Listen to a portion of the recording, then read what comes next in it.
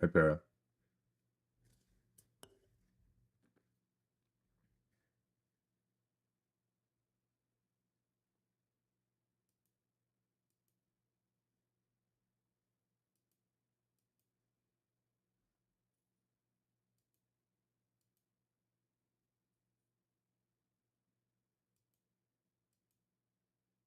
Hey, Shmuel. Hey, Puppet.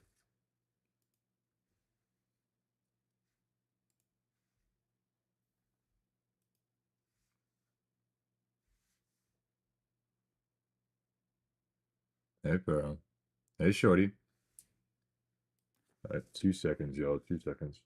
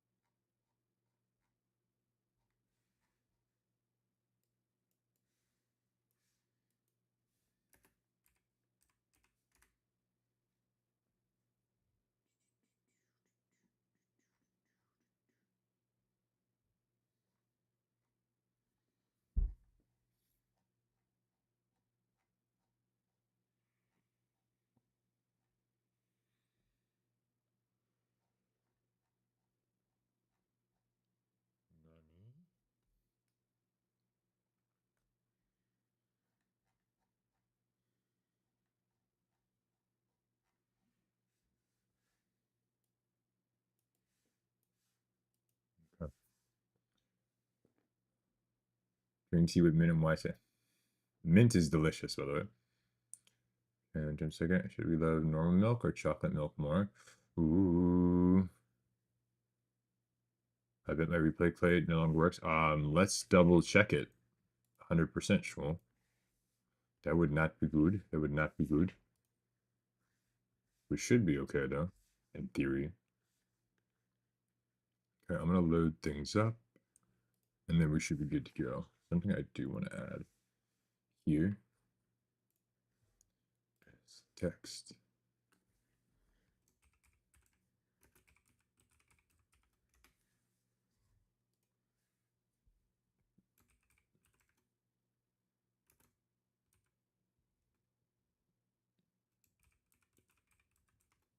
That's really big. Holy moly. That's a little bit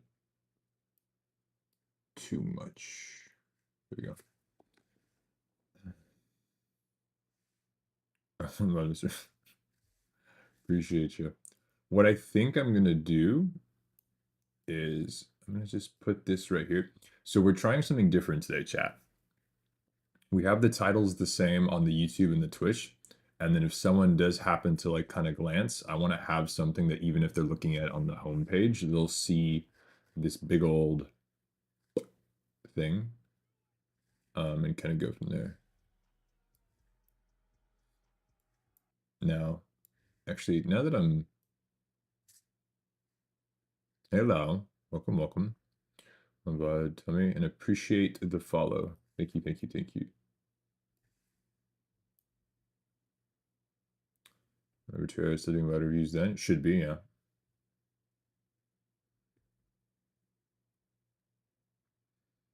All right, but yeah, whoever wants to redeem VODs, go ahead and do it now. We have Puppet, and then we have Shorty. So Puppet, you're first, and then we'll do Shorties, okay?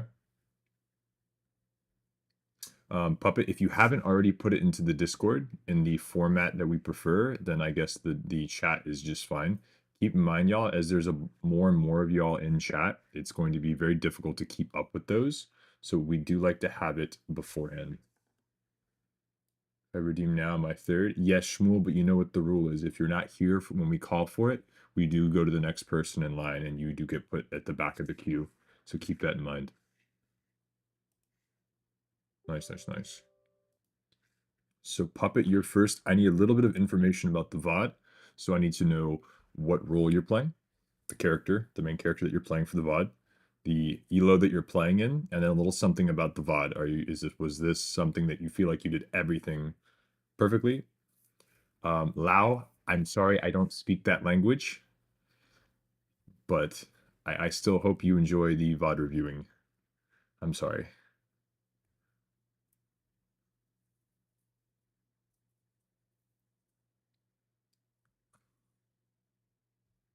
Je parle français, I speak English, és beszélek egy kicsit magyarul is, és értek magyarul. So, you got 3 languages, that's all I know. Sorry.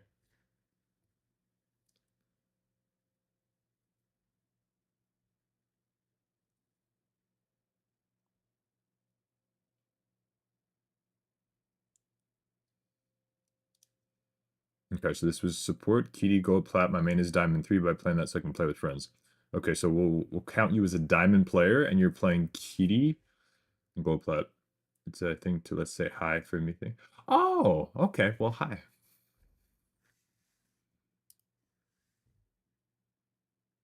Let's see what we got. Lau, I hope you're having a good day.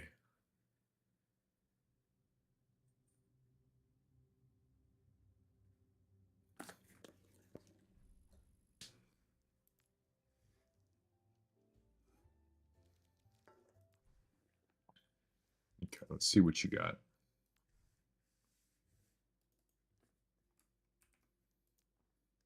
So, no, it's okay. It's okay. Welcome.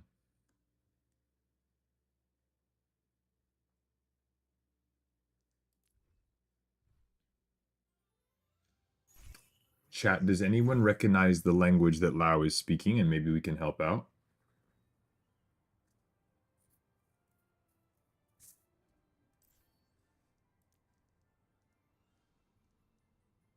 And then, ooh, are you Scotty Miller or are you Coffee Maker? Puppet. So what is the in-game name? Scotty Miller? Okay.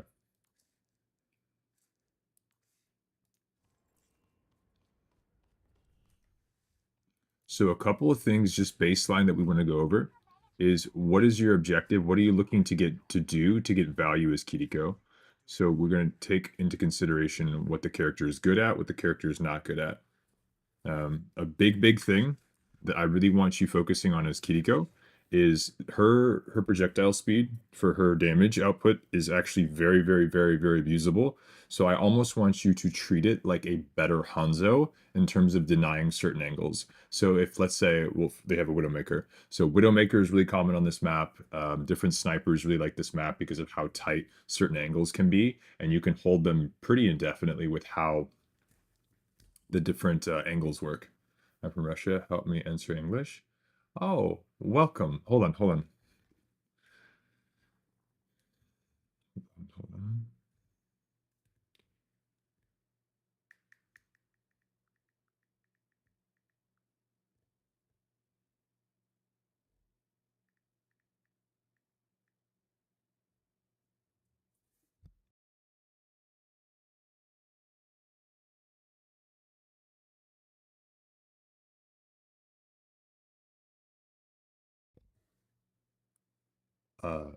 Dobro pojalavat.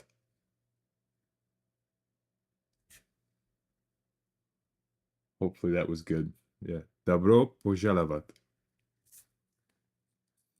I tried. Okay. So we're going to be looking to deny angles. That's going to be a big thing. We're going to be looking to do anytime. It's your people. We're going to be looking to do as much pressure as we can with the damage in between. Basically, good rule of thumb, as I'm sure you know, is if things are already full health, we don't want to be spamming healing on them. They're not actively taking damage. So I'm going to be looking to see how much min-maxing you're doing in terms of presence. A big thing with Kiriko is how mobile you're able to do. I want to see you actively using your wall climb to take different angles and recognizing you don't have to be up your team's derriere. You can be playing at off angles to where you can get information. You can keep poking, looking for damage, healing from afar. You know, really abusing the fact that you have the best mobility cooldown in the game. So that's something we will be really looking for. So let's see how we do here.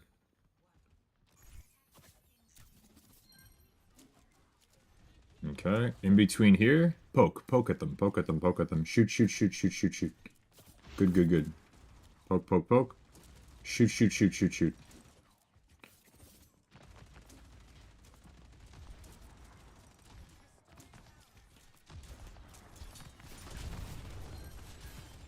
Nice save on the Kitsune.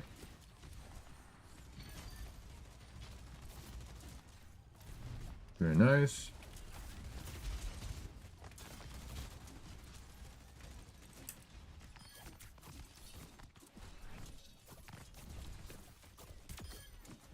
Okay, nice little bits of pressure.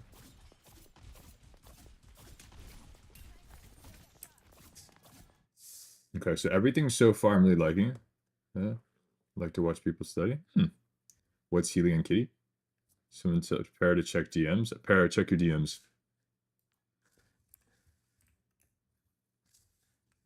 Couple of nice things that we can start to consider right here is as Kiriko, if you really wanted to, you could play it up here. You could abuse this angle just so you can kind of listen for people as they come through spawn. If someone does want to take this angle like the Widowmaker, you can kind of fight them.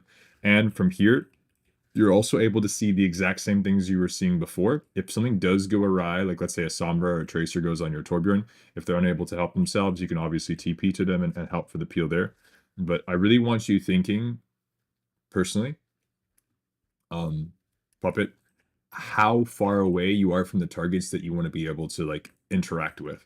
A big thing about supports when we talk about what is like the most prominent contributor to good healthy support play is if we talk about tank, we talk about DPS, we talk about support. For tanking, it's definitely going to be game sense, being aware of different things that are going on, cooldowns that make your job easier or harder. It's going to be the most prominent in my opinion when it comes to tanking. For DPS, it's probably the mechanical aspect that goes with the characters, and then it's going to be for support. It's definitely going to be your positioning. If you were standing in a spot and you can see your team, okay. If you're standing in a spot and you can see the enemy team, but you can't see your own team, there needs to be a reason for it. But the best case scenario is you're standing in a situation, in a spot to where if you quickly need to either see the enemy team to contest them or your team in order to help them, being able to see both is always going to be ideal. Especially if you're playing Kiriko, because you have almost no risk when it comes to going on these wide angle, kind of going deeper than you normally would. Like you wouldn't be able to do the same things with Ana as you would Kiriko, but the fact that you have that, the best mobility in my opinion in the game, you can really get yourself out of these situations, meaning you have little to no risk while going on these angles. So if you did want to play here and poke at the Widow or poke at someone, or if someone did want to come up here, you can kind of pressure them out and you can still take angles and heal and stuff like that.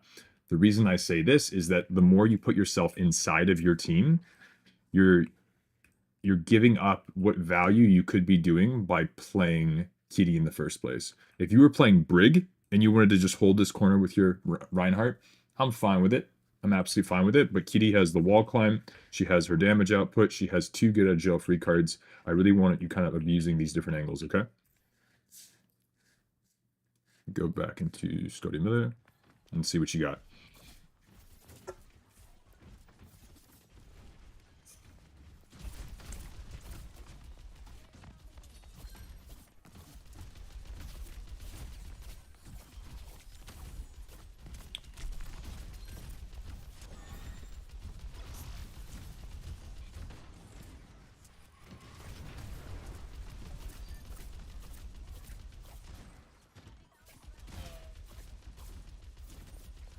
Aim a little bit on that. You're kind of just shooting in their general direction. There you go.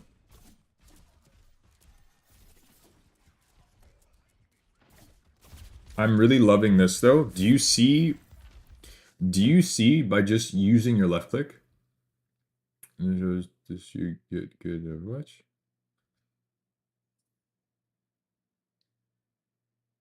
Lau, I'm sorry, I don't understand.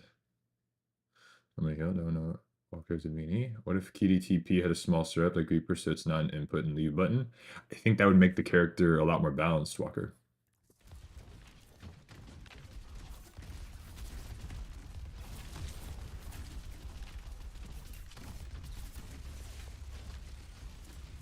But just seeing how much pressure you're doing, seeing how much pressure you're exuding on that Widow to where she like can't play anymore because you're just holding down a button is amazing. You have cleanse, you're fine.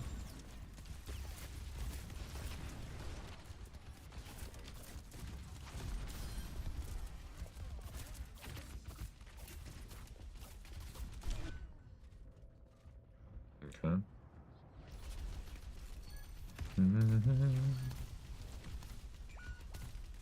Still winnable and turnable.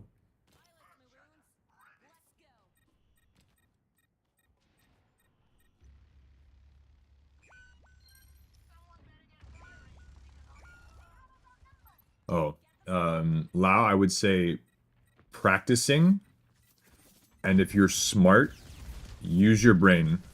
A lot of people when they play this game, they sit down, they look at the screen, and they just push their buttons, and they don't really think. The beautiful thing about this game is that the smarter you are, the more potential you have to do well. So paying attention to what you can see and teaching yourself to really, really use your brain and your intelligence will really, really help you in this game in terms of progressing faster. I've never met a stupid person that was good at this game. Never. Never, never, never.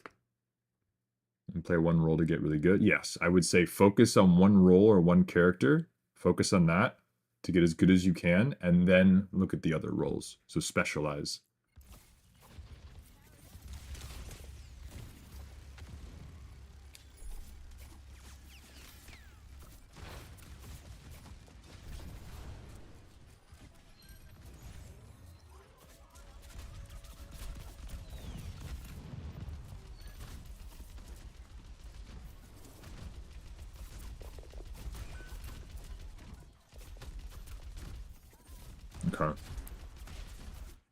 Okay. Okay. So, this is where we need to talk about a couple things. Your whole objective on defense, chat. What is your objective on defense? And this is where you have to look at the game as a whole and you really have to consider the entire map. I'm playing around, but when Aram said it's hard. I think Valorant is very different than Overwatch. With Overwatch, there's a lot more going on.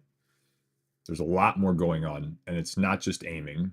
There's a lot more going on in Overwatch because the maps are very different, and there's a lot of different abilities going on at the same time. So I think Overwatch is harder. I think Valorant is more aiming, and I think Overwatch is more brain. So if you have to be smarter to play Overwatch, but you have to be better at aiming to play Valorant, in my opinion. Apex, I think, is both. I think Apex is very difficult because you have to be able to aim, you have to be able to know the abilities, and you have to be able to make very fast decisions because it's very, very open in terms of the map layout. Maybe pair. Okay, so really, really quick, chat. And this is for you, Puppet. Right now, what are the main points of entry for the enemy team? We have this choke, and we have this choke. There's that side one over here, but we don't really have to worry about that all too much. And we have the side spot here, which we don't really have to worry about all too much. So these 2 points here, I have one arm, so I have trouble playing. Oh, do you have a special controller, Lau, for like using with your mouth or your feet? But Puppet, these are the 2 places right here that we're going to be trying to control. Does that make sense, Puppet? Make sense? We have this one and this one.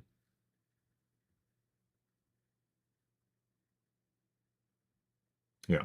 Okay. So predominantly based on the composition that you're running, which of these characters is probably going to be the best of holding this one down here? Which one of these five? We're going to call this choke 1 and we're going to call this choke 2.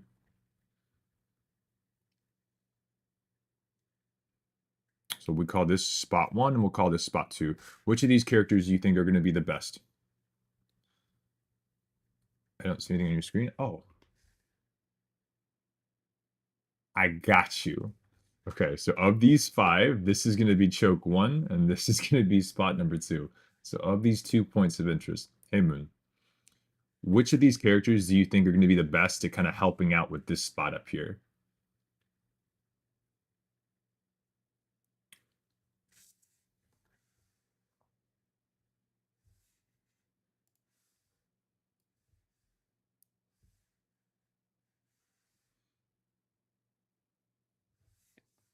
Eva? Well, on your team specifically.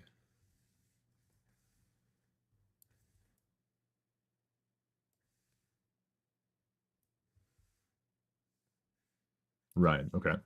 So we're going to consider Ryan. We're going to put him in the 1 category. What about the rest of the characters? So we'll have Ryan is for 1. What about Torbjorn, Mercy, Junkrat, and yourself as Kiriko? I would say maybe the Junkrat could help with this quite easily. I would say maybe the Torbjorn could do both. We could put them as 1 and as 2, just because he can kind of use his turret to kind of cover this. If something peaks, the turret is within range to kind of switch targets. He can also kind of poke this out more or less. The Mercy, if she really wanted to, she could super jump and maybe pocket someone that wanted to directly contest this. But what is the amazing thing about Kiriko? I would actually argue that 2, this spot right here, should be your priority. So the reason I say that we have to consider both of these chokes is because the Reinhardt is not going to be able to deny this, but we know this is super valuable because we have to consider that if something goes up here, look what they're able to see. They're able to see your entire backline. So in your mind, what should immediately go off is you should be able to look at this and go, wow, this is a really, really strong sight line for the Widow. Why is it so strong for the Widow? It's because she is able to see my Mercy, she's able to see me, and she's able to see everything that goes around this point of interest, this corner. So even though the Reinhardt wants to hold this, if the Widow goes here and she gets rid of all the other teammates that could be helping the Rein, getting rid of his resources, now all of a sudden the Reinhardt is not going to be able to hold as easy.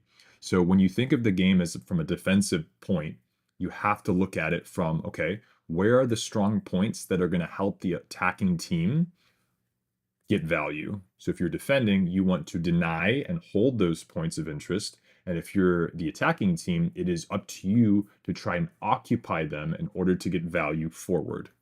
So if we know that this choke right here is already being covered, right here, we know that this choke is already being covered by the Rhine. Fantastic. We know that if our team is not going to be able to do this, or if our team is just unaware of what should be happening, it is our responsibility and our duty to deny this. The best example I can give for you, Puppet, is do you remember in first point over here?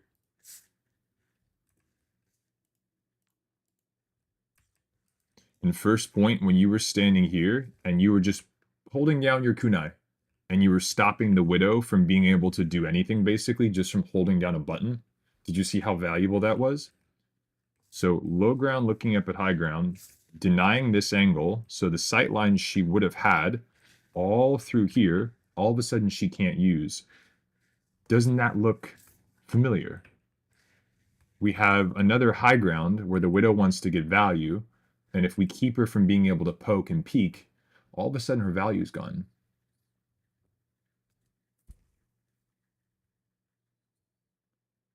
Everyone but Tor for both. Puppet, does that make sense though? Gabriel.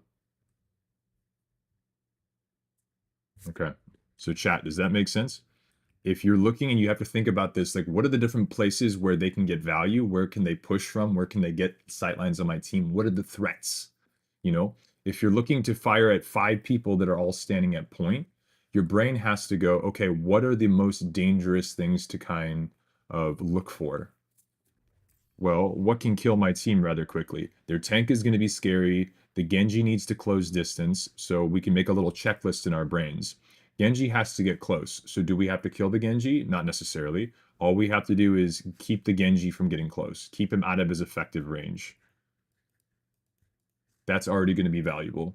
The diva, if she's unable to help gain momentum, so if we can't 1v1 the diva, if we have something on your team that's already contesting the diva, we can help them. So this is going to be help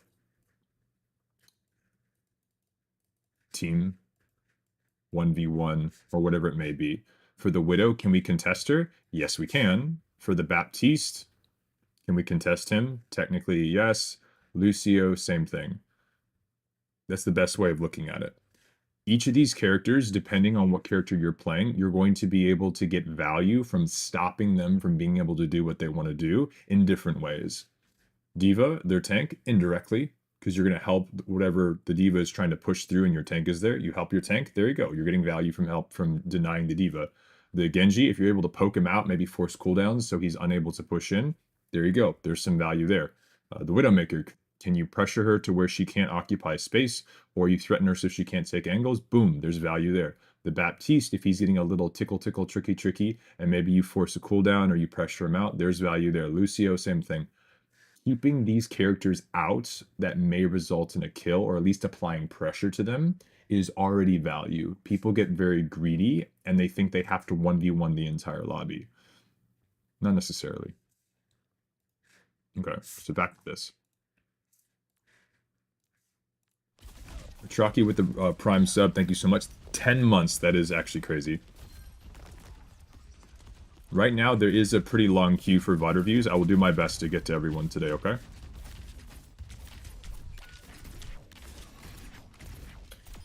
Oh, you're better. But your team is all dead. Unlucky.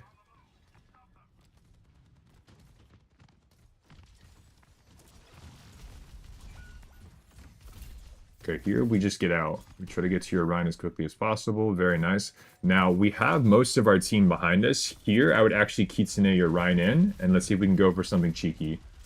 Yeah, we have the majority of the team here. There's the cooldown. Now we have to wait for it, unfortunately.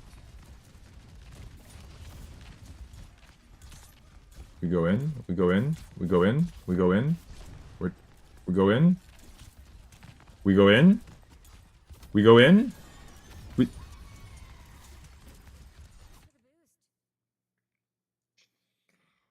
Oh my god. I know sports.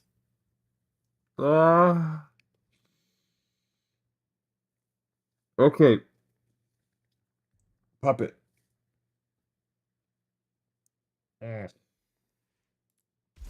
Let's look at this together.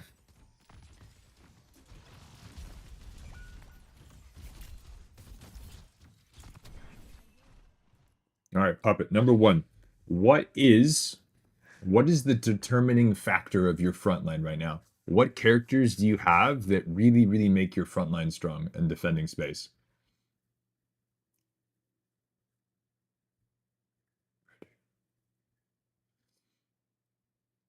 Puppet, what are like the strongest things that fortify your front line? Ryan? Okay, good. Reinhardt. Boom. Now, what cooldowns or characters even on the enemy team give your Reinhardt an issue specifically? I want you to think about cooldowns. Cooldowns specifically. There's one in particular that really, really stands out. That if they have it, your Ryan has to chill a bit. But if they're exactly, thank you, Lau, Bastion. So what about Bastion? What cooldown makes it difficult for Ryan? Bastion turret? Exactly. So I'm going to push play. I want you to listen for the Bastion turret form. If you're close enough to where you can hear that, once that is gone, that is your green light. My Rhine is here. We are going in proactively. We are going in. Because even if my team is getting back to the point where they're able to rejoin the fight because of how long we can make Kitsune reach. They can come up and catch the tail end of it to re-engage. And by the time my team fully gets there and they start fighting, my Rhine has already put so much pressure into the front line. I'm help backing him up. All those other cooldowns that would have been really difficult for my team to handle are now gone because all of them are gone to try and get the Rhine out of there. But that's the Rhine's job. It's his job to tank those cooldowns so that the rest of your team doesn't. Does that make sense? Talk about dumb stuff and call. Puppet, you have to listen for the cooldown. So listen, chat. Ready?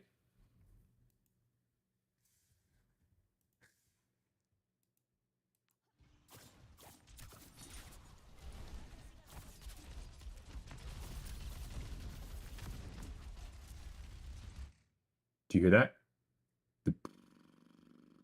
That's the Bastion turret.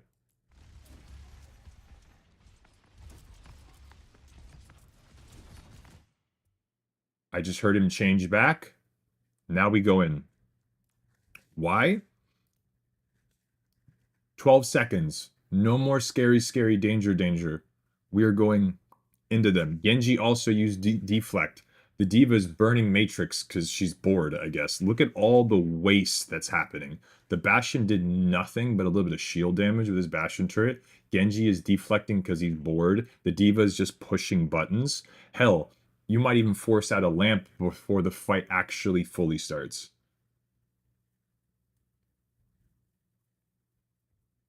Does that make sense, Puppet? Right here, this is the, oh, you idiots. Bang! And then we mess them up. Okay, so we go over here. Like right here, take 3 steps back, Kitsune into them, your teammate can touch the end of the thing, and then we go in. Let's go bash and kill. Yes.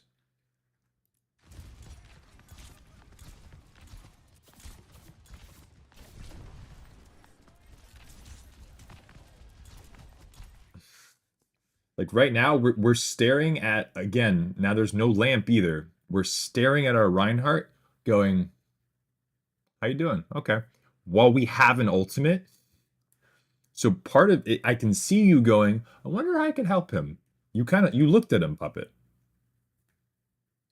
You looked at him. But this is interesting because you just said, I play by what I see. What did you just see?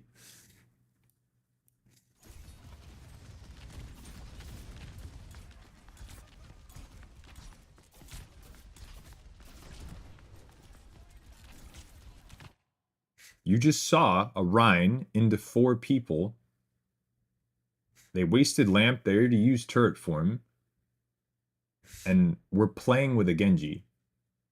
The craziest thing, too, is, again, and this is where support is very, very strong. You guys need to know this, is support is very good at being in multiple places at once. You are like the best babysitter in the entire map. You really are. Whether you're playing Ana, you're playing Kitty, BAP is another really good example. You're like the ultimate babysitter.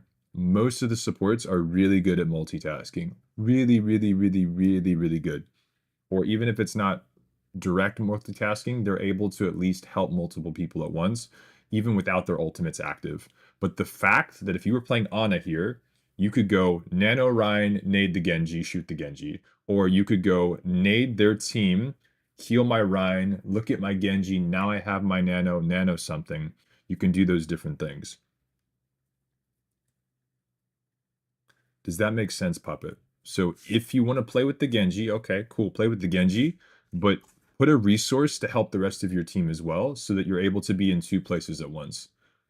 Because right now, the Genji is actually getting value out of you because you have an ultimate that could guarantee this fight.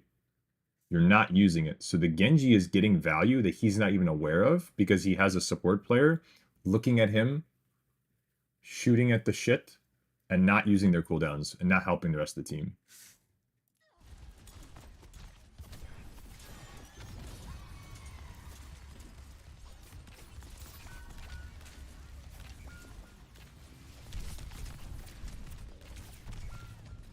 Like wild.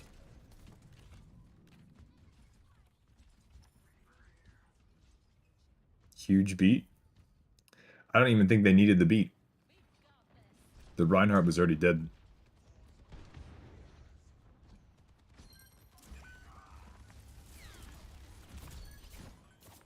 And now your Reinhardt is tilted out of his ass. That was actually a big res. That was a huge res. Really good Valk. Damn.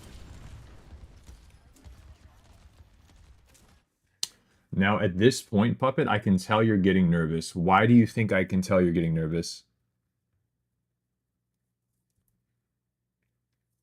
I can already tell that you're super, super nervous.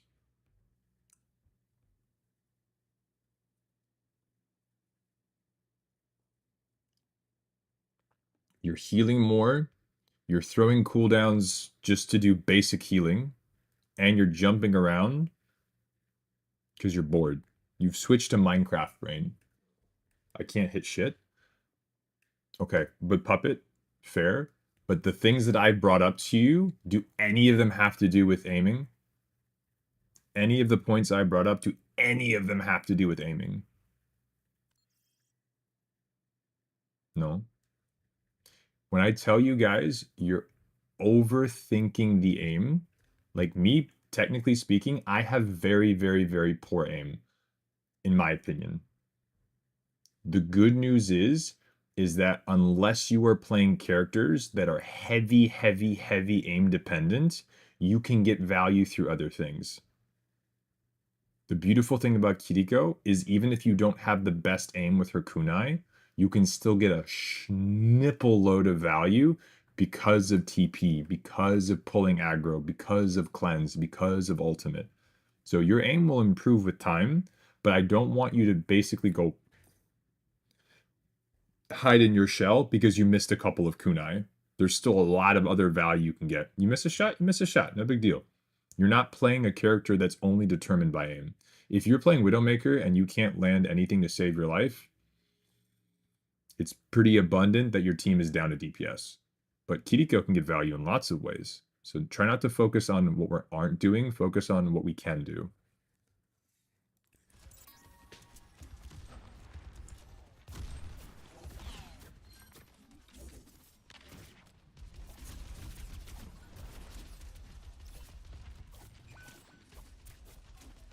Okay. Stop jumpy jumpy. Stop jumpy jumpy.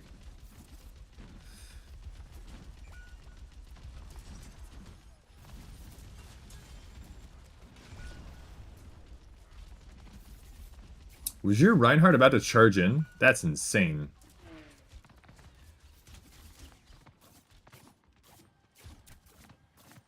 I need you to stop jumpy jumpying.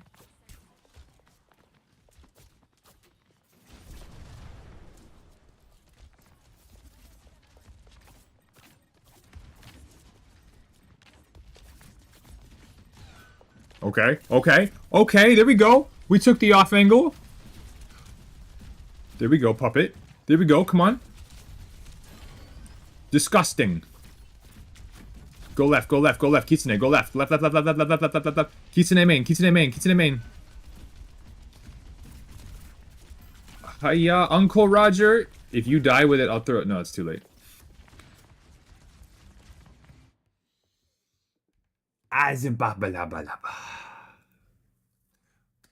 Hey, Gurak. Okay. Before we see if the bomba kills something, you had a moment, Puppet, where your bravery came back, your good habit resurfaced. We stopped playing Minecraft Brain, where we're just hopping around looking for stuff.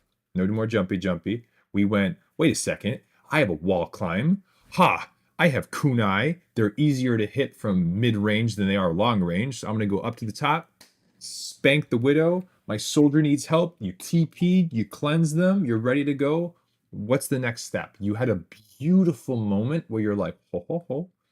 And the smart player resurfaced for a second. Resurfaced. Let's watch that again. This is what I like to see. Where you're like, what's going on? What's going on? And you're like, you know what? Screw it. I am the hero. You're like, you know what? I'm not heal botting. Who's up here?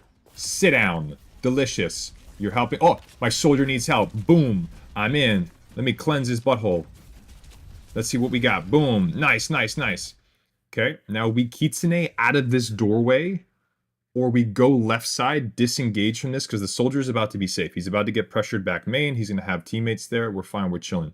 Now, we flank, disengage left as quickly as possible. We kitsune main, and then if you want, we can recontest the Hanzo. But right now, what is going to hold this is giving our team as many resources as we possibly can. Either to make sure that our soldier can keep firing, burning through the matrix. Maybe our Rhine can now engage. We also get the speed boost from Kitsune. Maybe we can now contest the Hanzo. We have a fight. We have a fight. We have a fight. Okay? You had a beautiful moment where you're like, oh ho ho. And I was super proud of you because you're like, it's like for a second you transcended. You're like, I know what I'm doing. I got cooldowns. I'm gonna use them. And then we started to get kind of nervous a little bit here. So, number one, I think that we're still very, very hesitant on using our cooldown proactively. So I think the best rule of thumb I can give you, and this is definitely for defense. This is definitely for defense. For Kiriko, if you have your ultimate and we are playing on defense, and you see the things on your team that are the best suited to stop them from contesting the point, and you have a Q button, you push the Q button so that they're better off on point, and you can then look for value elsewhere, or you can help in that fight. But if you have your Q, your train of thought should be this. If I push this button, does it make it harder for them to push us? Yes, it's a good time to push the button. Is it make it easier for us to push them if we're attacking? Yes, it is time to push the button. Does that make sense? If pushing this button helps me hold or push forward, depending on what it's asking, that is your rule of thumb. That is its simplified puppet. So, does it help us stop? Yes. Does it help us go forward? Yes. Bang. Time to push the button. Yeah, but if this gets a... Oh...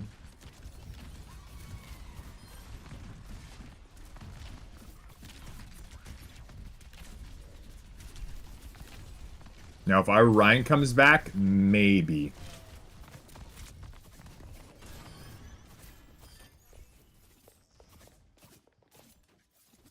I don't know if we needed the shatter, to be honest with you, but, you know, we're living life.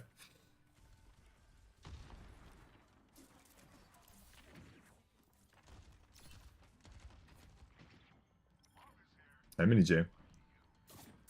And chat, we do have Lao, who is in our stream right now. They are Russian, and they are using our stream to practice English. If any of you speak Russian, maybe help out a bit.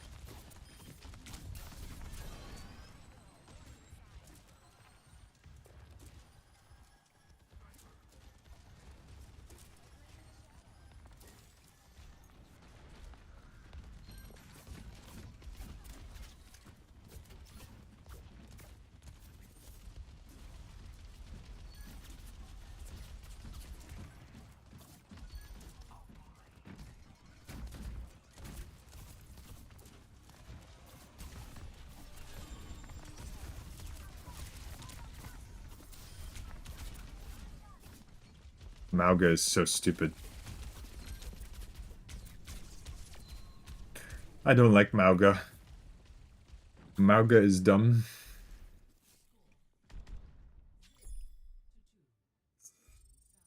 Yeah, we're gonna have to see what the extent of the actual reset is. I'm hoping it's very... I'm hoping for a really, really, really harsh MMR reset.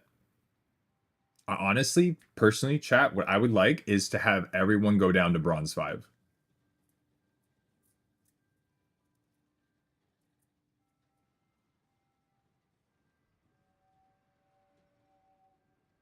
Everyone go down to Bronze 5. Everyone. Why? Because we started from the bottom, now we're here. Hi, Deanna. How's work? That's a little harsh. Not smurfing, right? No, because if everyone's in bronze 5, because right now it's broken, right? Shorty literally is a top 500 player. They went down to bronze 5. They went like 35-0, and every card it just kept them in bronze 5. It's actually broken. So if they restart everyone in bronze 5 and we can't get out of bronze 5, maybe then they'll go, "Oh, I think we broke something." Uh do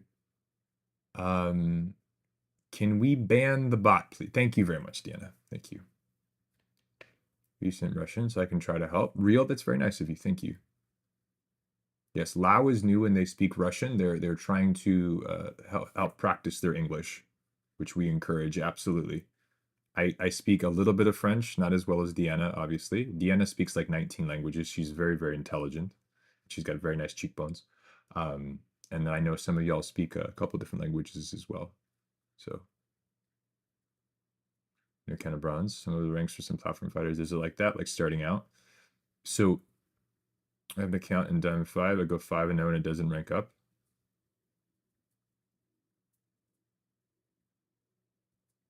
I speak French and I want to learn Russian. Well, there you go. Maybe you can practice Russian and Lao can practice English. And there we go.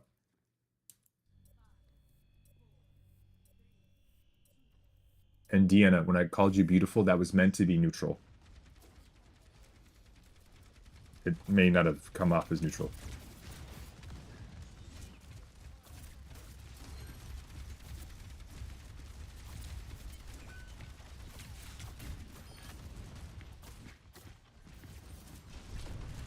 Well, I'm bronze 7 and I enjoy it.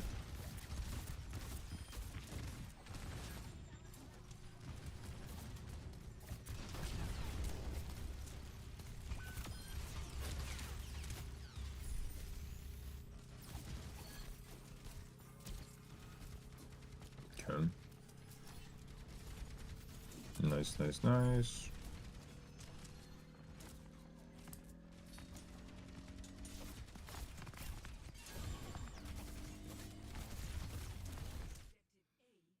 Okay, so that was kind of a shit show. Same thing as before, Puppet. Your cleanse. This is where cleanse gets really, really, really, really, really, really valuable.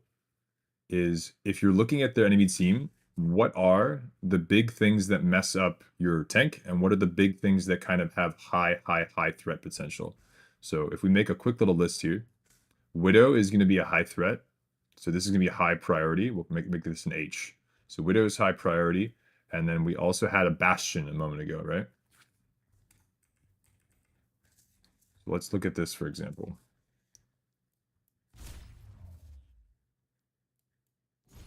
We had the Bastion. So same as before, we have that turret cooldown. And then we have the Reaper and stuff like that. More or less not much of an issue. But if we fast forward, and we now have their new composition. They're running Genji, they're running Orisa, they're running Widow, they're running Bap, and they're running Ana. Chat and Puppet, help me out here. What are a couple cooldowns that are really going to be an issue for helping us walk forward? The Widow is going to be an issue, so we have to consider the Widow. Widow for kills. Okay? So this is something that we're going to have to keep checking. We have a primary for that. We can contest her. We can even duel her and actually win a lot of those duels, or even pulling her aggro is really valuable. So boom, right there. Number 2 is going to be Nade. Nade, what do we have for that? We have a cleanse. So Widow, we can contest. Nade, we can cleanse. And then there's a third one, and this is kind of big. And now, I don't really expect the Orisa to know to do this in this elo, but let me put it this way. The reason that Orisa is so good into Reinhardt, can anyone tell me why?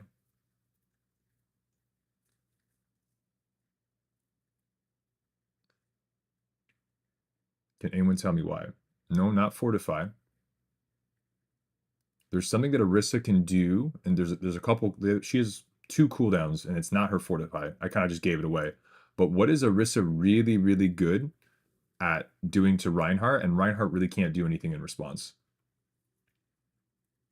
Whirlwind, Stunlock City, and Spin eats Fire Strike. Spin, spin.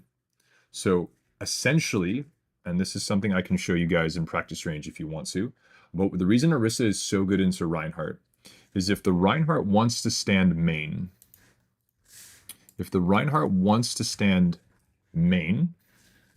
and wants to, let's say, push into this point, what the Orisa can do is if the Reinhardt overextends, the Orisa can push a button and force the Rein into this direction, away from the LOS from the rest of his team, so that he can't get healed, he can't get peeled or nothing, and now he's stuck facing the entire enemy team.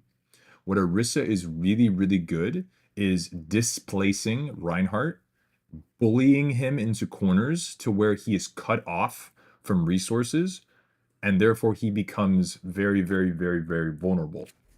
Let me give you a similar example that I think a lot more people will be familiar with. Let's say, for example, we are looking at this from the perspective of them having a Mei. What happens, chat, if the Reinhardt will be blue, if the Reinhardt steps and goes right here? What happens if the Reinhardt goes here and this is a Mei? She puts up a wall, and now the rest of the Reinhardt's team can't help him, correct? Obviously the wall, and he dies. Okay. So think of it similarly for that. If the Reinhardt oversteps and is here, and the Orisa decides to propeller and force the Rein here. So now the Rein is... I suck. There we go. Oh, yes. And now the Reinhardt is over here. It's the same basic concept. Does that make sense? Same as before, if this was a wall, the Rein can't get help. But if the Rein is here, the Rein still can't get help. Does that make sense? So what have we learned from this? Displace, or some kind of an obstruction, a barrier, anything like that, that stops a front line, or a tank in this case, from getting resources is incredibly valuable. Right, chat? If you can cut off a tank's resources, they become very, very, very vulnerable and significantly easier to kill. So Mei Wall is a very common one. Maybe a Sigma putting a shield behind the Rein so that they can't get healed anymore while the rest of the team pokes them out. And Orisa bullying and shoving the Reinhardt out of the LOS to the rest of his team. A Mei walling them off, something like that. Or even a nade because now they can't get healed. Does this make sense, chat? So a couple of things, Puppet, that you can do as Kitty in this situation is you can put yourself in a spot as a contingency. And again, I don't expect Orisas at this elo to know how to do that or to know it even exists, but it is a possibility. So as Kiriko, looking at what they're running, the things that you can keep an eye out for that you can directly get value from is you can keep an eye on your Rein in case they get displaced away from LOS and you have wall climb to maybe take another angle to where you can still help the Reinhardt. You have a Widowmaker that you can pressure, keeping the rest of your team significantly safer. And then if they had the Bastion earlier, right? The Bastion is also something. So right now, the three things that should be going through your head as Kiriko, I was like, what do they have? Okay, they have a nade. Check. Okay, the Widow, I can pressure that. Orisa maybe has a better tank matchup. Maybe they can bully my Rein. Okay, I'm going to make sure I can put myself in a spot where if the Rein does get kind of to the side, I can respond to that. Does that make sense, Puppet? So think of it almost like a checklist. I try to make it as simple for you guys as possible. That way it's not overwhelming and it's easy to manage once you are into a game situation. So this is the best way. Having like a 1, 2, 3 checklist of like things that you know you can always do that's going to be valuable. Very, very, very good habit to pick up. Sound good? Okay. Now we keep it rolling forward.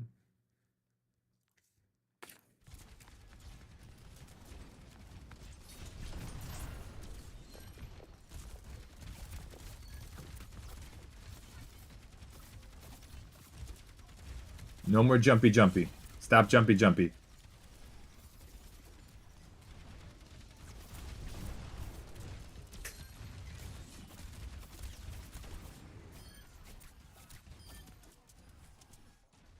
Hey, Astral.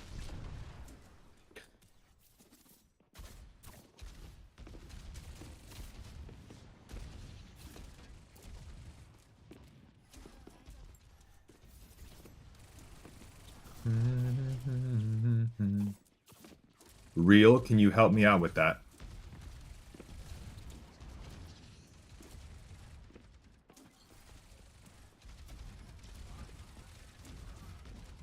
Okay, a fight's about to start, and we can close distance.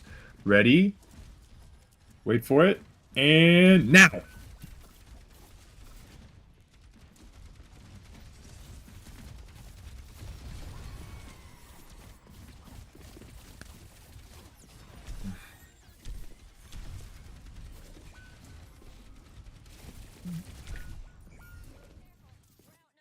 Okay, I was a little bit late.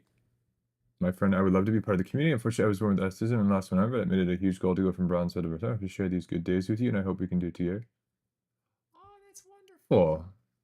Yeah, you're good, Lau. You're always welcome to be here. And if we can help you practice English, that's fantastic. Shorty here, another one of our viewers, started learning English when they joined the community, and now their English is amazing. So, you know, I believe in you. I think you can do it. But yeah, everyone's welcome. You can be bronze 5, you can be rank 5. Everyone's welcome. Got some pretty awesome people here. Thank you for translating, Real. Appreciate you. You used to have a bad habit of this with jumping puppet. Atlas corrected it, so don't feel bad about it, yeah? Shorty basically teaches English now. He's a genius. So, again, puppet, let's look at it this way. If we have a button, we have our Q, right, puppet?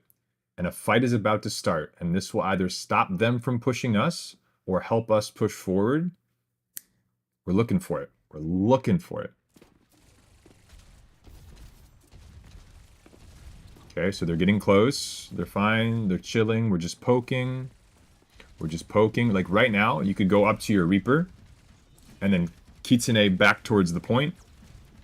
Right here, you see the Orisa. Cart's about to get to corner. Right here. Into them. Into them. Into them. Ready? It's all Gucci. Still winnable. Now it's too late. They're already in. They've windowed. The DPS have taken the high ground. Nades are flying in. You're now safe, but the rest of your team isn't. That's what I'm getting at. What you just did before, where you were kind of looking at your Reaper, you were kind of tickling the Tracer, it's the same thing that we did on defense at this point, where your team is about to need your resources. And instead of, we were looking at the Genji. We were just tickling the Genji, not really doing much productive. You're focused entirely too much on the kills as opposed to the value you get beyond just shooting a kunai. Puppet, does that make sense? And Mini J with the gifted stuff for Lau. Lau, welcome to the mountain. Welcome. Okay.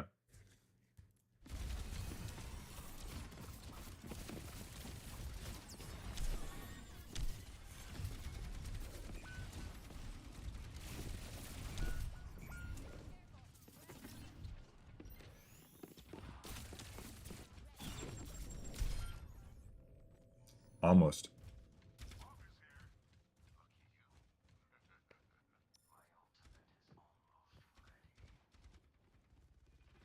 Chat, here's what we're going to do. We're going to win the lottery, or my stocks are going to take off. I'm going to buy Deanna a house, and then I'm going to do a bunch of PC giveaways.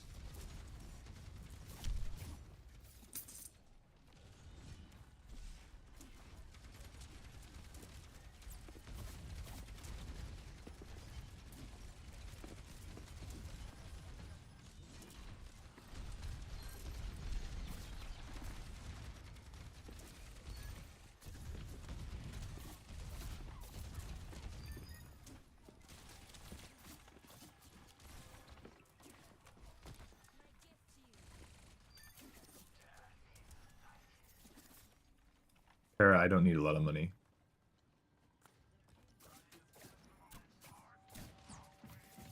The reason I obsess about money is because I know what it can do for the people that matter to me. But I don't need money. Thank you, Jay.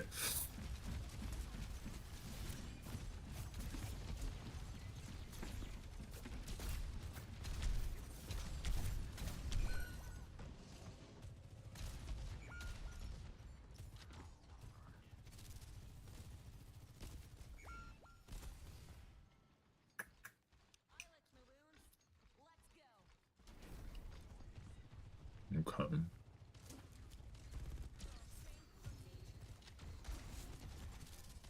I will say that I do like the fact that you're very patient with your cleanse when it comes to sleeps because you realize your tank's not in any danger, so that's really nice.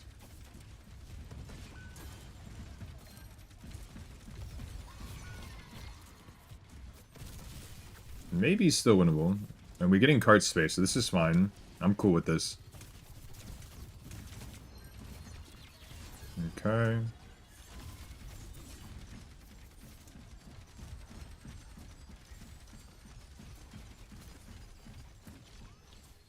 The character's so busted. You can TP to him and cleanse it. No? Okay.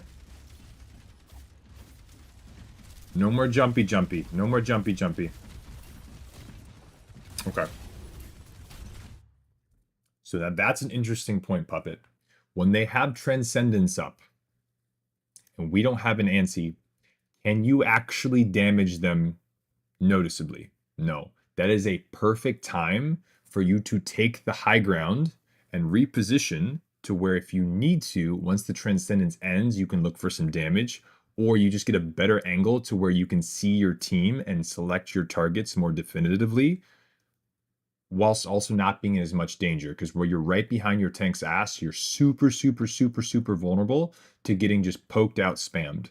So you see the Transcendence, wall climb to high ground, reposition, and then go from there. Very similarly, it's as if though you're damage boosting or healing something is Mercy. If they get antied, you can't heal them, right? It's kind of the inverse of that. You're not going to 2-tap anything through Transcendence.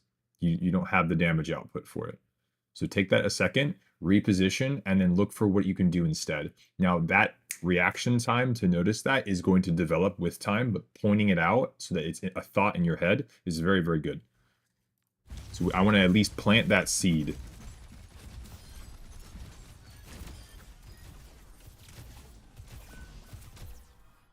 Mauga is #balanced. Okay. Any questions for me specifically, Puppet? Is God, but Real is a God person. Does that make sense though, Puppet? So we're thinking about the different points that we want to contest and how we're able to contest them in terms of what are the most valuable. So it's like, okay, my Ryan's got that spot. I can cover this spot. My Reaper's got that spot. Maybe I can help my Reaper. Maybe I can help my Pharah. Maybe I can help my Soldier.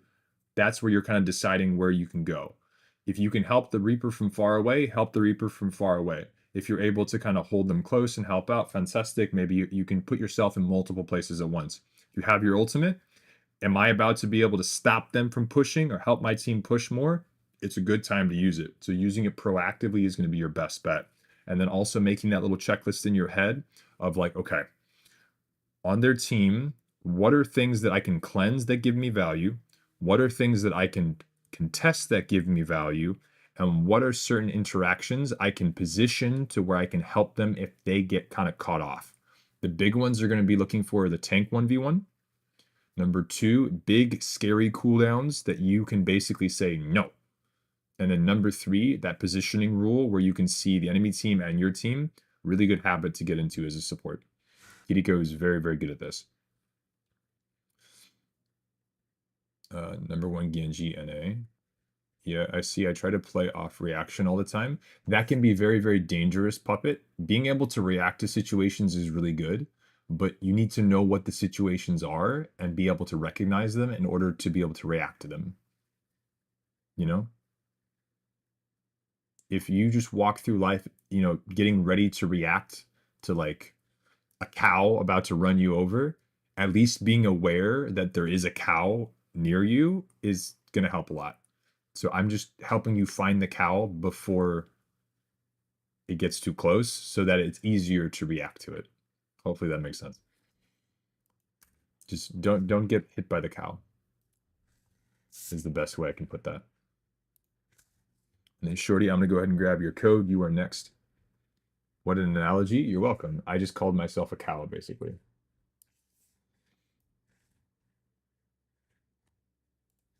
Let's take a look at this together.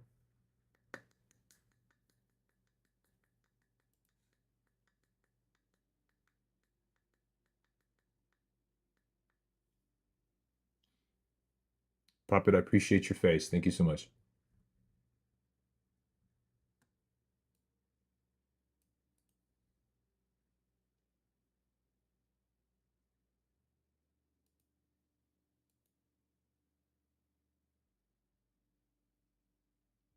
Traki, you know the rule. When I call for it, people redeem.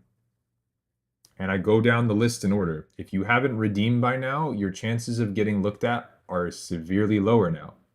You know the rule. When I say redeem, get that shit in there.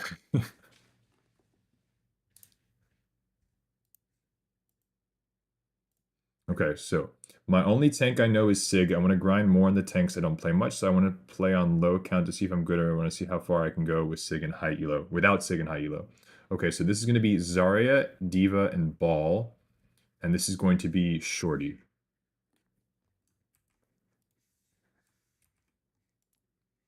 Look at this together. You're good, Trucky. You're good, you're good, you're good. Remember, if someone I call for and they're in the list and they're not there, they're not ready, then we go to the next person. So Trucky, it's still possible.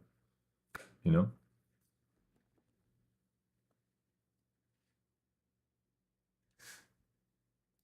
But yeah, Trucky, I'm looking forward to being able to see a VOD from you soon. Looking forward, looking forward. It's been a minute. Okay. Mind the list. Well, Sporks, you're actually after Shorty because you did, in fact, buy your VOD token already. So you're next, Sporks. There we go. I hope, huh? Is it for you in chat? What if anyone can do chat is open 2 tabs. Let's to go there. Such a Real, thank you. And Real, I didn't know you spoke Russian. That's super cool. Traki, you are good. We will try to make it happen the best we can. Okay. Let's look at this together. First time today. Let's just don't judge too hard. Moon, you know the rule. You are a GM player. If you do some silly shit, I'm gonna call you out for it.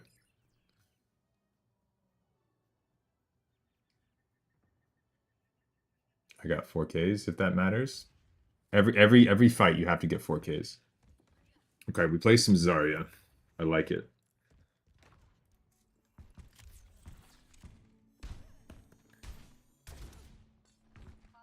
Let's see what we can do. Are you about to do the tech?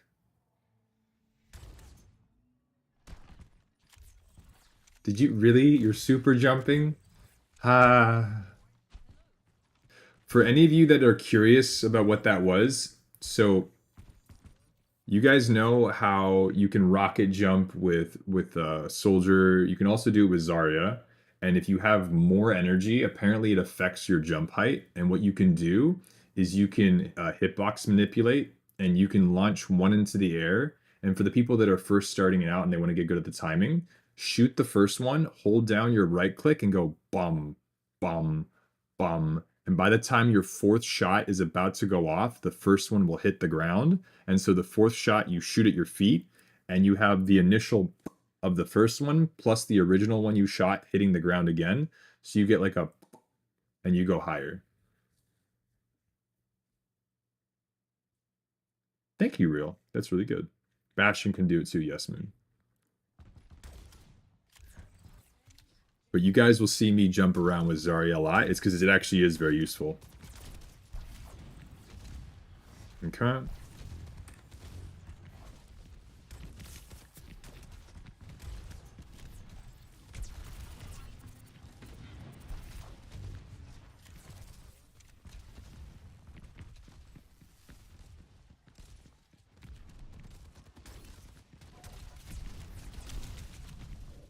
Okay. Now, chat. This is where it gets interesting. We're going to make our checklist here, Shorty. Right now, as the round has started, first of all, it's been more than 15 seconds. So you can hit tab and you can look at their composition. They have a Mercy, they have a Pharah, they have a Diva, they have an Ana, and they have a Soldier. So, baseline of learning any new tank, 3 fundamentals. Number 1, you want to really, really prioritize holding space. If you are struggling as to where to go, defaulting to a high ground where you put yourself between the enemy team and your team is a good place to kind of go because you can kind of pivot from there. So number 1 is going to be look for some space that you can occupy physically and deny, right? So space that you can deny physically.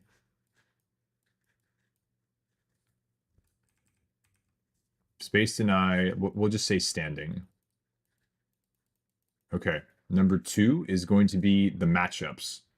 Zarya versus Pharah Mercy directly, not going to be the best matchup. But good news for you, Shorty, is that their entire team is going to try to push for space. Now, what is easier for you to either right click, left click, bully out, whatever? Is it going to be the Pharah Mercy or is it going to be the Soldier? The Soldier, right? So right here, you have a Soldier that's pushing over here on the left side, trying to take that high ground. So that's something we can deny. Soldier 76. So Pharah Mercy, you cannot directly deal with consistently, but you can get value if she tries to hard focus something that's you. Fantastic, cool. Bubble yourself, get some energy, but then put your attention towards the thing you can get value off of. So Soldier, Ana, Diva. 1, 2, 3. These 3 things are going to be a lot more consistent for you to pressure out. The best way I can put this is that, yes, there will be situations where you can bubble something to save them from like an anti.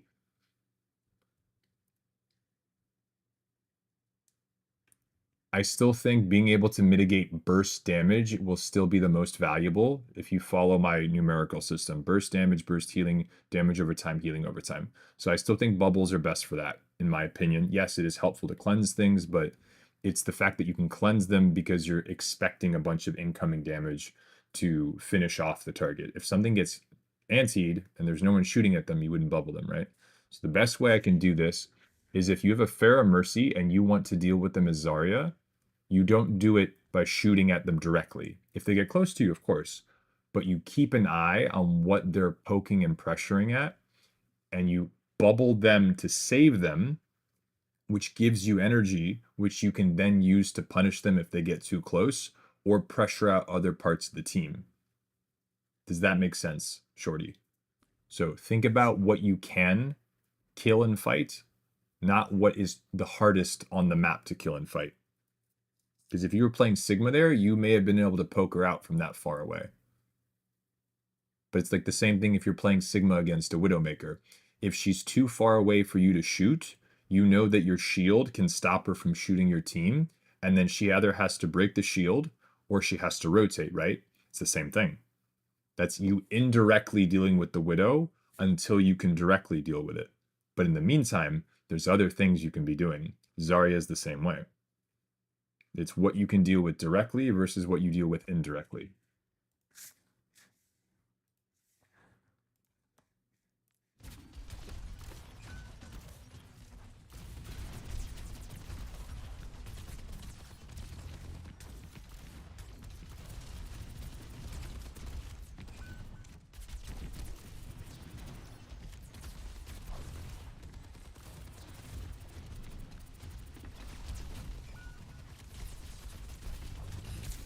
Yeah.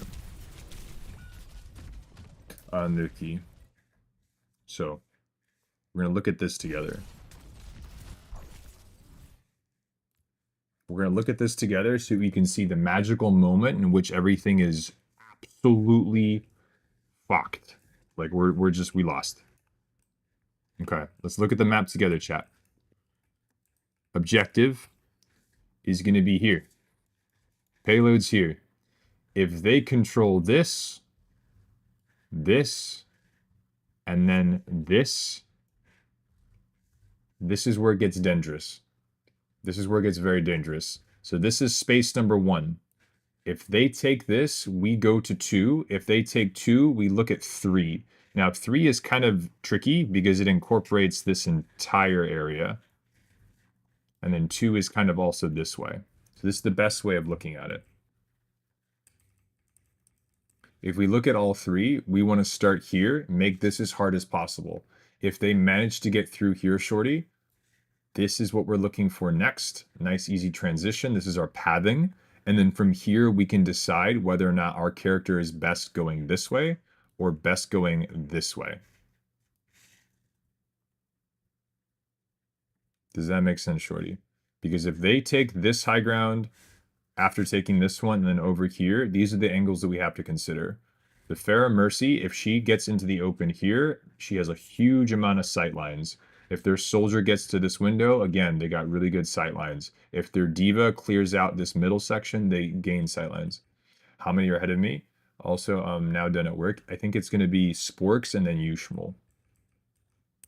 So I saw you trying to turn and go under here, shorty. The reason this gets very dangerous is because by standing here, we're denying this under part, sure, but there's no one with us, and this is not valuable space. Does that make sense? This is no longer valuable. If you are forced back this far, commit to padding up to here, because then maybe you can still do something, and if you can't, you leave and you get out with your energy and you're ready for either a retouch or you have energy for the next fight and the point is already lost. But here we have to consider what we're occupying, and this is not valuable. Up here is valuable, so if you were able to like jump up and take this, that would be good.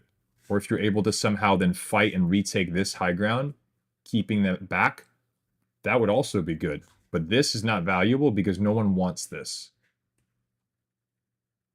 Hey, Xengon, ¿cómo se va? Does that make sense, shorty? It's the exact same rule. You have to think about what are the valuable parts of the map. And your role is the best at going, no, that's mine. No one wants to play with the toy that's broken. You look for the shiniest, most beautiful fire truck, and that's your fire truck. No one's allowed to have your fire truck. I've been to go to the doctor's appointment. I'll be back as soon as I can watch the broadcast. Everyone loves it. Stay safe, please. Bye, Lau. Be safe. I'm okay, Xenguin. I'm okay.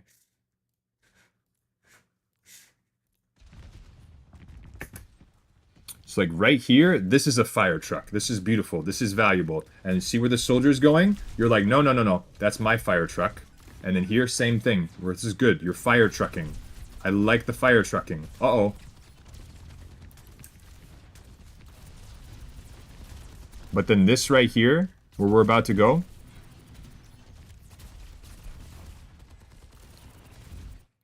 the fire truck that we're kind of, the whole team's already dead.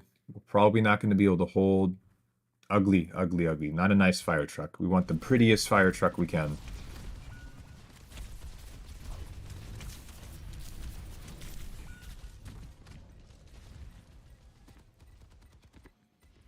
Okay, let's see what you got. Now, I'm curious as to whether you switch or you stay. Let's see what you got. Okay, we can see the soldier because of the healing pad.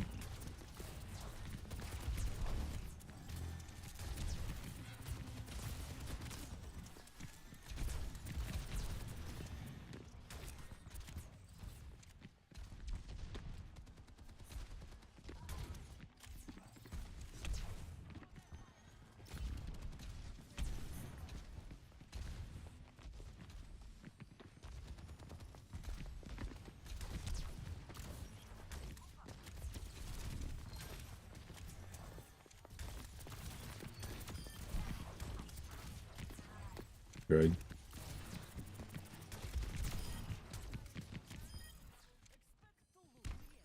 Those are some good buttons, Shorty. Good buttons.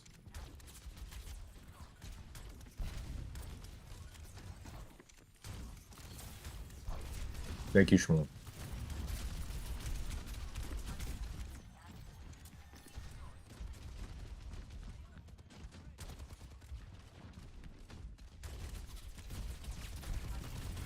Okay, no, hold.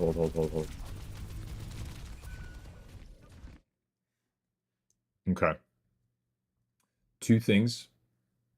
For Zarya in particular, something that I think a lot of Zarya players from Overwatch 1 versus Overwatch 2 have really struggled with is some of them have even complained that like the double bubble thing is weird because they feel like they never know when to use them.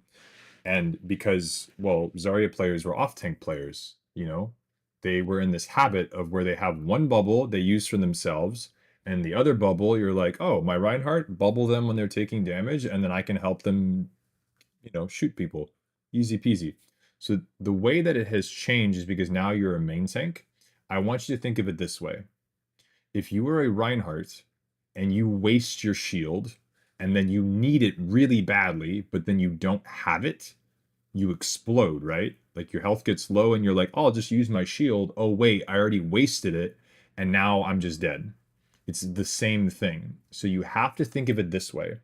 If you have a bubble, that means you have a shield accessible to you in case you need it. The metaphor I like to use for Zarya is this. Zarya has two bubbles, meaning she has two shoes. Those are her dancing shoes. Now, chat, if you are trying to go out on the dance floor and dance, you need to find a dance partner. Who is the dance partner? Well, you decide based on your matchups. In our case, we know our dance partners are going to be Diva, Ana, and Soldier. Those are our good matchups.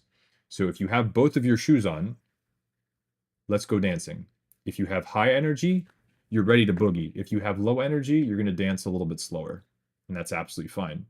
But the rule of the thumb is if we use a bubble, that's like if we took one of our shoes off.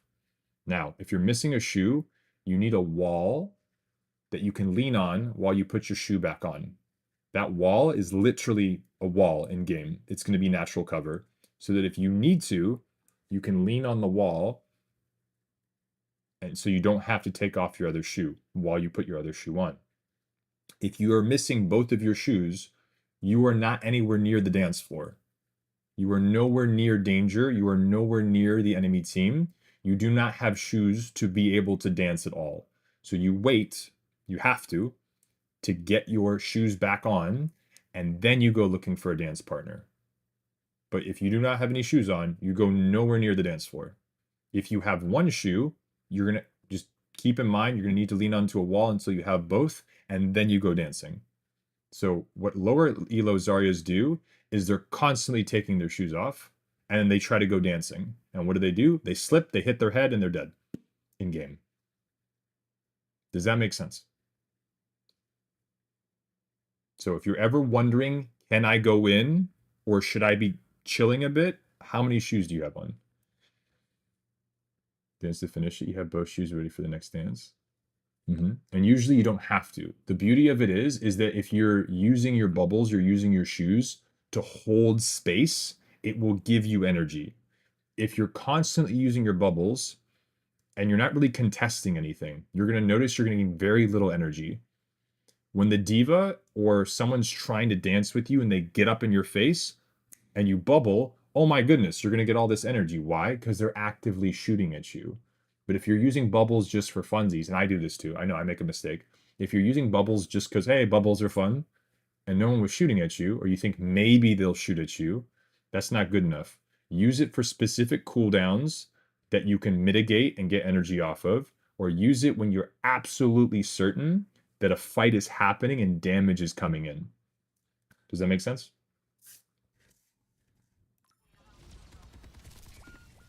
Hold on, am I in trouble? No, I'm not in trouble.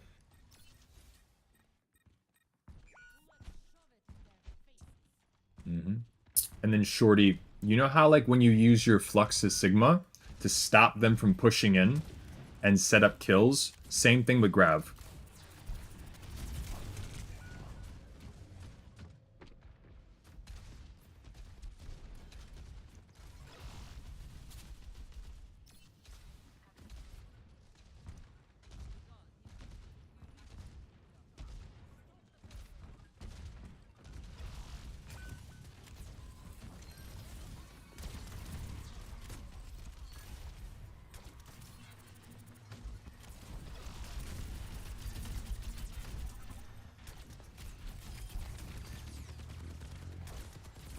Crazy.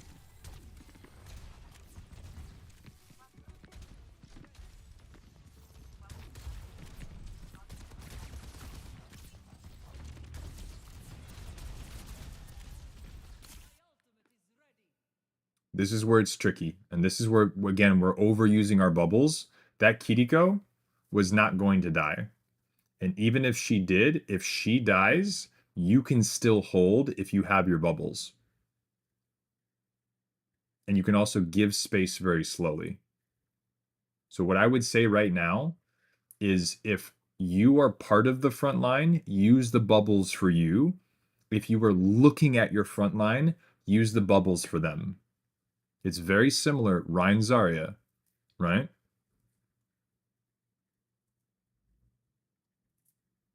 If the Rein is your front line, bubble your front line.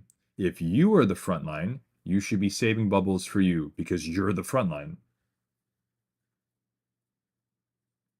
But shorty, that's going to be really, really big. If you are the front line, bubbles go to you. If someone else has become the front line, bubbles can go to them. And what was really nice, and you kind of did this here, is when you had the retouch, this was good. So your brain is already cooking. This is really nice. So you're like, okay, team is here. This is my front line. They're becoming my front line. They're going to pull a lot of attention. They're going to pull a lot of aggro. They're the ones that are pushing up ahead of me. Something I really like doing at the beginning of fights as Zarya is if I have a DPS or even a support like a Zenyatta that wants to like hard int front line, my Brig is trolling, she's trying to 1v1 the Orisa, I'll throw a bubble at them, let them give me some energy. Oh, they're still being stupid? All right, I'll give them another bubble. Cool, cool, cool. And then let's say they explode and die. That's fantastic. I don't give a damn. I just got at least 80 energy off of the Brig. She can go be stupid and spawn. And now all the cooldowns that used to kill the Brig, I now take her place. I've got 80 energy. I have my first bubble back, and I don't have any cooldowns to worry about. I now turned a feeder on my team into value for me, and now I can carry the fight.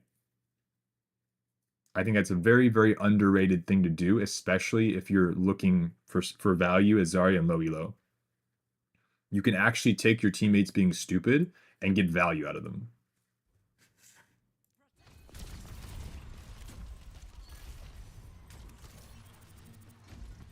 Okay.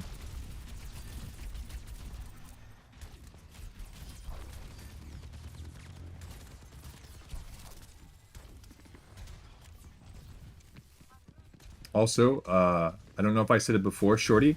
I saw the tier 3 sub for 3 months. Thank you very much, my friend. Thank you.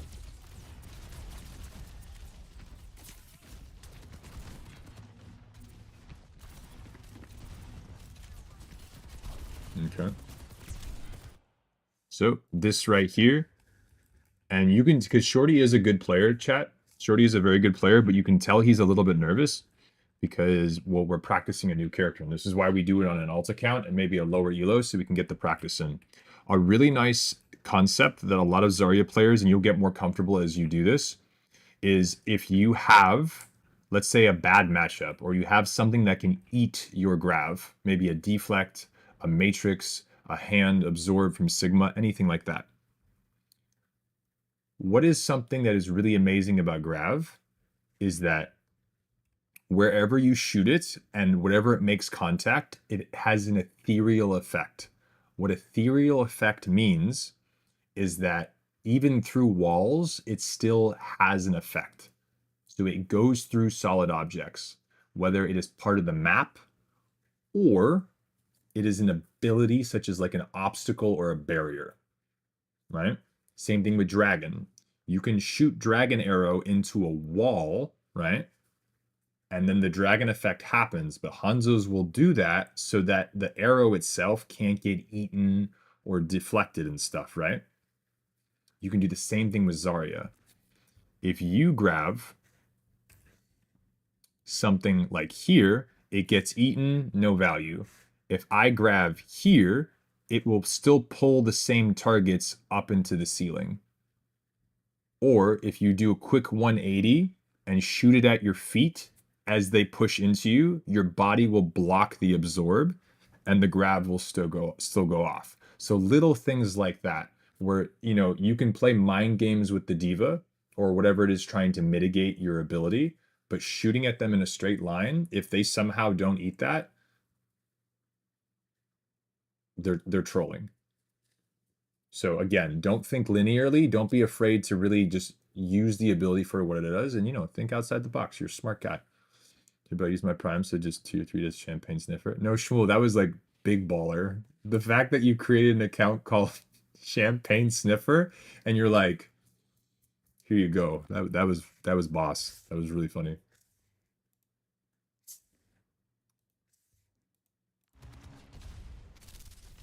Okay. But right here, as Zarya, this is the main choke. This is what we want to deny. This is another angle, and then there's another spot over here on the right. So 1, 2, 3. Right now, we have this pushing forward. We have the soldier taking space here. So in your mind, Shorty, what would you have done differently here? Where do you think would be the most valuable spot for you to stand to where we can kind of contest? Where's the most valuable? Left? Okay. If you stand left, can your team help you? If you stand here, can your team help you? No. Here. The reason we stand there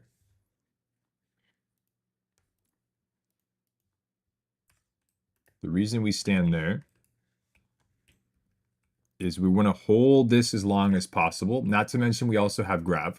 So holding this here close before the diva or the soldier is able to walk forward is really nice because we can contest this space for quite a while.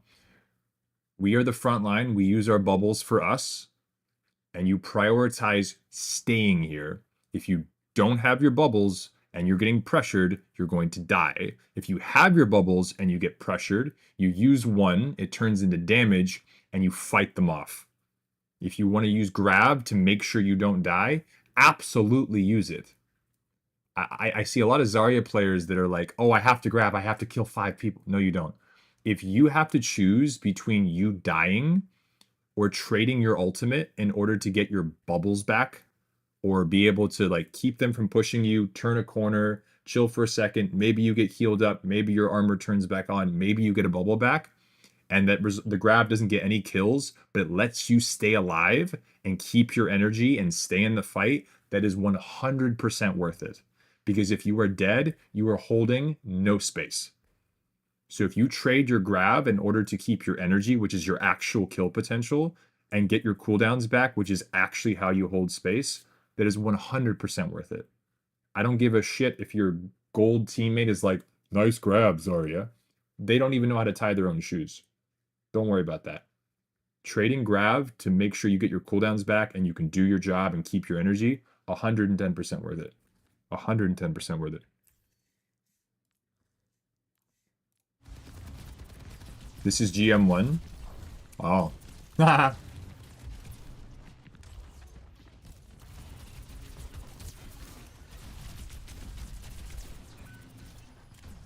Okay, now be patient. Just hold, just hold, just hold, just hold, just hold, just hold.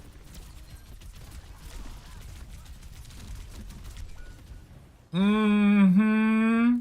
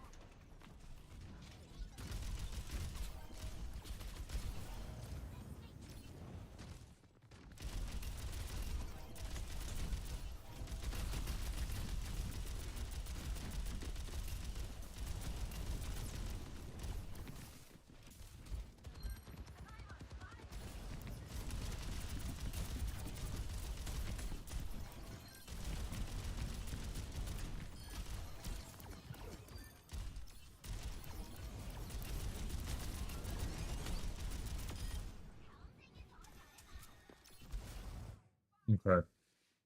Two things. Number one, you look way more comfortable on Diva, like way more comfortable on Diva. The best way I can describe this, Shorty, what happens to a Diva that wastes her Matrix?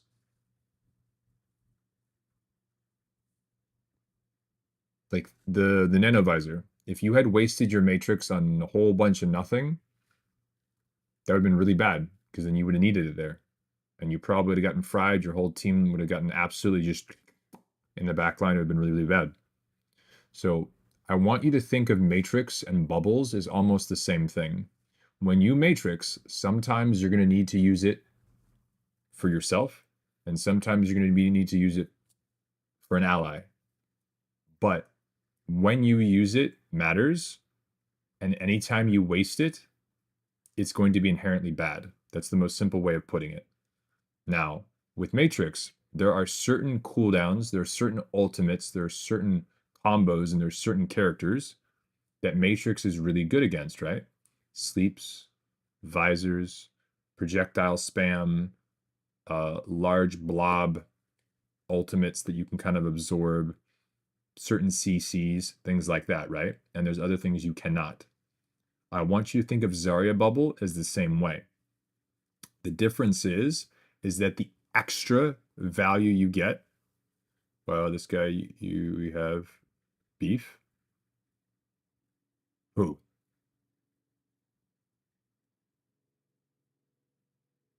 Who's the guy you have beef with? We have to beat him now. We have to. His name is you. We have to beat him now. But think of it this way. When you're thinking about when to use bubbles, and again, this is GM1 chat. When you're thinking about using bubbles, it's the same way as Matrix. If you need the Matrix and you don't have it, you're going to get in trouble. So the best way I can describe using Zarya is if nothing is actively pushing you, and there are things that you are able to push, patience. A lot of Zaryas, because they get nervous, they think they always have to use bubbles. No, it's the same thing with Matrix. You're not always using Matrix as Diva just for whatever. You're not going to do the same with bubbles. Use it with a reason and recognize and remember you are a tank. You have health. You have options. You are basically like a super, super scary turret that gets stronger whenever people try to push you, and you have a way of saying no. So don't be afraid of just being a turret and frying anybody who wants to get into your face.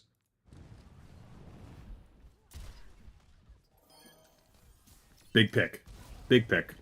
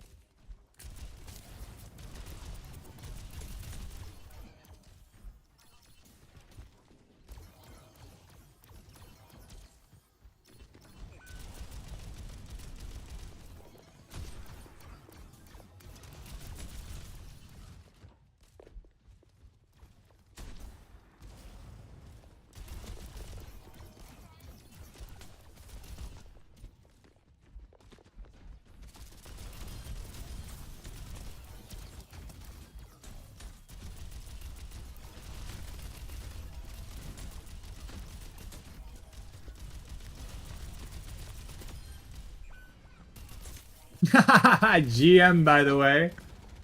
Uh...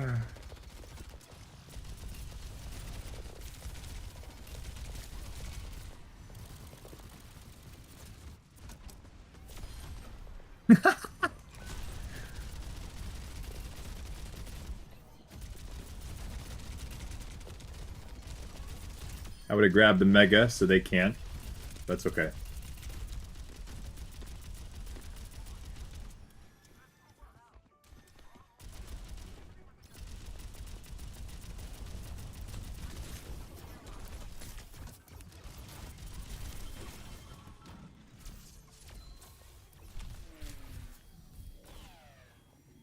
Shorty, what I would do, honestly, Shorty, is I would grab like a diamond account or even like a low masters account and just Zarya.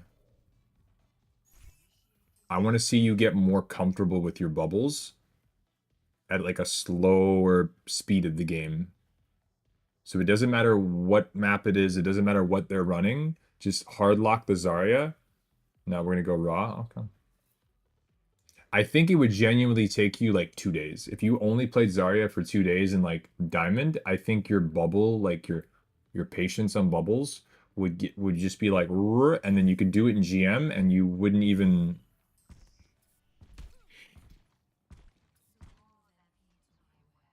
you know.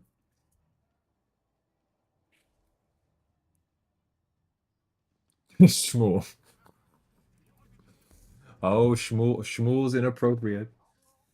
Shmuel is inappropriate. Dirty, dirty birdie birdie.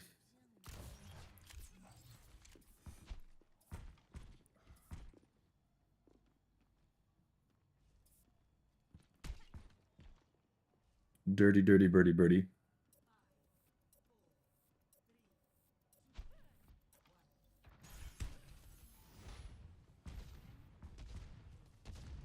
Oh my God, Shmuel.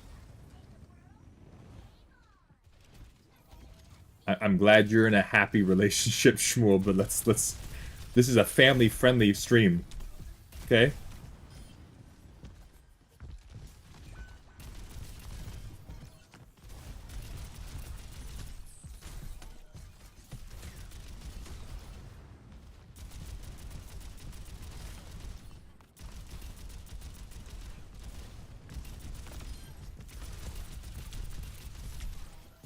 Bro, the awareness is so good.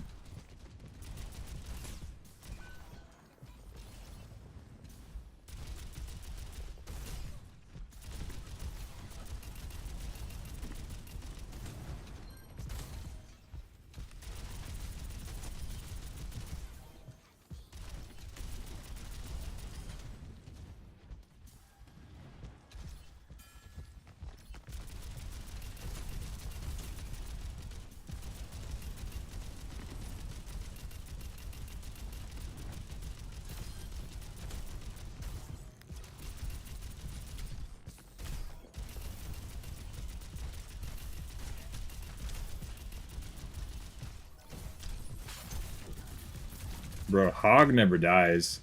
Hog never dies.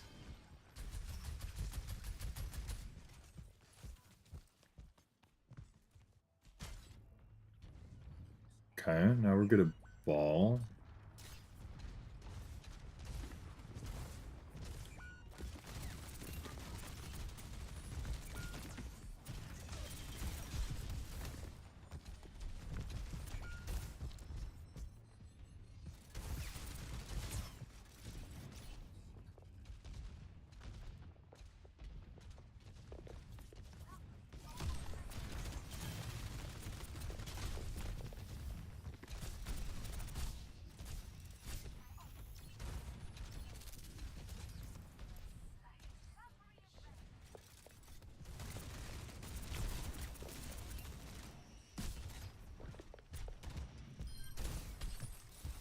Good boop.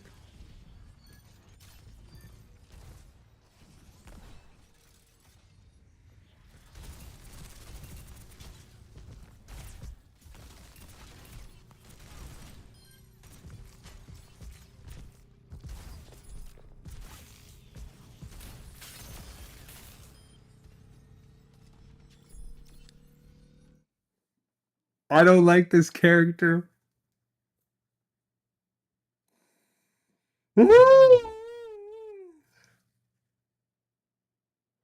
Shorty, I feel dirty just watching this. Do you know that you didn't get lower than 600 health that entire time? You didn't get lower than most other tanks' maximum health. What? This character is so good.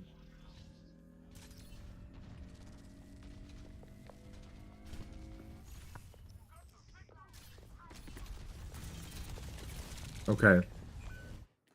Isn't Ball also considered like the worst tank in high GM top 500? Okay, I'm gonna tell you something, Shmuel, that it's gonna be a hot take. but I can actually back it up with evidence. If you look at Doomfist when he has been like nerfed and really like really considered low tier in GM top 500, but he's still being played in contenders, or Winston when he is considered bad in ladder, but he's still being played in like contenders in Overwatch League, or Ball when he's considered to be like really bad in top 500 and stuff like that, but he's still played in contenders. The reason is because the people that are actually good at the game, like I mean like crazy good at the game, they're the ones that are picking Ball and doing amazing. It's because they're that good. Skill floor and skill ceiling. Most people that play competitive ladder or GM players, top 500 players, they don't give a shit about how good a character can be. They're more concerned with how good a character can be with minimal effort. Hence, meta being most effective tactic available. It's really how can I get from point A to point B with the minimal amount of effort. That's the difference. What a Overwatch League or contenders level player does, they look at the maximum potential of a character and they go, yeah, I'm good enough. I can do that. What GM top 500s do is they go, all right, which character is probably the easiest and most consistent to get value on? That's what I'm going to practice. That's the difference.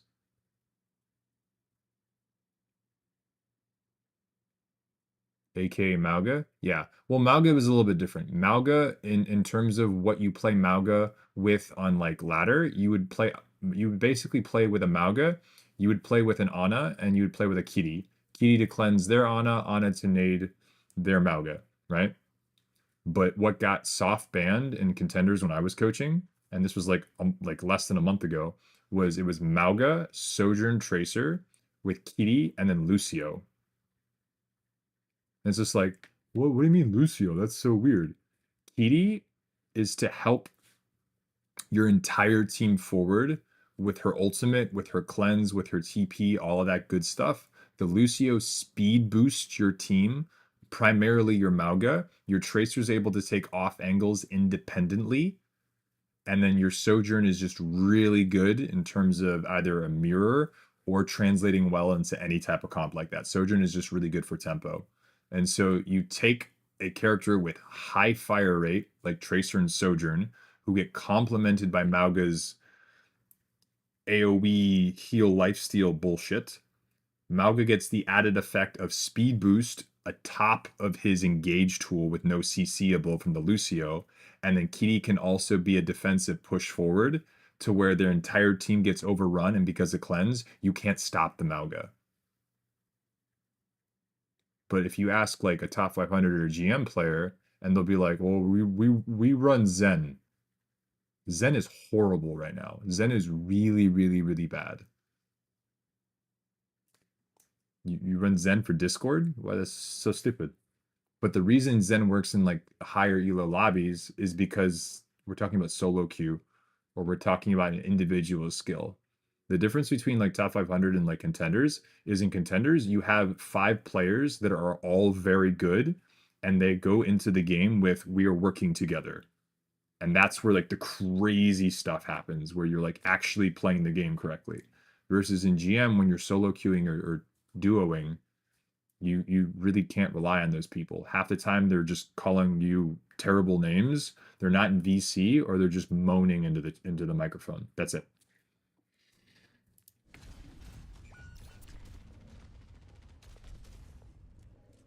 You know a tank is broken when Metro gets top 10 on tank. Yeah, that's wild. That's crazy. I would argue that Metro is better at Mauga than he is at Soldier. Low key. And he has so many hours in Soldier, and he's got like less than 100 in Mauga.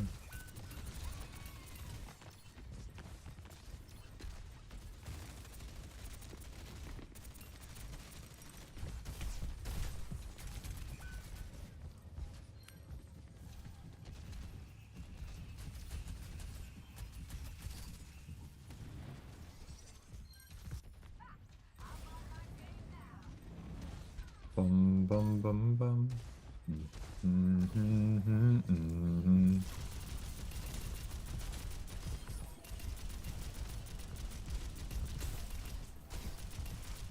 That's right, booty block him. Nice. Oh, shorty.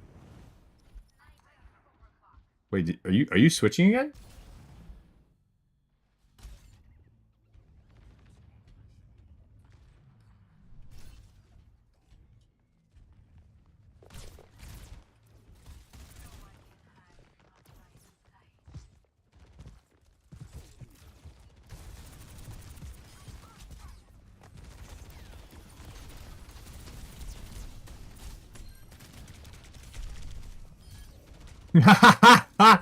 Sorry. He got greedy and your Widowmaker went nope.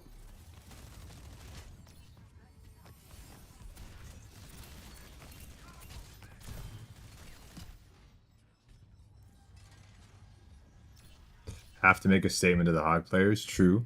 In April, it's nice to see you again. I know you've had a bunch of stuff going on with life, but it's good to have you back.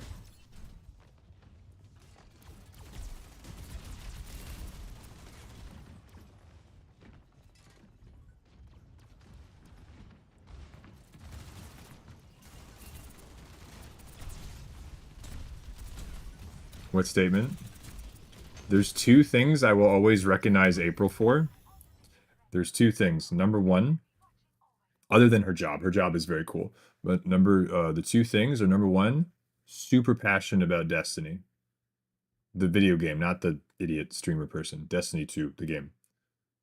Number two is she made a wild comment about cosplaying as Cassidy, wearing very few amounts of clothing. Those two things were like, all right, well, never gonna forget those. Those are like permanently in my head now. Rude? Wait, why am I rude, Diana?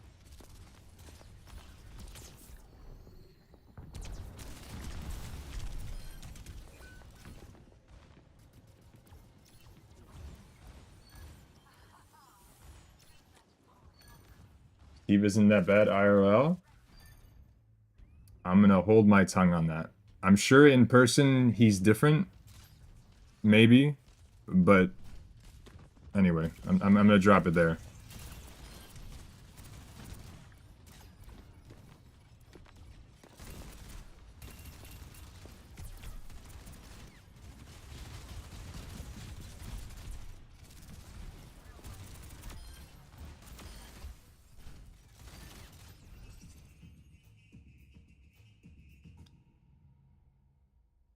Okay, cool, April. Yeah. They were really nice and helped me out a bunch with stream stuff. Well, it was nice to you, Dina. Again, I don't know the guy personally. I just don't like a lot of the topics that get brought up. Also, save me from creeps at BlizzCon. Well, I'm glad you had a good experience with him. Like I said, I don't know the person in person. I just don't like the topics that come up on stream stuff. I will stand by that. Everyone's entitled to their own opinion. If I meet one of these people personally, I'm sure it'll be a very different experience. I just don't like the topics that they review. But to be fair, I really don't like topics that have to do. I mean, he does it for the views. Yes. Well, yeah, that makes a lot of sense. But like the three things I don't like to talk about are like sexual preferences and orientation, religious views, or politics. I don't like those three things in my personal life on the internet. I think all they do is cause a lot of drama. They cause a lot of stress. They cause a lot of arguments between people that don't need to be there. So me personally, I don't do that. I try to keep myself as far away from it as possible because it ain't worth it to me. It's something I will never ever do. You know, it gets views. Why? Because people fucking love gossip. So that's what it is. I know that there's the whole do it for the vine, do it for the views type of thing. If I'm being fully transparent with y'all, chat, if I ever do cross the line in terms of there's some shit I got to do for the views, I don't want to. I don't want to give up myself for it. I mean, it's okay to have your own opinion regardless, of course, and I'll never apologize for that. He's not that bad. Well, Deanna, if anything, I think this makes me more excited to eventually meet some of these people in person. But I think that it's very important to have a line differentiating whether you agree with someone personally or you agree with someone uh, in terms of how they present themselves on the internet. Like, for example, honestly, chat, I come across as like maybe this Mr. Positivity, try to help people person. But what if like Deanna meets me and she's like, "Oh my god, this guy's got funny elbows and he spits on puppies." You know, like that could be me. None of y'all know that. That's the thing. That's the thing. You're the majority of the fuck. Otherwise, there's no debate. And that's his shtick. The one thing I will say, and again, this is kind of getting off topic. Shorty, hopefully the notes that I gave you for this were helpful and good. I'm going to make a small little anecdote here. Is that and again, this is coming from me. I'm a very small content creator. I'll be blunt, but let me say this: if whatever you so choose to be associated with in your personal life, the people that are witnessing you, they will associate you for the actions that you take. If you are consistently a liar, you will be labeled a liar by those that witness the lying. If you are someone that is exceptionally tidy and neat, for those that witness you being exceptionally tidy and neat, they will label you as someone who is exceptionally tidy and neat. When you step into the threshold of the internet, and that the internet is forever, what does not change is the labels. What does change is the stage in which you are able to be viewed. So it's now more people and potentially more labels because the amount of people and how they interpret what they see can also vary. Oh, for sure. I also think it's not fair to judge someone just because of who they is. I'd be long gone if I did that initially.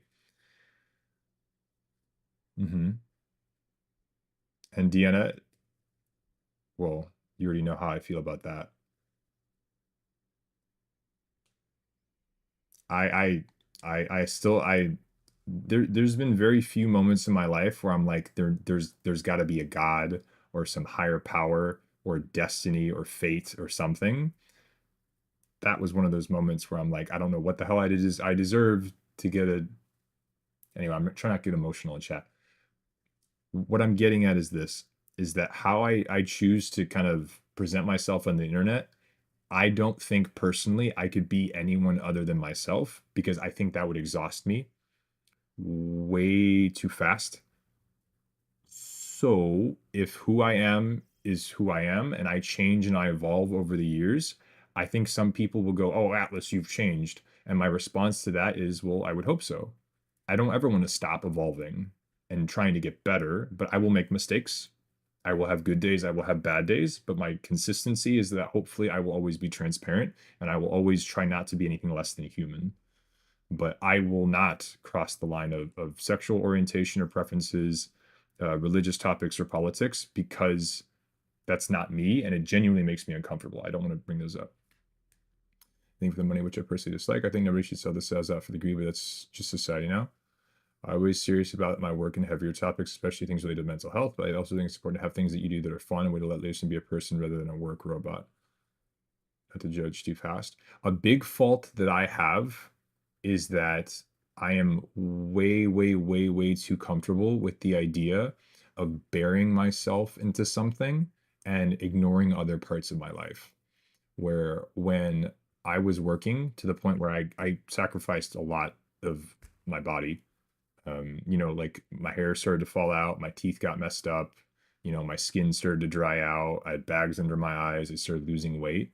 I was working too much and I could kind of get away with it because I was younger. But these are things I'm going to have to now live with and eventually recoup. Like somewhere down the line, I want to get LASIK.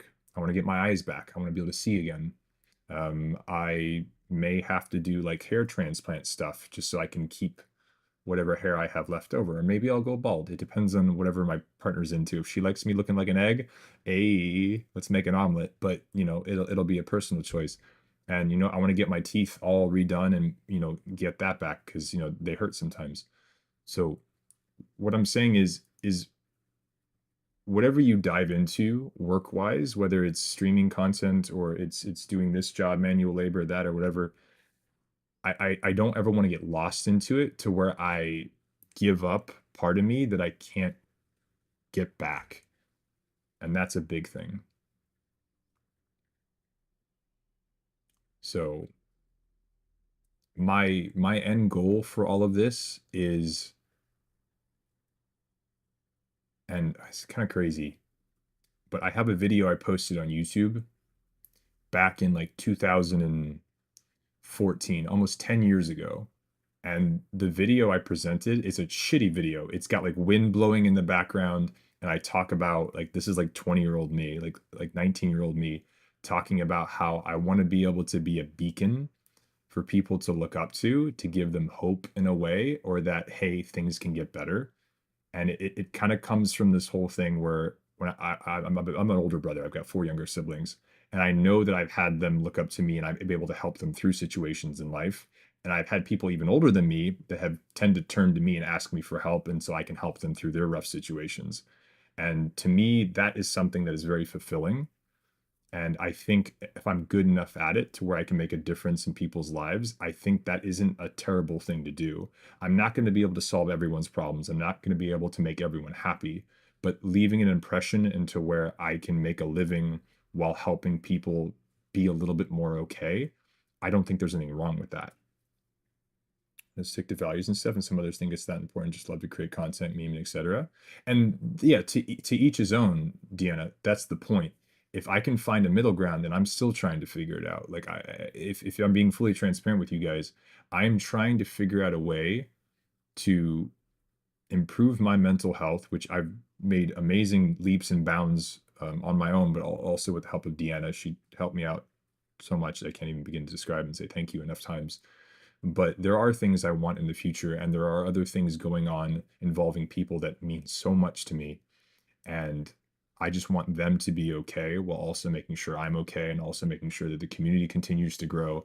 And I'm trying to figure out how to make things a bit more adept and moving forward. Something I have on my arm, I don't know if you guys have noticed these, but these 2 bands, this is something I put on 6 years ago. I had 3 of them, and I don't take these off. They're tied hard, so I can't even take them off. I'd have to cut them. And they used to be black, and now they're faded to white. There was 3 of them, and they were all different. The reason I put these on myself was it was supposed to be like a reminder. It was supposed to hold myself accountable. There were 3 big things I wanted to do with my life, and I was not going to take these off until I completed them. And in the last 6 years, I did 1 of them. That was it. The other 2 I still have to do. The one that I took off that I completed was that I used to be a very lazy person, and I wanted to prove to myself that I could work like an animal to where I could never ever be called lazy again or see myself as lazy ever again. I did that. I proved that to myself, and I did that for me. And I took off 1 of the pans. The other 2, I won't tell you guys what they are because they're personal to me, but I still don't feel like I've proved that to myself yet. And I will not take these off until I make those commitments. And that may sound a little crazy, like wearing these for 6 years. I keep them clean, you're fine. But having these on for 6, 7 years, because I made a promise to myself, I don't want to break those. You know what? I might do something similar. There's bracelets I take. If you want to, Shmuel, absolutely. But some people ask me like, hey, you wear those all the time and they're like faded. Why do you keep them on? I will not take them off until I do those things. So, it's kind of a thing. But I'm very big on holding yourself accountable. So whatever it is you decide to kind of present yourself online as, just be consistent with it. I don't want to do. I know I'm struggling big time with my mom, but I don't say anything here because I don't want to ruin someone's day. I just come here and be happy. And that's beautiful, Shorty. That's what this is. But whatever you present yourself with to the community, like I don't have to tell you guys this kind of stuff. If, for example, Destiny really likes to debate and that makes him happy, fantastic. But as we just pointed out, how I, as someone who's very kind of just like meh, kind of barely knows the thing, and Deanna has actually met this person in person. This is really cool because Deanna can attest, and I trust her judgment amongst most people on the planet, or higher than most people on the planet, is that he is very different in person versus what is presented and what is kind of highlighted, is a good way of putting it, on social media. And, you know, there may come a day where I do something that's taken out of context, or I become known for as opposed to what I actually am. And that's a thing I'm going to have to deal with. But I think the best way to avoid that is maybe to keep as much consistency as possible.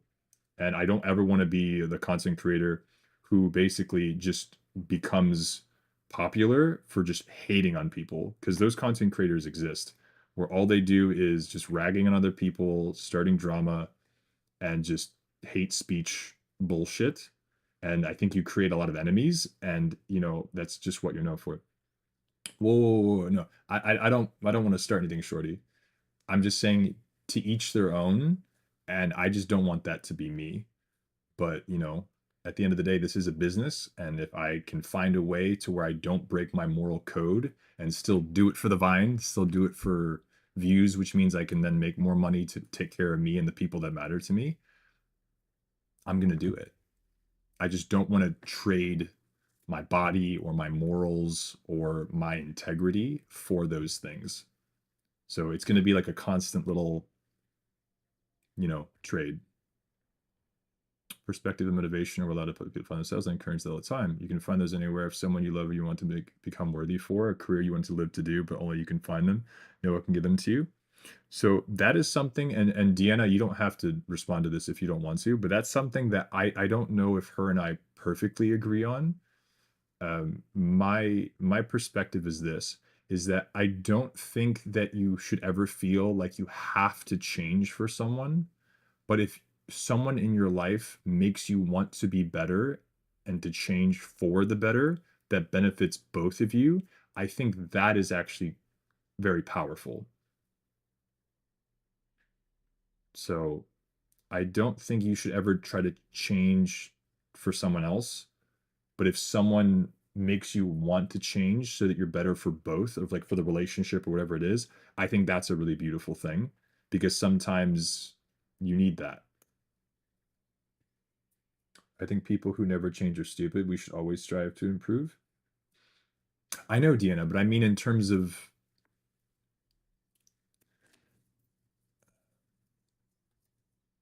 whenever I see something cool about someone, I try to develop that as well.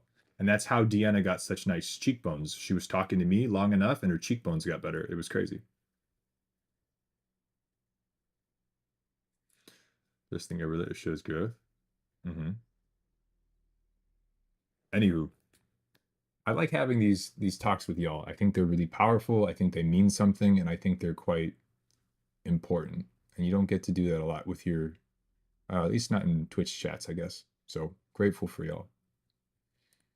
But yeah, there's a certain forms of change that people can go through for relationship changing who are just to fit their mold isn't healthy, but working hard to stay sober or working towards getting off addictions, the kind of change I refer to. Yeah. Like if you want to quit smoking because you want to be able to like see your kids graduate, yes, that is a W. That is a good thing, you know? Or if you know you have PTSD or like serious anger issues because you were abused when you were younger, and your partner gets kind of scared because they see you have like an angry drunk episode, and you're just like, okay, I need to stop drinking. I'm going to go get counseling because I don't want my wife to be afraid of me because I love her so much. Then you do that. And that's good for you, but it also is good for your partner. Shilong Durant, I think some people are awful, and Destiny for sure shows his more horrid side, but he's not a bad person. That's all that matters. Now you can keep playing. Thank you, Deanna. Yeah. Now, you know what, you guys really want to stir some shit? How do y'all feel about Andrew I'm kidding. Shorty, thank you so much for the VOD. Sporks, if you can hear me, you are next. Ay. Yes. What's good, Trocky? I didn't say anything. But Shorty, yeah, really pay attention to your bubble usage. It's the same thing as Matrix. You don't want to be wasting that Matrix. Like you're wearing shoes. If you got one shoe, put the other one on. You got both your shoes, find a dance partner.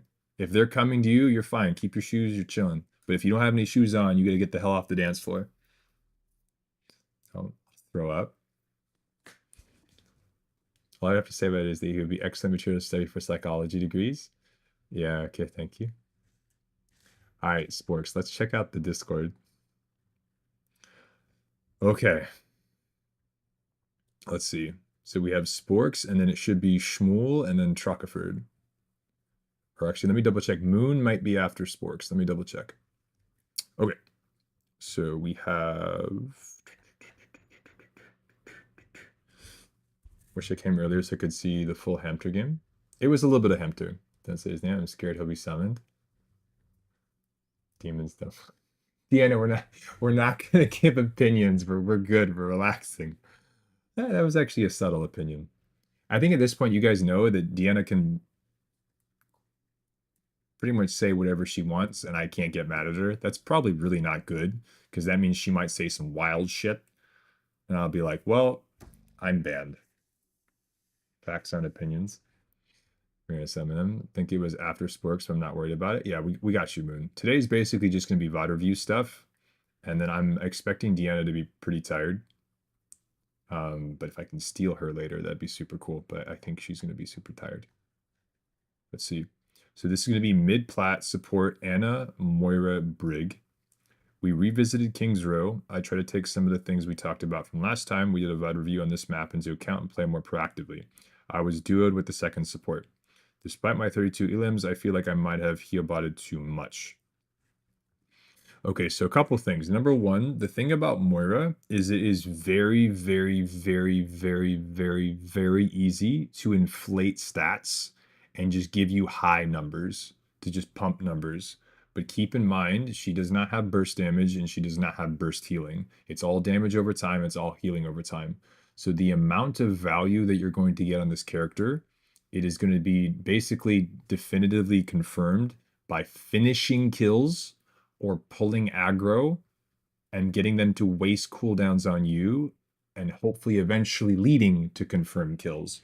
So just Moira kind of spamming orbs, spamming spray, spamming damage on their tank, just getting as many numbers as possible just so that you can't get blamed because you're like, oh, it couldn't have been me.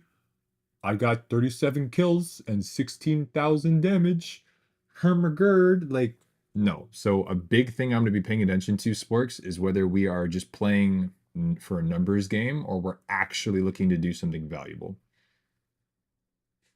There you go, Shorty. Hell yeah. You said a lot that she stats are a reflection how well you actually played. Yes. It was mostly Ana. Okay, so the Ana thing you and I have talked about, which we're going to be keeping an eye on, Sporks.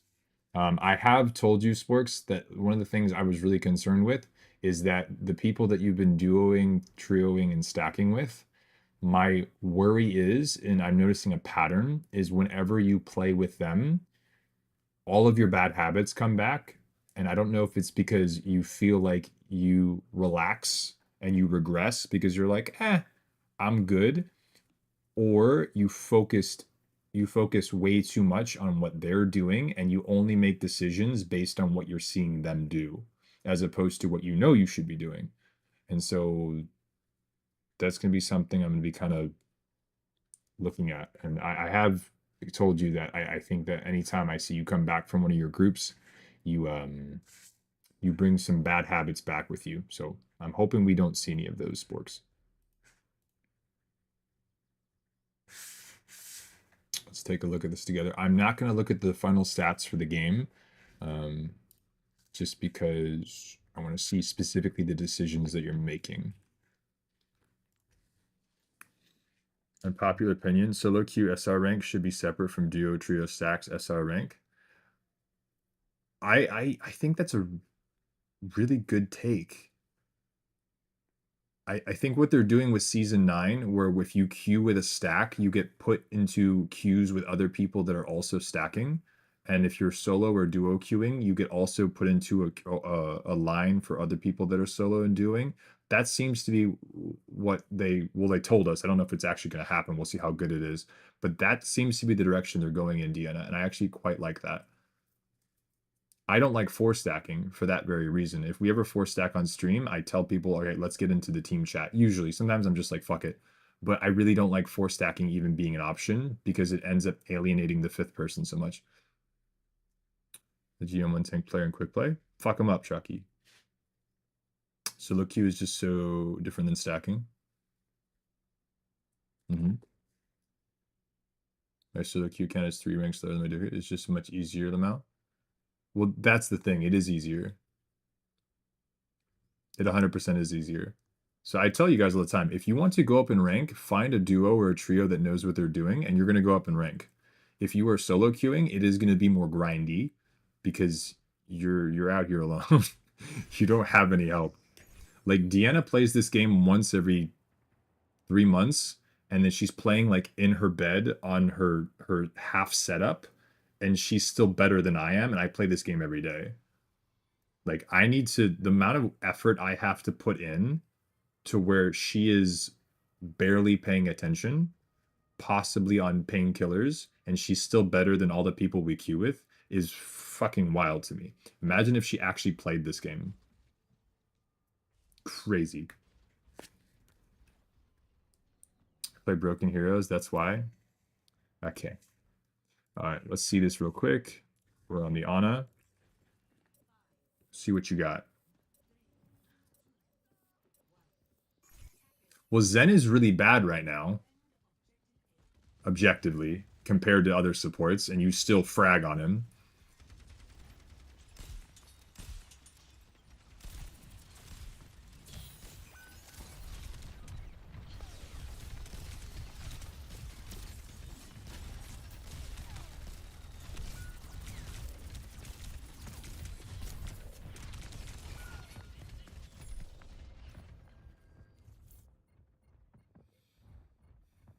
Mm-hmm.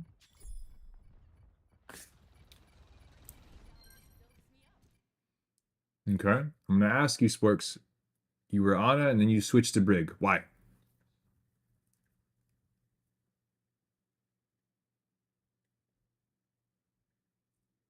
Yeah, that's a thing. You queue with a GM4 player because it helps your queue times and it lowers the average of the lobby and you can boost the GM1 account. Yeah, I know. Genji and Sombra. So what's wrong with Ana against Genji and Sombra?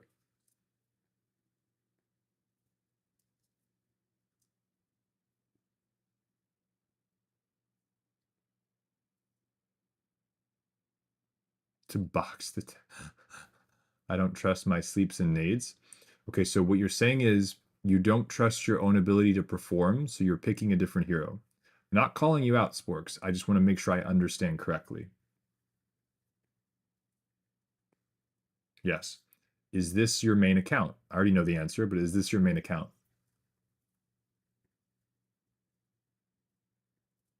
Is this competitive? I already know the answer, but is this competitive? Okay. So if we know that we're lacking at a certain activity, character, matchup, role, do we have here any chance of actually improving at it by saying no? Like if you're not good at playing guitar, do you pick up a flute and just say, my guitar will eventually get better? No.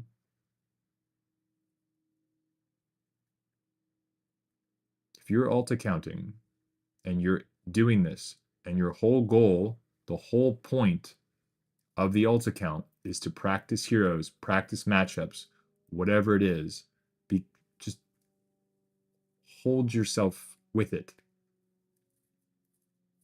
I don't mind you guys switching, but I will ask you the same thing every time. Why? If you're going to switch, why?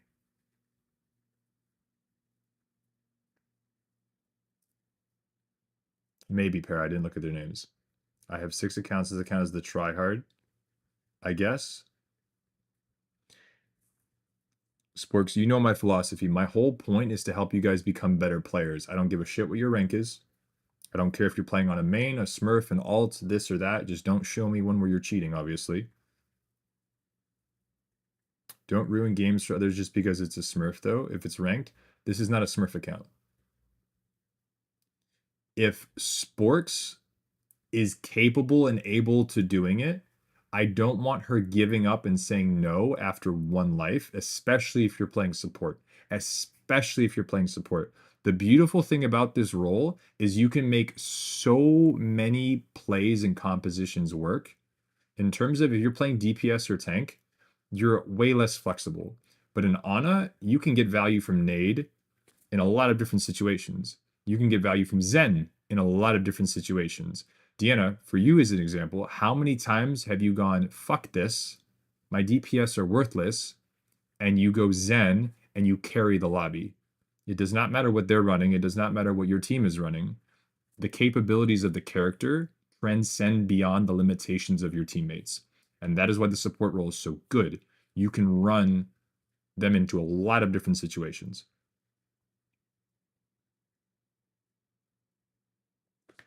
My only question still stands. It is, at what point do you go, I need to practice this, Sporks? That's all I'm asking.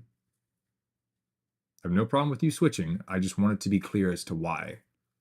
So if this is something that's a bad matchup or it's a dangerous matchup for us, at what point do we go, let me at least try? Because Sombra, if they're good, maybe it'll give you issues. But if you're better, you can still win that 1v1.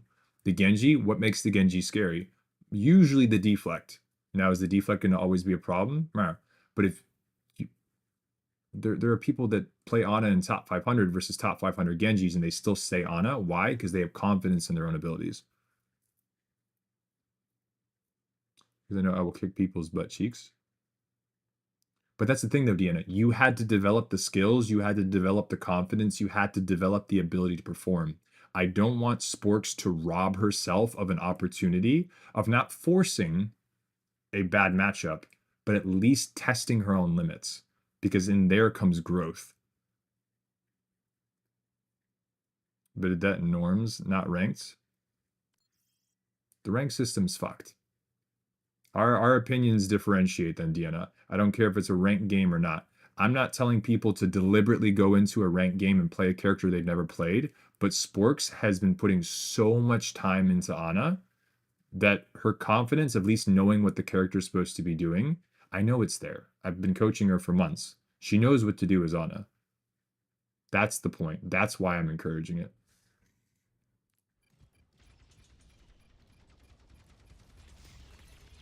We all get frustrated when someone isn't performing? Of course. Oh! Diffed. Diffed. Diffed. And you first, you always bring up people's shit plays or horrid numbers.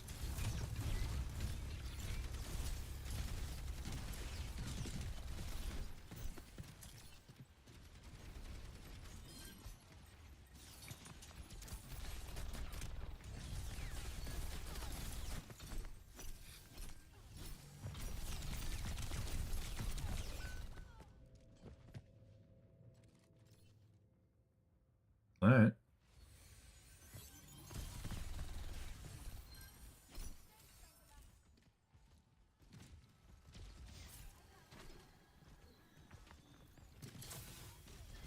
Oh, nice little reaction. That was almost good. Yeah, numbers are very depending. Oh!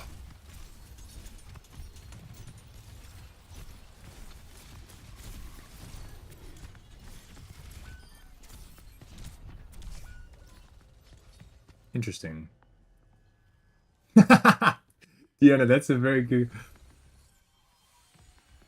Okay, but let's be honest. So, a couple things. Number one, the thing I'm really liking so far, and we'll do two things, and this is okay, but no, so far, like the comfortability right now, I'm gonna say three things. Number one, you look instantly comfortable, Sporks, even though you have little time on this character. It's because I think the only aim thing, and I know that you overthink your aim a lot. The only real aim mechanic that you have to concern yourself with is your flail. We'll get into more why Brig is such a strong character, and it's not directly because of her flail. It's the all the added benefits you get from kind of just existing. We'll talk about that in a second. And number two, Deanna, the question that you ask some of these players are also paired with comments. Do I need to remind you what you said to the Ana player about how to heal? And then number three, we're going to do the same thing we did with you when we talk about value being given directly versus indirectly. Brig is no different than when we did the VOD for Kiriko. So at the moment, yeah, that one, Deanna, that one. There's like top 5 sassiest moments you've been a part of that you've told me about, and that's definitely in my top 5. This is why I want to try some Brig coaching. Absolutely, Sporks. Well, so here's why this character is so freaking amazing. Is you know how we talk a lot about being able to multitask in this game? Brig is kind of the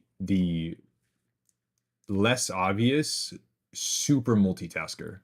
Super multitasker. Real quick, does anyone know how large Brig's area of effect is for her Inspire healing?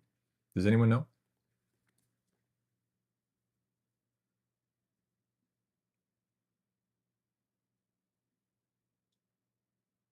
10 meters. I'll use a visual aid. Think about Lucio's aura. It is 3 times the size.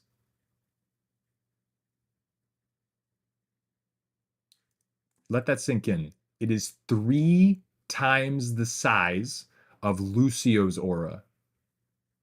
And it is constant. It is constant.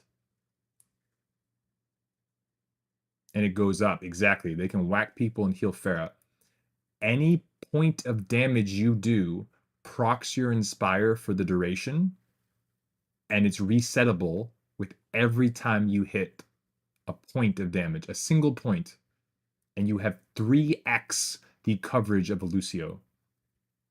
So when I tell you that this character is unbelievably good in terms of building ult, which then gives her CC plus a freaking garage door while being able to multitask, is the second you do 1 point of damage, now everything you do on top of that, every swing, every flail, every health pack, every rally, every bit of ult charge that you're doing is additive to the already crazy coverage of Inspire.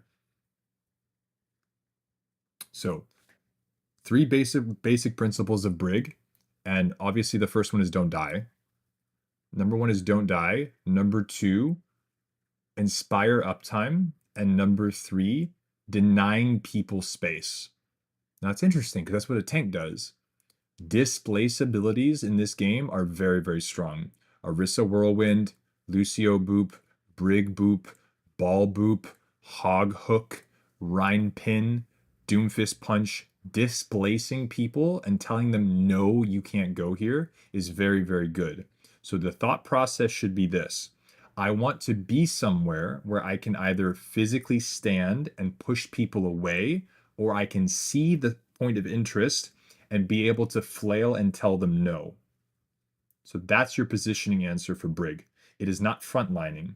It is I'm paying attention to where they want to be, and I'm either going to be there myself and say back off and then take space, or I'm going to hold space, see them, and go back up, no. That's the best way of doing it. And by doing so and playing patient and understanding what you can be near and what you can't, your Inspire is going to pump your numbers. I've done crazy healing. I've gotten 20k heals as Brig, and my Ana Life Weaver is going, what the fuck? It's because you just do never prioritize staying alive, prioritize your Inspire, and prioritize being able to say no to the enemy team. That's like the 3 most simplest ways I can put it. And you've already built your rally.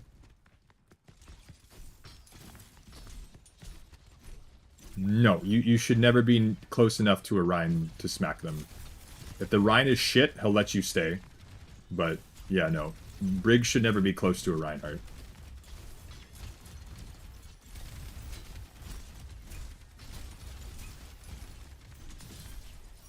Yeah. As a hypothetical, the tank in general is a really fantastic thing to proc Inspire off of. Like that right there, you're healing your whole team right now for like the next like 5 seconds. There you go. Inspire's up again.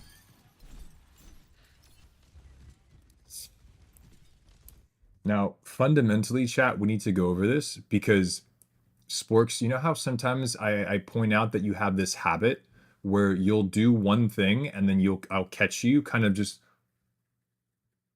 kind of staring and looking around. What's crazy about Brig is that that's no longer punishable. Chat, if you're playing Ana and you kind of space out for a second and you're like, "Huh, I wonder how they got the chandelier up there." Are you getting any value other than like the lingering effects of a nano or a nade or a sleep or something? No. As Brig, you still are. You actually have a built-in cushion for 5 seconds to where even if you decide to like space out and be like, you're still being crazy valuable. So when we say that there's certain supports that kind of play themselves, it's not as literal as you think, but there's a lot of, when we talk about skill floors versus skill ceilings, Ana has a very low skill floor and a very high skill ceiling, pause, compared to other supports. This is why Brig, when she came out, was a big deal because she's been nerfed tremendously compared to when she first came out. She's had like 30, 40 nerfs more. I think Brig has had more nerfs than any other character in this game, and she's still really freaking good just at base level. Maybe Sporks. Yeah, maybe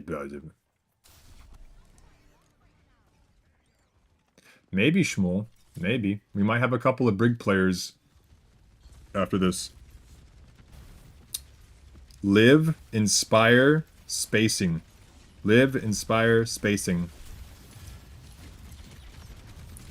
Live, inspire, spacing.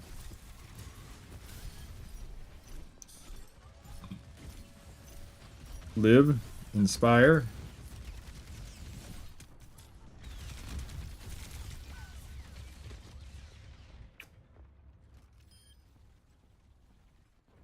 Delicious.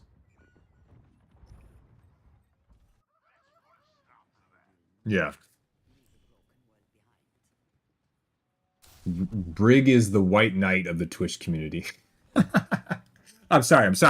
Focus. Okay. Thank you for giving me a reason, Sporks. Let's see what you got.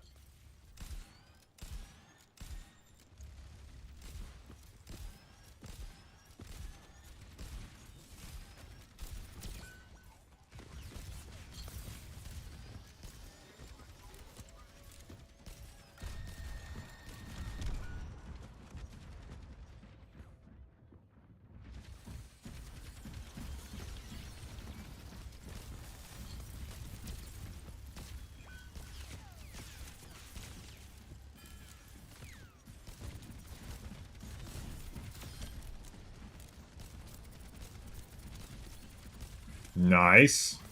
Oh.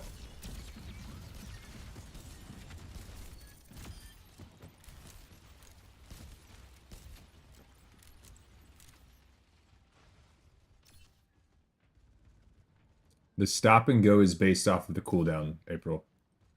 A lot of your engaging and disengaging is still make or break because of your turret form, which is nice. It's really good. I think it's quite nice.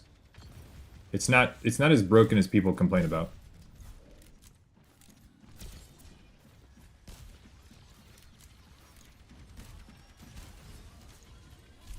I like your positioning, by the way, Sporks.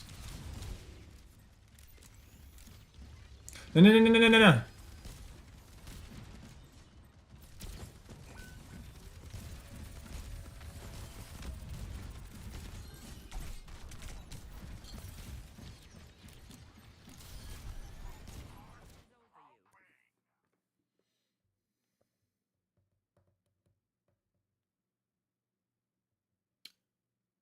Sporks, did you lower your sensitivity?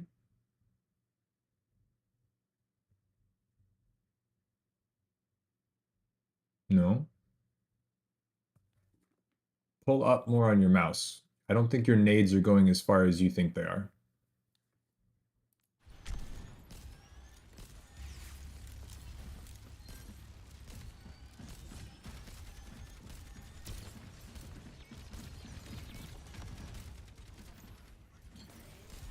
Oh, you cheeky little booger. That's what it was. So you're so used to jumping and then nading is that when you don't jump and nade, you still shoot it at the same plane. So it just goes burnt. Because if you were jumping, it would go farther. You jumping little jumper. No more jumpy jumpy. No more jumpy jumpy. It's a GM4, Shmuel. No more jumpy jumpy.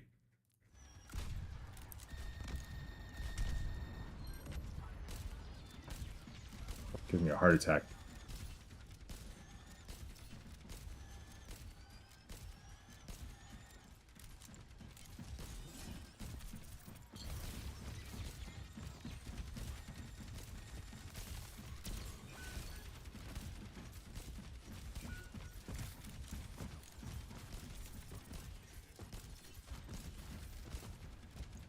Shmuel slay.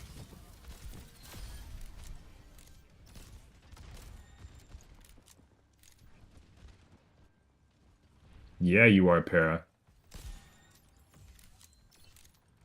Okay.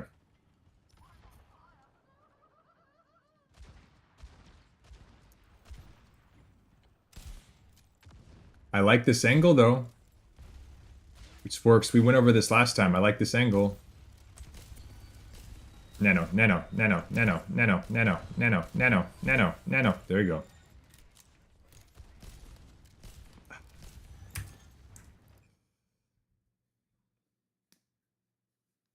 Okay.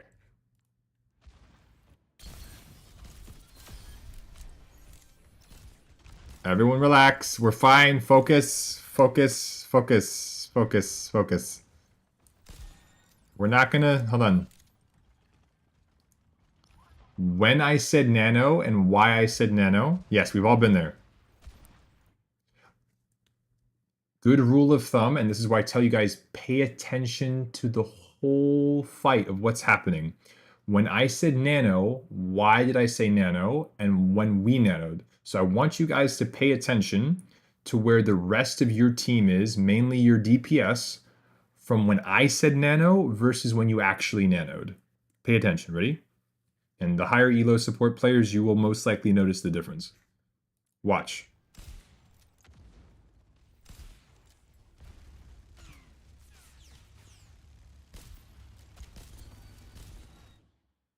This is where I said nano.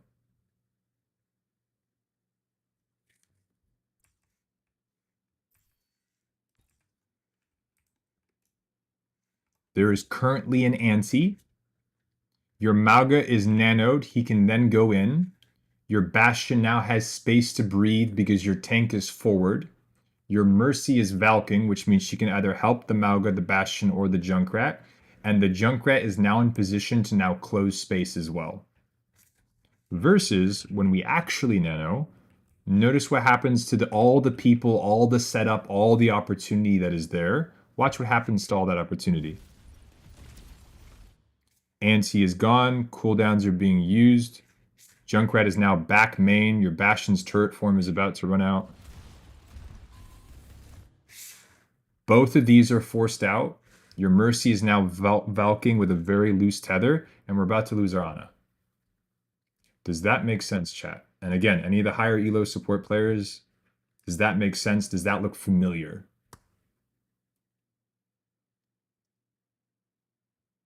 Your timing, your proactivity with your cooldowns is still important. It matters. It does not matter what elo it is. It does not matter what character you are playing. I never use nano. I want to squeeze you. Anyway. No, I'm not familiar with this sort of thing.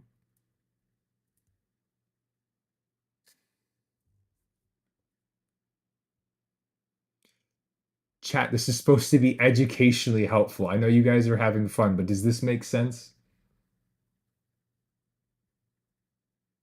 Does this make sense? Does it make sense why when we have an Ansi active, both our DPS are in position, ready to push up. Our Mauga is now going to be encouraged to take space and go forward because he has resource and he's been healed up to full. Does this make sense?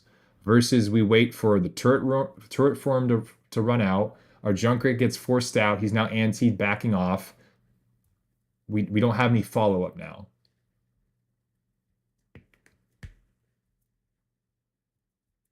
It could make sense if I knew what game this was. Okay. Hey, OW2. Welcome, welcome. Okay. And then...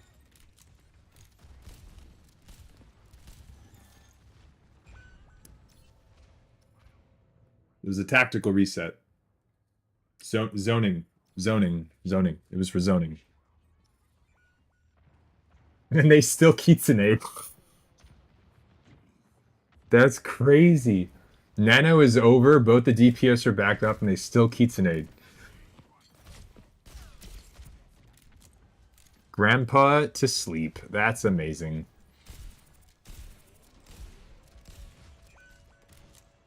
That's where you call out, I got one. Yeah.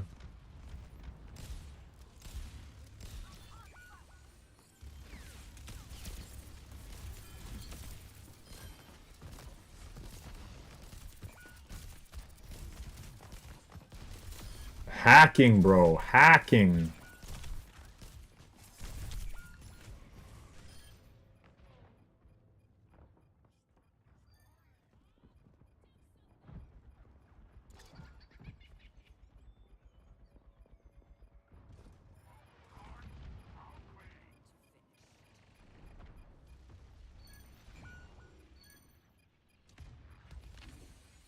Aerial.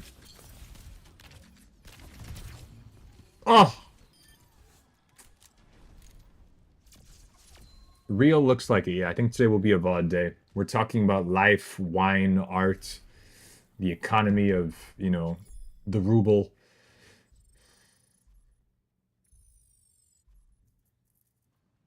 That's actually crazy. Sigma has to be the character I hate the most when I play Ana. Chat, can anyone tell me why Sigma is so annoying? For any character with a gun. He's the single best tank at denying his feet. Okay.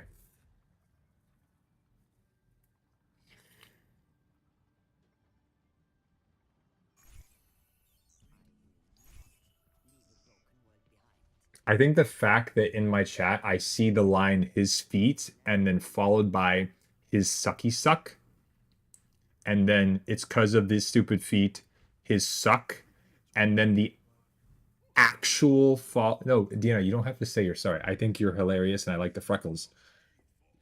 What where it's the shield. The shield. It's the fact that Reinhardt can shield or do damage. Sigma can shield while also doing damage, while also keeping himself up, while also corner pivoting, while also applying pressure, while also CC. Like, he can multitask. Ryan can't multitask. Sigma can multitask. How many other tanks can multitask the same way that Sigma can?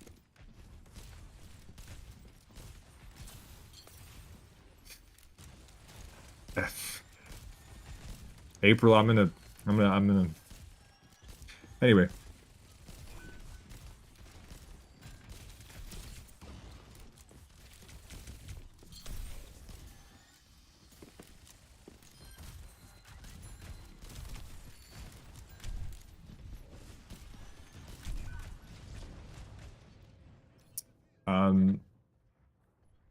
Deanna, I'm gonna message you something, and that will just be for your eyes.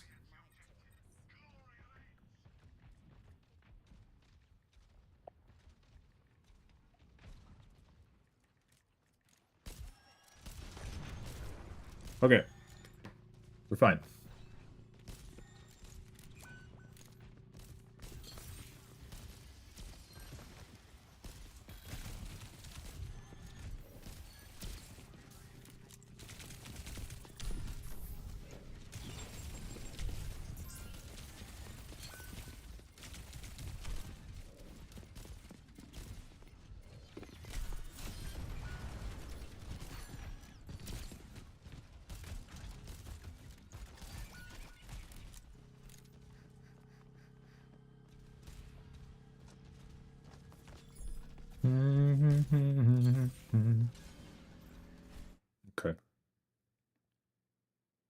GM trade. Yeah, we're in GM4 right now, Shmuel.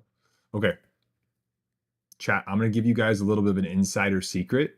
And if you actually think about this, this is going to make your aim like 74% better. I'm too poor to be VOD review guy. Not true, OW2. The VOD reviews that we go over are for everyone to watch and benefit from, and I will often go over concepts that everyone can learn and benefit from, like I'm about to right now. And number two is you can earn them for free. I'm one of the few content creators that do coaching for this game that actually allow you to get free coaching via channel points. So you just hang out and chat, or if you have to go cook something, you basically just mute the tab and you keep getting channel points and you're good to go while you go cook, or maybe you're doing work on the side and you just kind of have me, hey Atlas, how you doing?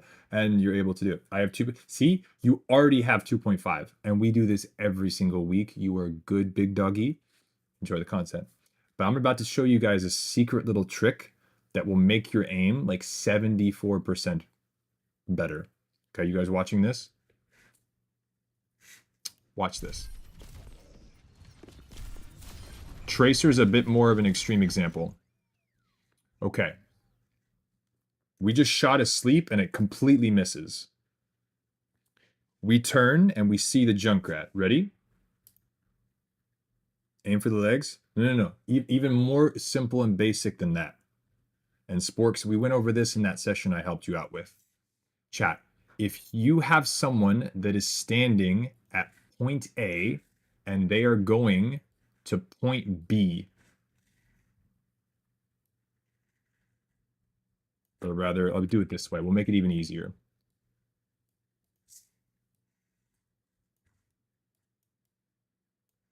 We'll say A is where they start, C is where they're going, and B is the in-between bit.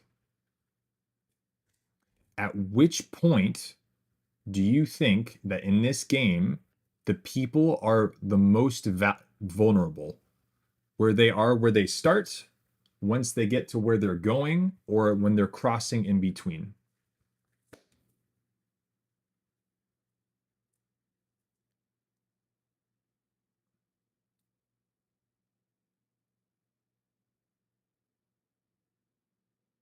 B. Why is that? Because even in a perfect world, if where they're starting, ideally, and this is for like the best players, perfect players, right? Perfect players. A is somewhere safe. Where they're going, C is also somewhere safe. But in order to go from one safe spot to another, they're going to have to cross into the open. And when they are in the open, they're the most valuable. Or the most vulnerable, sorry. And B can be here, at any of these points. So while they are in rotation, while they are moving from point A to point C, the B in between, that's where they're the most vulnerable. So this will help you with your aim. Watch closely. Watch. Junkrat is here. Where's Junkrat going, chat? Where is he literally looking? What is the direction they are looking in?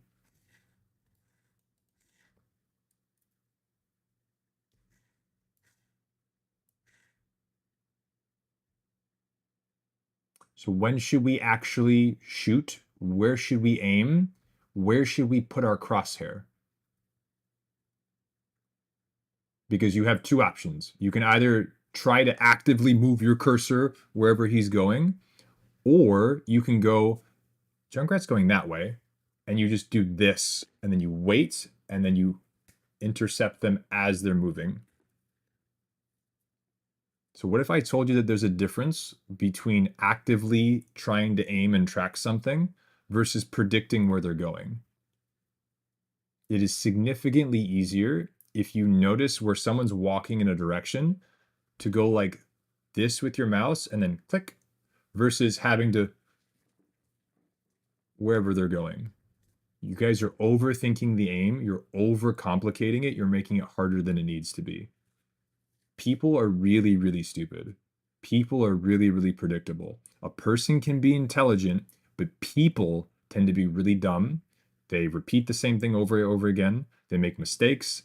They panic. They go crazy. They make...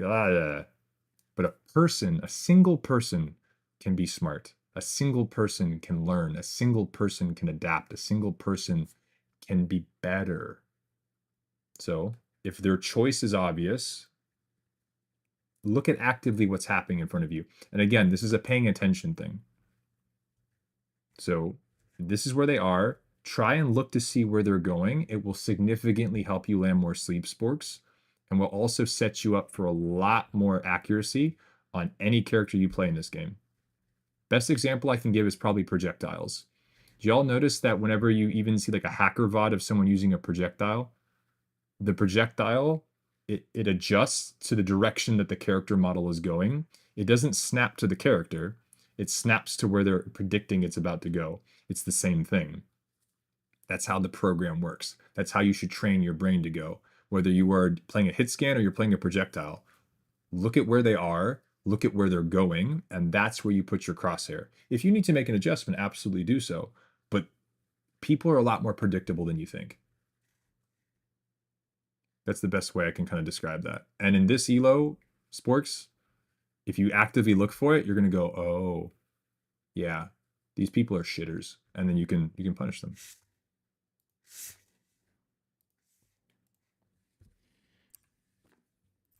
And this is coming from a guy that can't aim.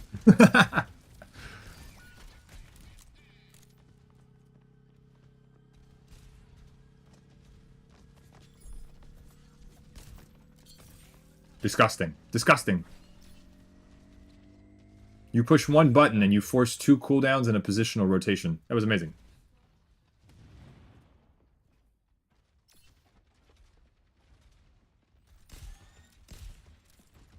You right, Para. I suck.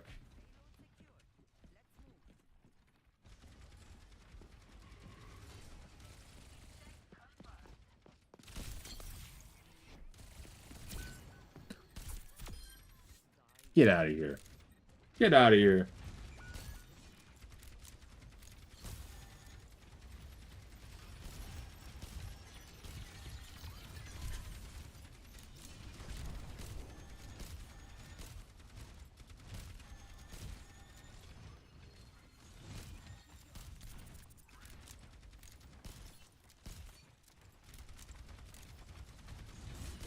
Mm-hmm.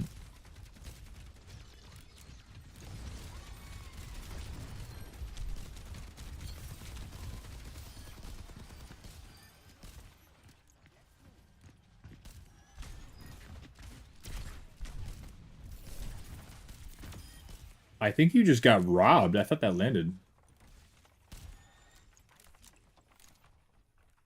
This isn't Moon OW. This is Sporks. Different person.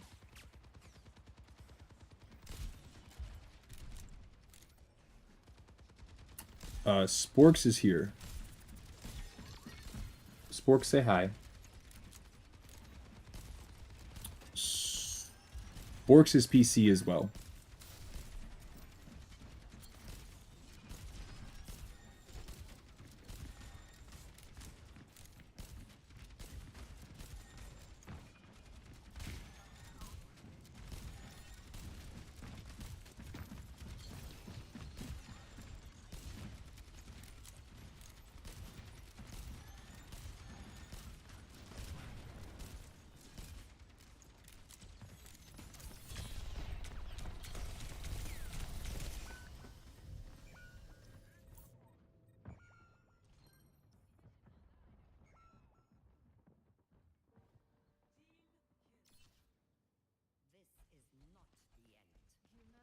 Oh, we've locked the sucky.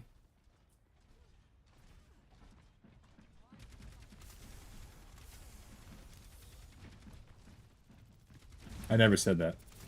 I never said that.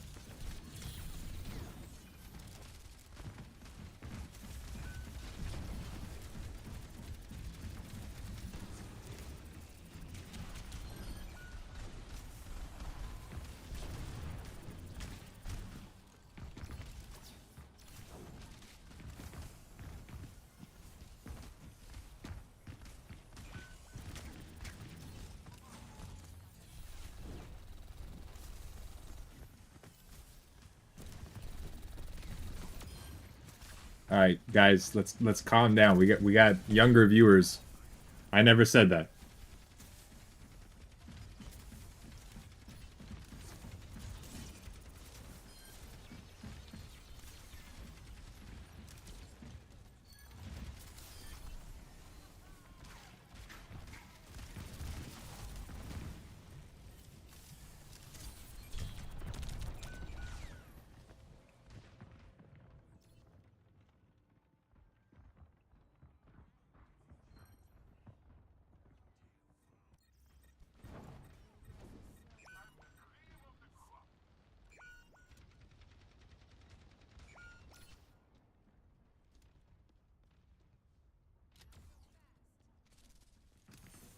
Yeah, guys, don't mention your ages ever, because you can get banned on that too.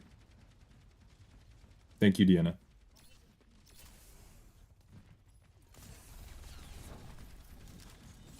Um,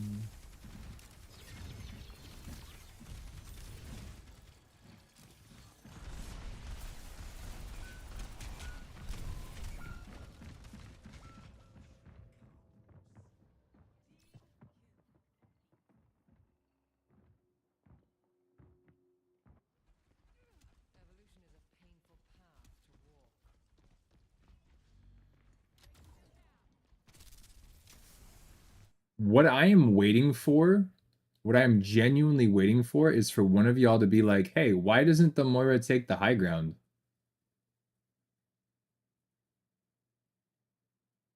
Mhm. And yes, guys, there's obviously other things that if you type, I have to take action against. Because number one, I'd be a hypocrite if I wasn't. And there's other things that you just can't say on the internet, and I will take action. So please don't make me be the bad guy and like ban someone or time someone out. So common sense.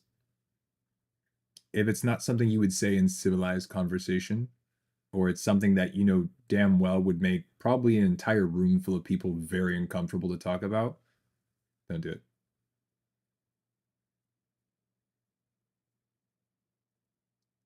To be honest, I never thought of that. I don't play Mora much. You see, I wasn't thinking that because I'm not good enough at the game. Okay, so hey, Sleeper. Sleeper, should Moira take high ground? Quick, quick, quick, quick, quick.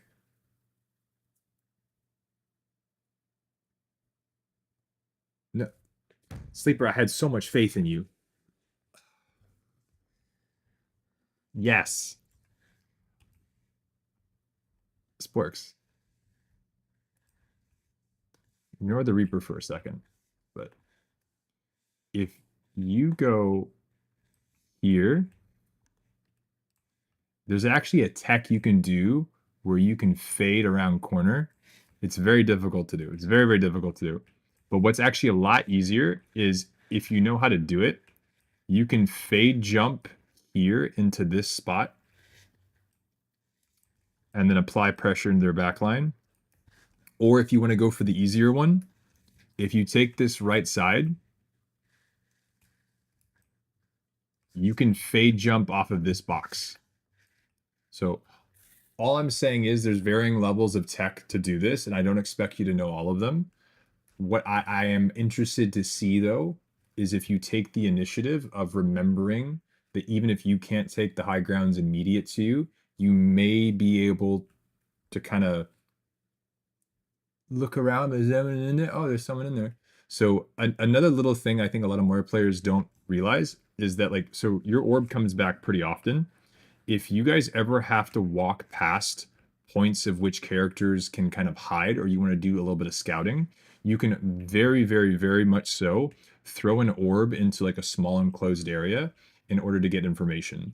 If they have characters that are hiding or you're maybe looking for them, absolutely throw them in.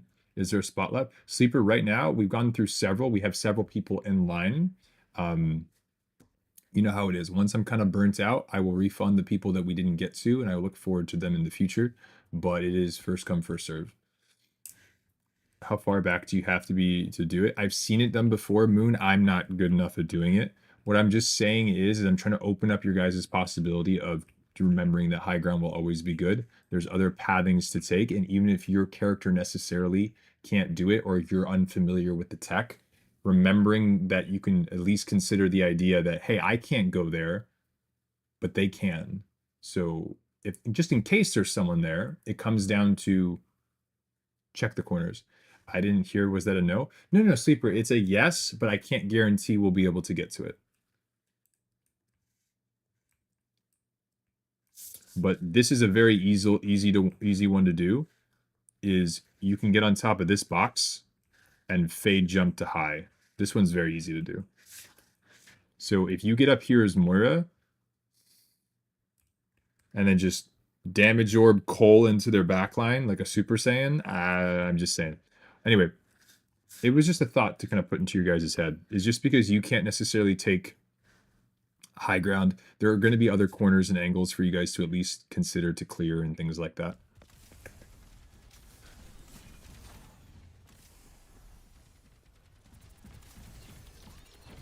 Like, the damage orb did numbers, but it didn't actually accomplish anything. So, damage orb Cole.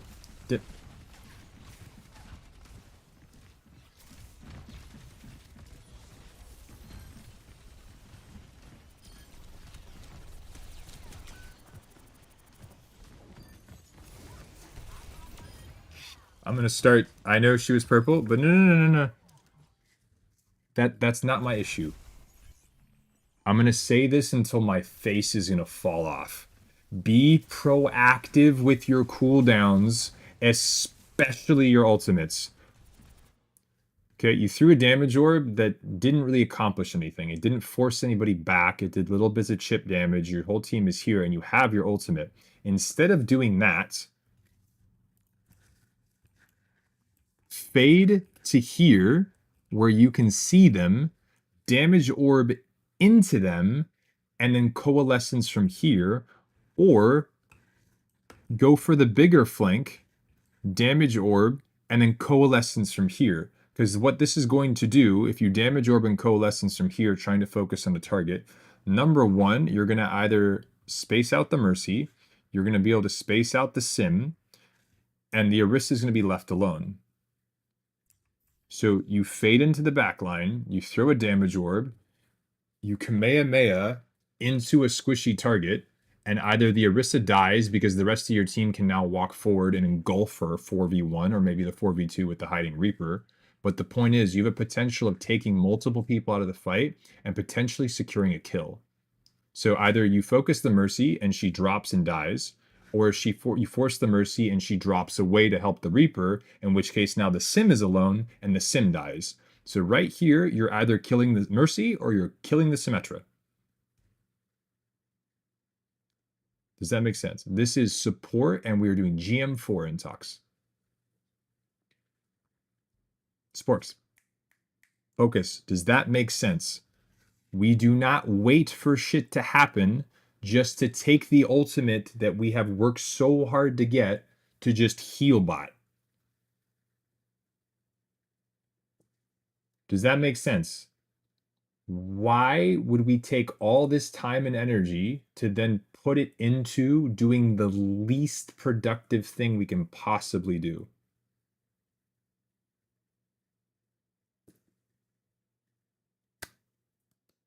Mid-plat GM4, same thing.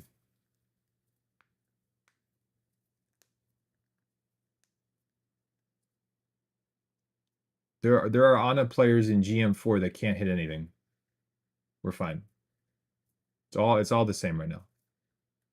Soon GM, honestly, it's not impossible.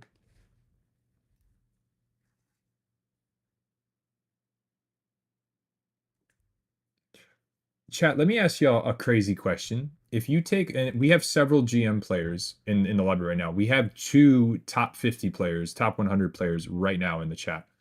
What makes them different than you guys?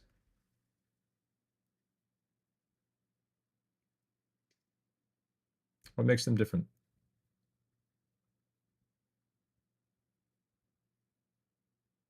Deanna, I just almost said something very inappropriate. I'm not going to.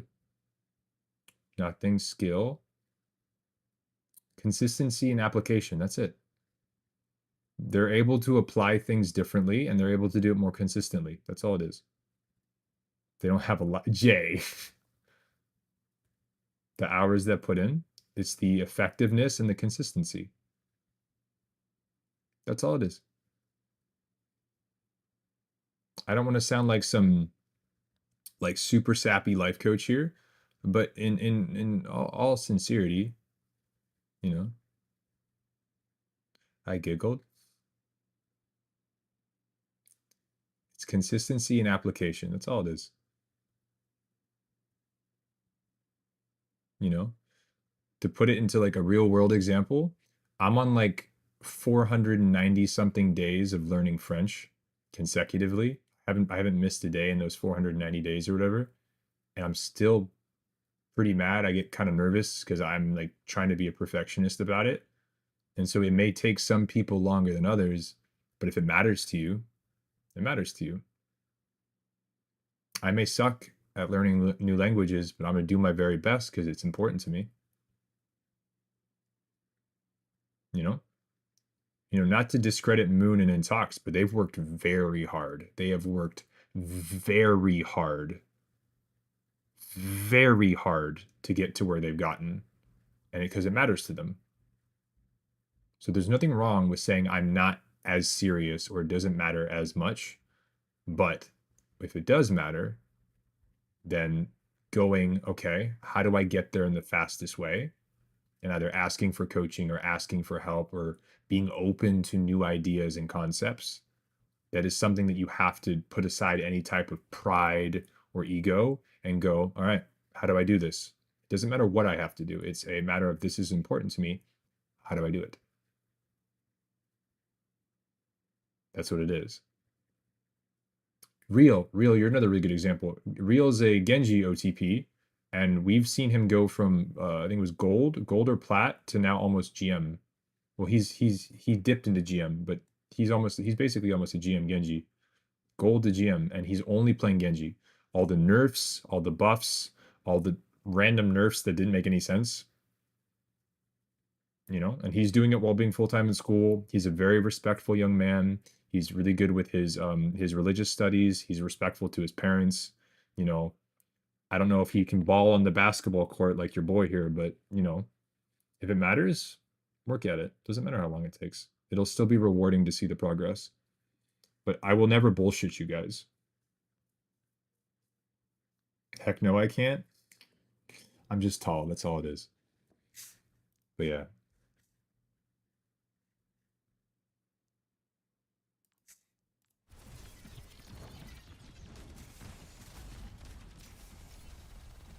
Um, I'm gonna say yes, but not for the reason you think, Sleeper.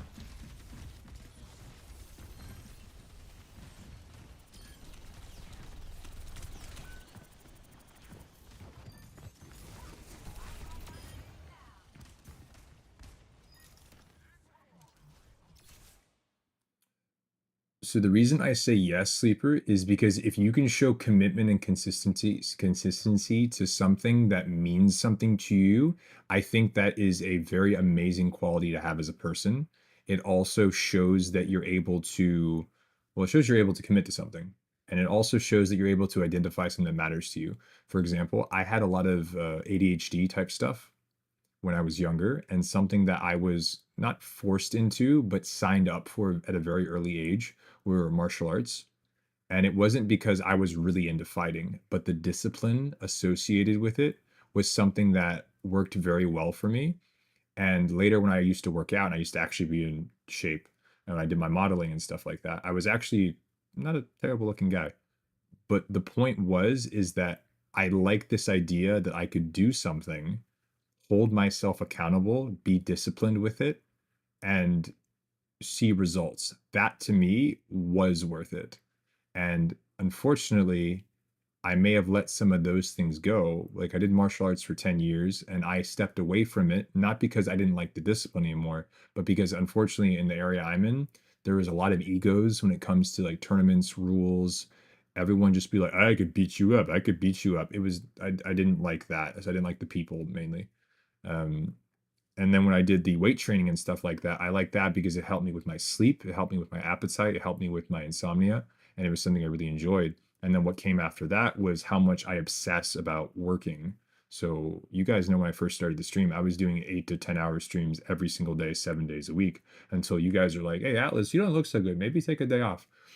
And, you know, whether it's learning French or if it's like a relationship or it's, you know, like working on my car, I don't really have a half button. I have I want to try my best. I may not be the best at it, but I'm going to give you everything I got. And so with ranked, I think it's the exact same thing because you're able to take something and go, I really want to apply myself and see how good I can get. And you hold yourself accountable to not go back on bad habits and keep developing good ones. And I think that does help with life because you show yourself that you can find something that means something to you. You can find resources to help you improve. You can set your ego and pride aside. You can apply yourself, hold yourself accountable, and follow through regardless of how much time it takes. And I think that's very valuable as a person. So I would say yes. I love the rain, Shorty. I love the rain. The wetter, the better. That sounded weird.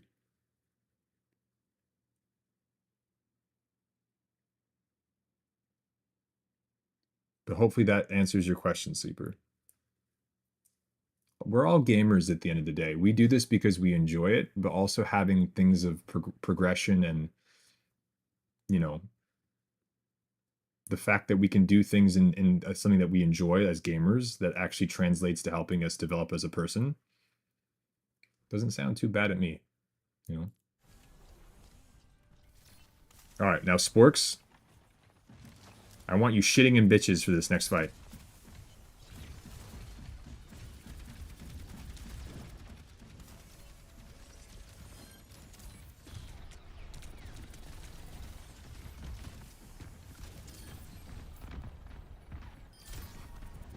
Hey, Owen.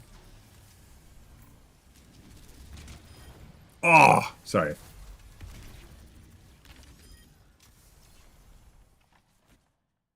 Get shit on. Okay. Now, real quick.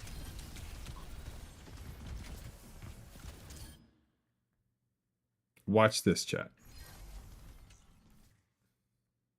Okay.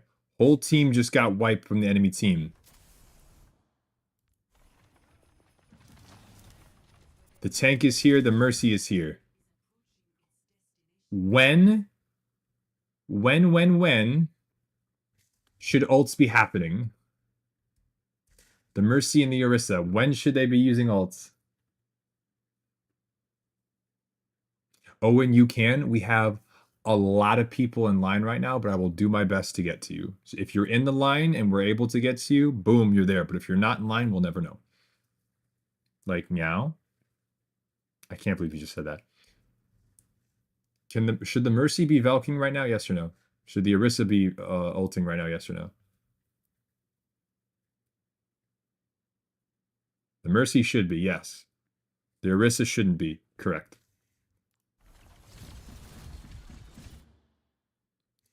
Bully the Ram.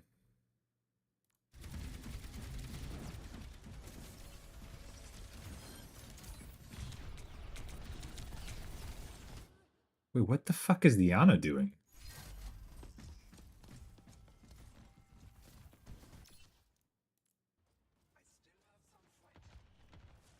What in the blue titties?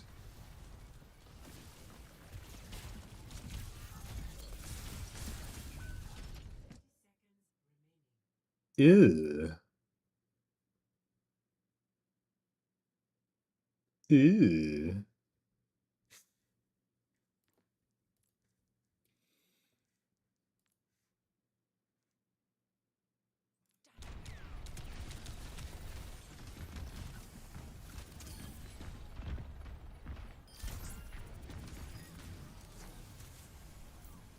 I got you, April. I got you. Ah! Reaper got shitted.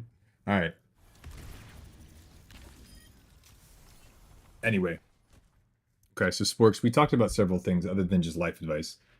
But when I tell you about the whole proactive thing, does it make sense, the example I gave you with nanoing when you have your whole team set up versus nanoing when they're already forced back.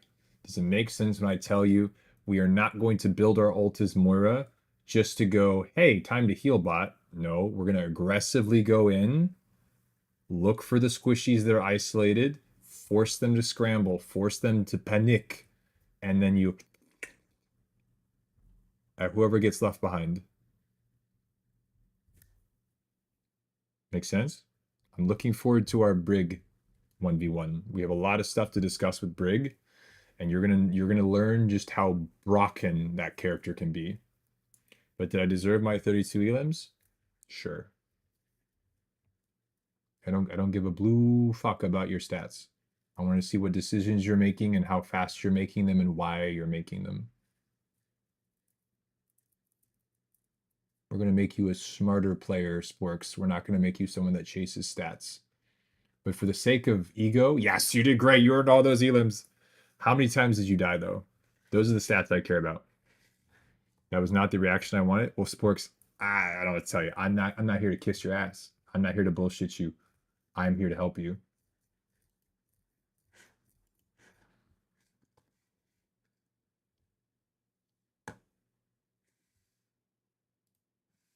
That's all I'm going to say about that.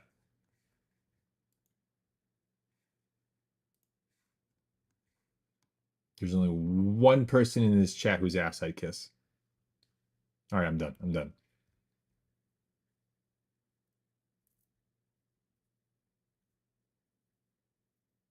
No, it's not you, Sleeper. Respectfully, but it's not you. Anyway, let's see who's next, shall we? Okay, let's see.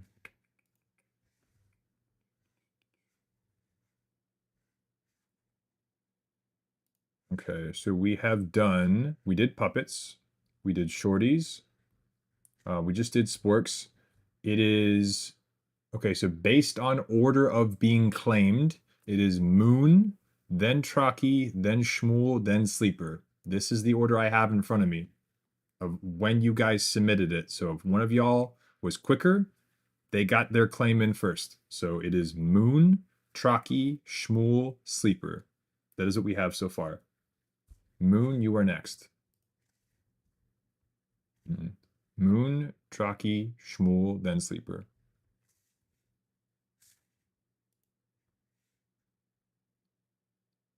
And that's just what I have in front of you guys. Whenever you guys submitted, it tracks. It shows exactly who did it first and in what order. I have no way of changing the order unless I just say, hey, we're doing this instead. Okay. Enjoy the notes. Okay. Let's take a look at this together.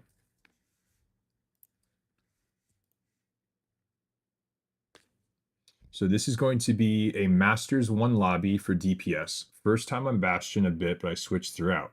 Had about 30,000 damage by myself that game, lol. Also, my headphones only has one side working. So I can only hear in my left side. So most of me playing is just by paying attention more. Okay. This is going to be interesting.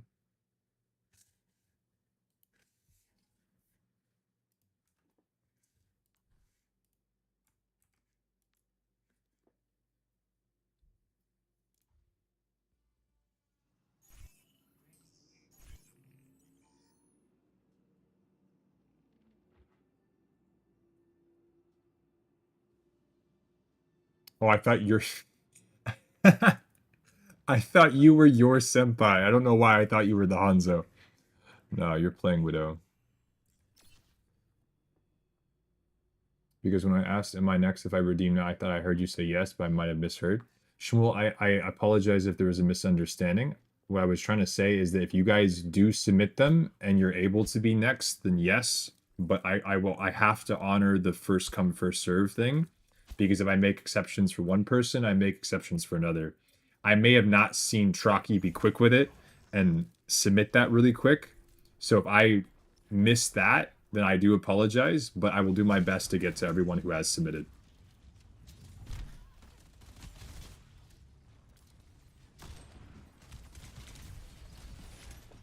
And if I made a mistake, I do apologize as well, Shmuel.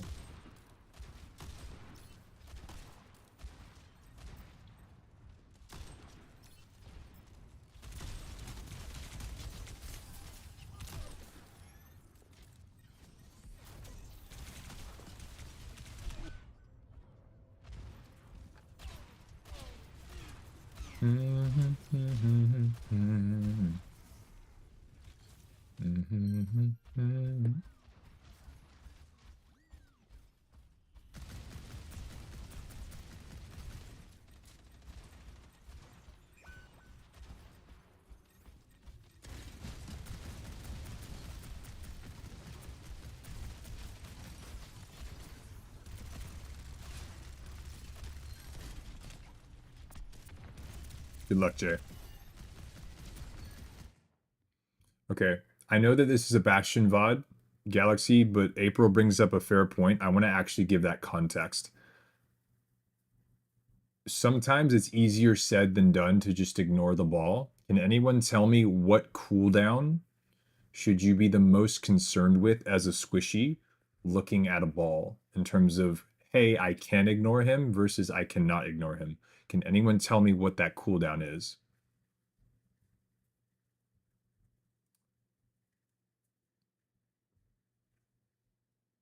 All right, Shmuel says slam. Moon says slam. April says slam. Slam. Okay. You were all correct. Deanna kind of circled C, all of the above, but no, the answer is slam. A lot of people actually say grapple, and I'm actually very proud of y'all right now for not saying grapple. It's because if you guys remember my numerical system, right? Burst damage, burst healing, damage over time, healing over time. Slam is an example of what? Burst damage, right? Exactly. And the burst damage from slam can overrule and compensate for scenarios involving high ground versus low ground because of either tech available or the complement of grapple also being online. I.e., you can grapple that leads to a slam, but you do not need grapple in order to do a slam. Make sense? So very good, chat. Very, very smart. Short lock in place. So it's burst damage with follow-up.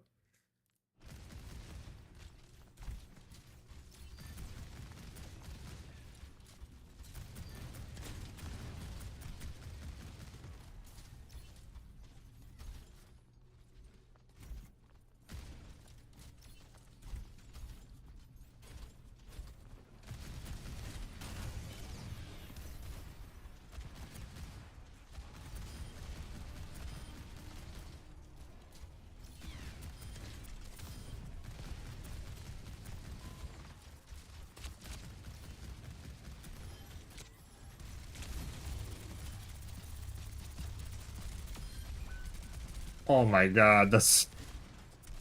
Yo, Yeetus and Deletus, that's crazy. Okay. Now, Moon, here, this is where I'm gonna kind of... You need to know better than this. Chat, as a general rule of thumb, what is the rule of taking or increasing the risk associated with a push forward? What is the rule of thumb on whether you know whether or not the risk of pushing forward is worth it or not? If I push right now, does it change whether or not we are winning or losing the fight? So if we look at their comp and they have a Kiriko, an Ana, an Ashe, a Hanzo, and a Ball, what did we see just die? Watch.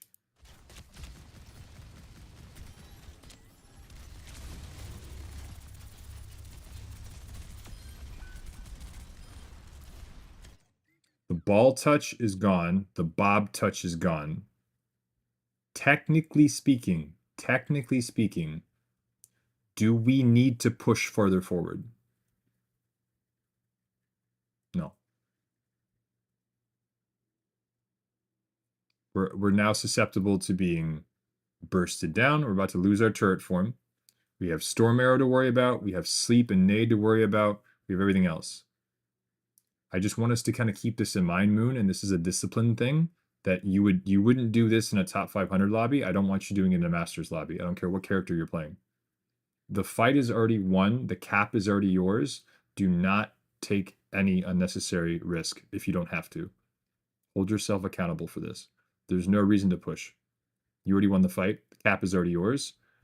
You finish what was on point Now pay attention to what is coming next before you decide to move forward. Don't just mindlessly go W. There's the anti, there's the storm.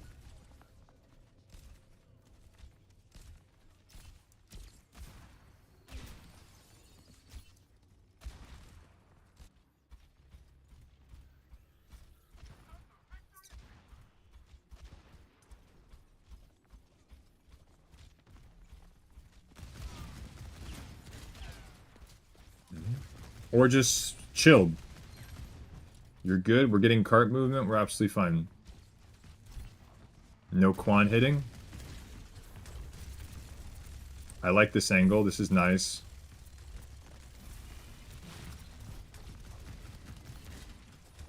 Something small. And again, this is actually very similar to Sporks. You know how we went over when you're using Nano, when you're not using Nano? Why did I not like the turret form? I like the angle. I didn't like the turret form. Moon, I'm going to play it again. I want you to tell me why I don't like the turret there.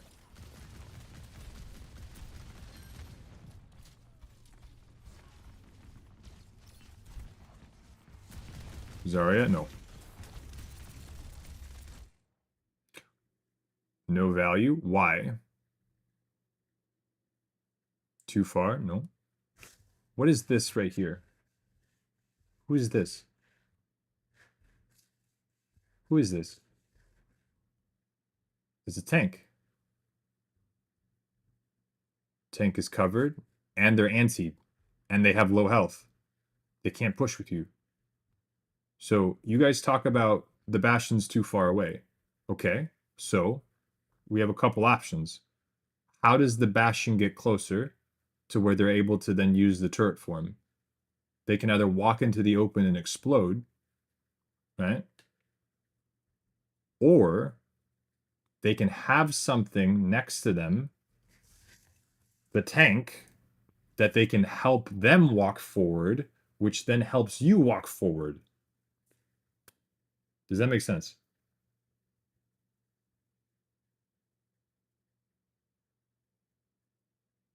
Does that make sense?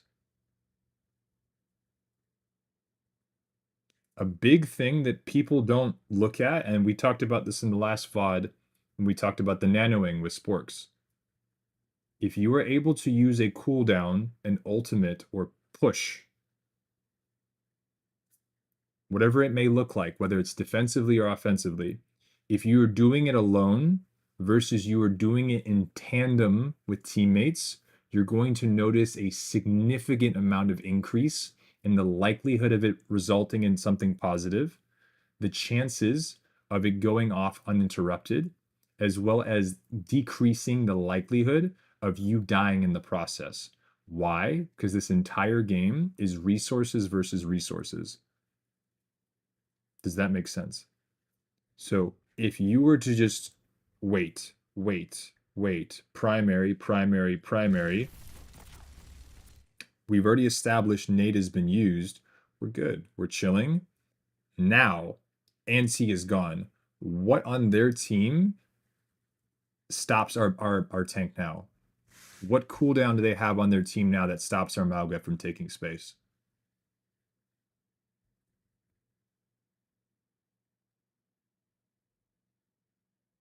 Well, they have a sleep. Okay. But if your Malga gets slept and he's 4 feet in front of you, even if his body is sitting there like a big dum-dum, but Anti's gone. Anti's gone for 12 seconds. Genesis. Wait, Owen. Oh, Gino with the tier 3. Gino, you have a new baby coming. I appreciate that, my friend. Thank you so much. Gino the cave diver is gonna be a dad again.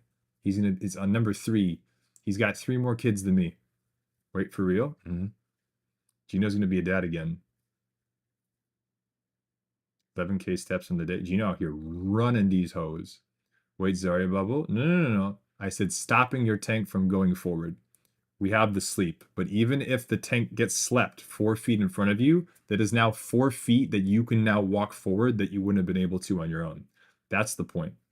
So if you are going to use your turret form, Pay attention to your front line and play off of them. That's the best way I can do it.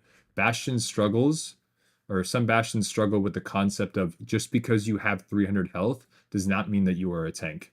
And when you use your turret form, you slow down tremendously. So use your teammates. I don't care if they're feeders or not. If you can use them to pivot and take space with, absolutely do it. The amount of, and I hear a lot of support players do this, when you have a Reinhardt that's just pinning into their backline off cooldown, they are so much faster to go, my tank's feeding. Cool. Let him fucking feed. Use the fact that you have a 600 health target going into their backline, and now instead of the nade hitting you, instead of them all looking at you, instead of all of them shooting at you, use the target practice dummy who's inting into their backline and make a play off of them. The amount of people that just stare at the Ryan and go, our tank's dead, this is why I'm gold. Like, no, use them. It's an opportunity. I don't care if he's feeding off a cooldown. The fact that he's exploding, it's because he's taking damage. It's because he's taking cooldowns to the face. It's because things are happening to the tank. Use that to set up a play. What an idea. They died somehow. It wasn't because they just touched a magical spot in the map and exploded. No. They had to take damage from something. Something had to look at them and now are not looking at you. So do something. Anyway, sorry, rant over.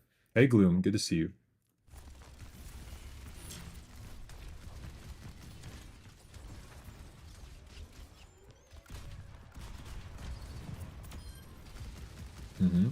One person feeding versus 3 people going in with the one person feeding, it's no longer feeding. Now it's an aggressive play, and we like aggressive plays.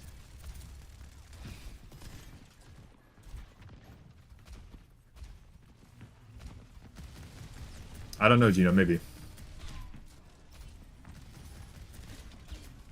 Alright, Zarya is pushing your team. Zarya is pushing your team. Zarya is pushing your team. There she is. Oh, you...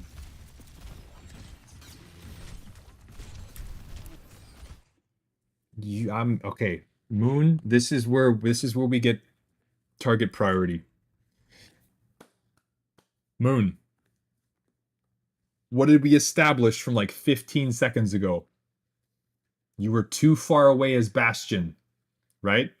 The things you were shooting at were too far away. What just walked up to your team and said, shoot me? I'll give you a hint. It was not the things that are standing way over there that are still too far away from you. I know, Moon, but you got eyelids. You got eyelids.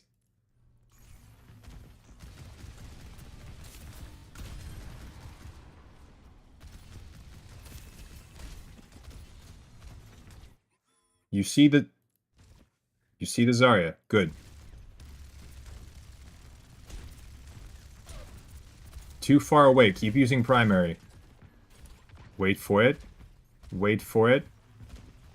Wait for it. You can see the Zarya.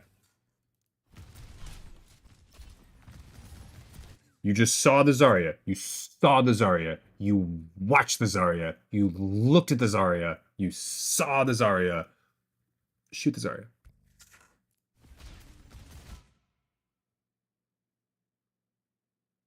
No, you don't focus backline here. No, we don't focus the backline.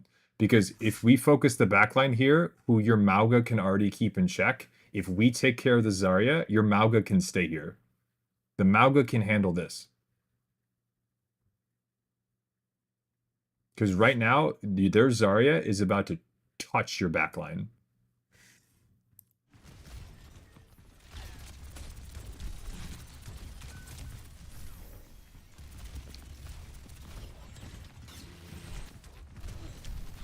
Can you see the Zarya now?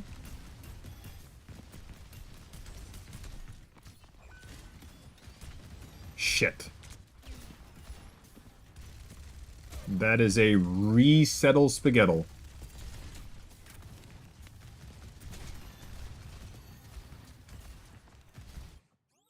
Like, straight up.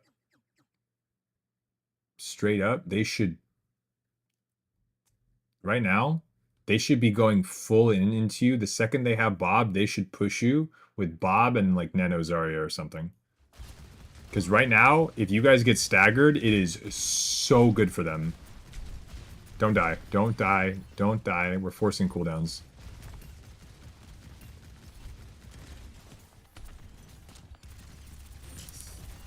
Ay, ay, ay, ay, ay, ay, ay, ay, ay, ay, ay, ay, ay, ay, ay, ay, ay, ay.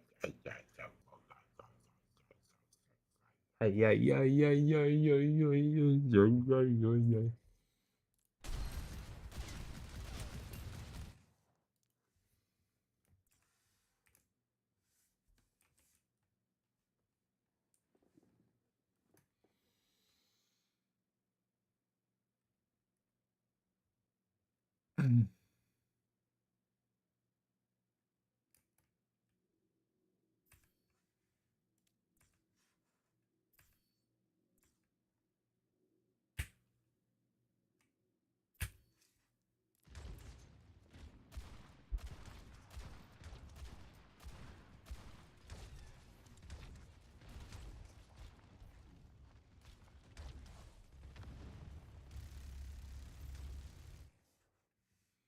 Are we noticing a theme here, Moon? You said that your right headphone wasn't working. Whether you get that fixed or not, Moon, here's what I want you to remember is that you can poke at mid to long range with Bastion, but your turret form is mid to close range. So you are changing your effective range contingent on whether you have a cooldown active or not. Okay? Let me put it to you. You like playing Ashe, correct? I'm wasting cooldowns, basically? Yes. But look at it this way as Ashe. If you try to coach gun kill someone while they are 55 meters away from you, that would look rather silly to someone that plays Ashe, correct? Versus if you are aiming down sight and you are shooting them, that seems a bit more proactive, correct?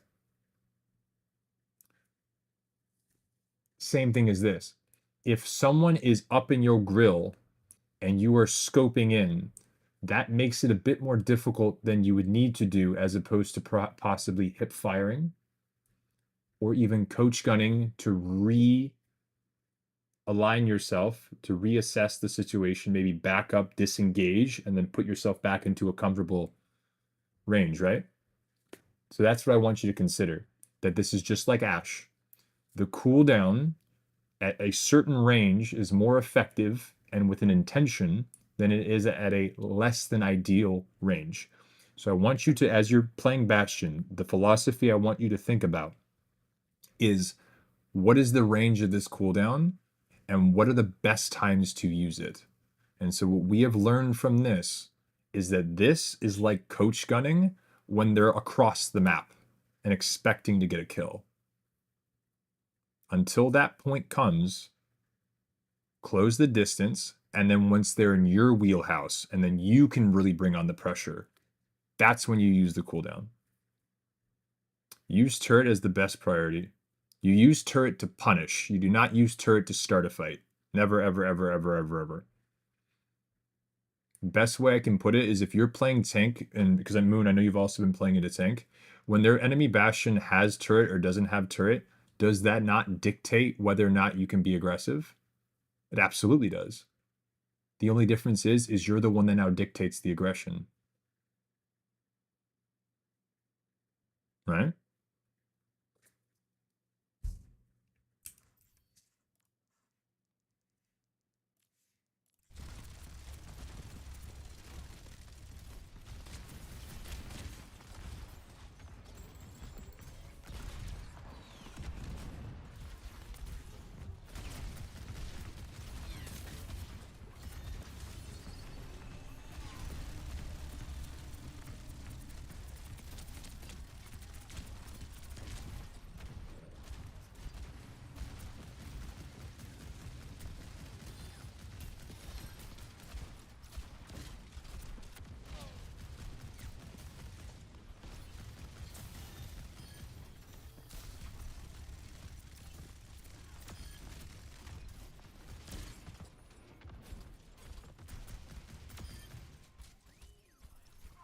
For the people that have been watching me for closer to a year, do you guys remember when Overwatch 2 came out?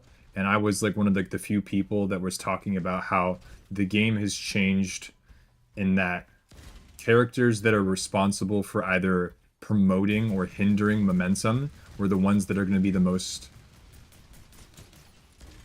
impactful. Well, what other people in the community called it was tempo. Tempo tanks, tempo characters. I referred to it as momentum. Bastion's turret form is very, very good at dictating, stopping the enemy team's momentum, or helping your team build momentum. Therefore, you cannot afford to waste it.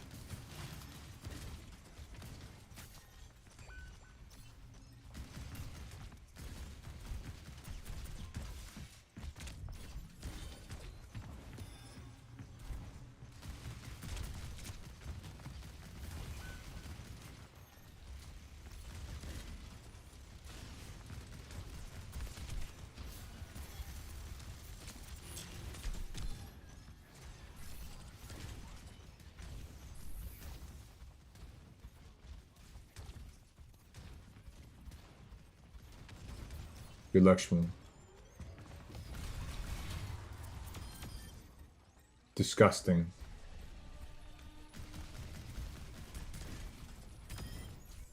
Oh, is that the 4K that you were talking about? Disgusted.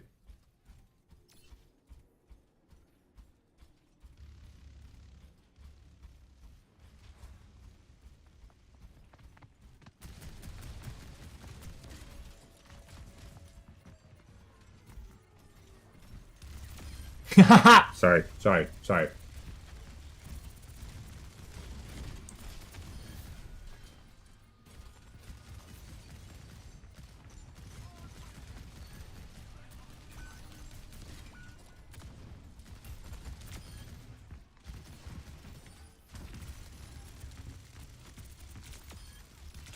Delicious. Delicious. Okay. This is the same thing. This is the same thing. This is the same thing. Remember that very first point fight you had, right? Where you have already won the fight potentially. Now your next job is to just hold your position. Their spawn is right there. It's only a matter of time before these eyelids start to open up and they notice you're there. You gotta pick on the Zen. Boom. The Hanzo sucks. You killed the Zarya. The cart is moving. The Hanzo is trying to shoot you. Every second that he spends looking at you and shooting at no one else is valuable.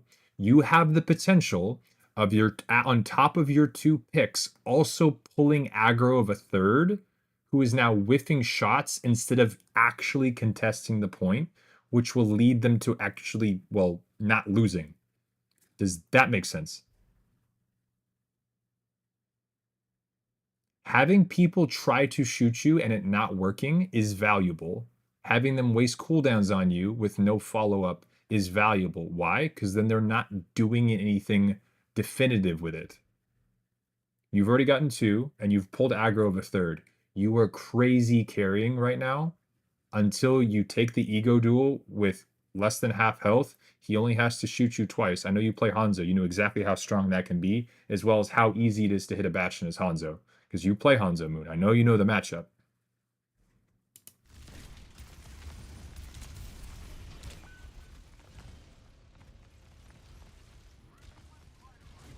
And now what does the Hanzo get to do? He gets to shoot the rest of your team. Because you dead.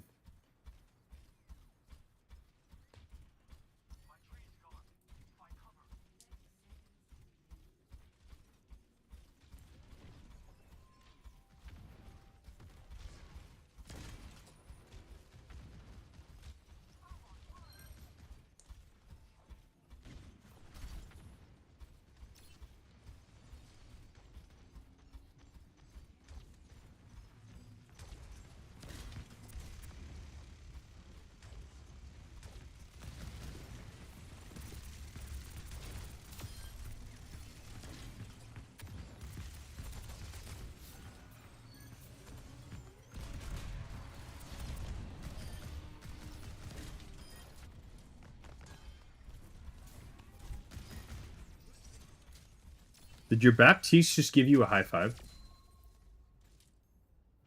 What's good, Owen? How can we help?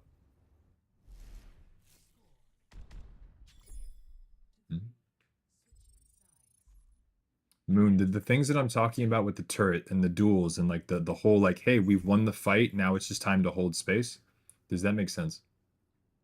Is Shmuel next? I think it's Trocky, I believe, Owen.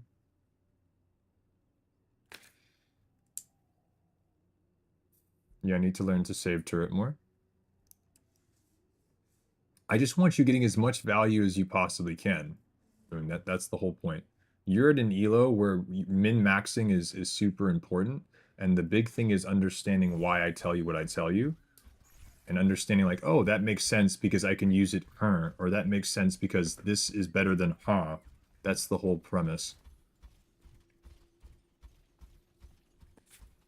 And I think we have some newer people in chat as well. Welcome. My name is Atlas. If you have any questions at all, even if this isn't your VOD, feel free to ask them. I will do my best to find an answer. Or we have a lot of helpful people in chat. Maybe they can help as well. All ELOs are welcome to pitch in. This is kind of open discussion style coaching.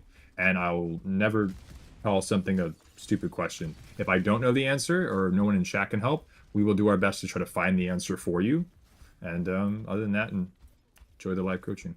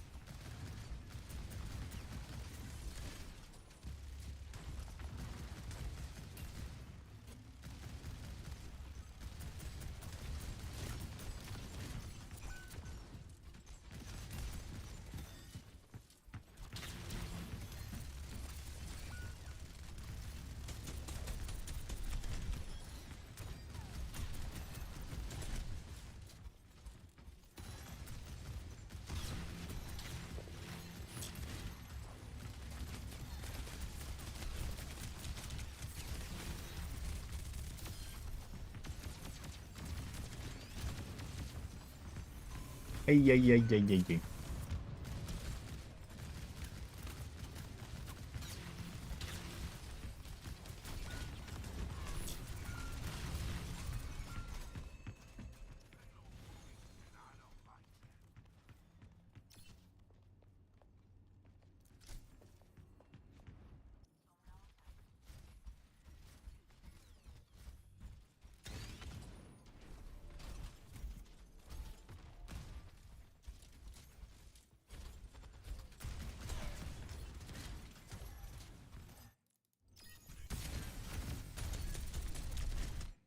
Okay. Hey, boo boo. Okay. Moon, look at me, look at you, look at me, look at you, look at you.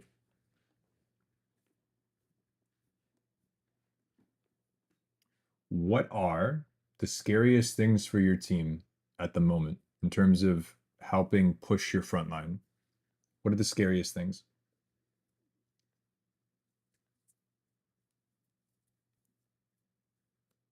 What are some of the scariest things in terms of what they are able to do to push into your front line?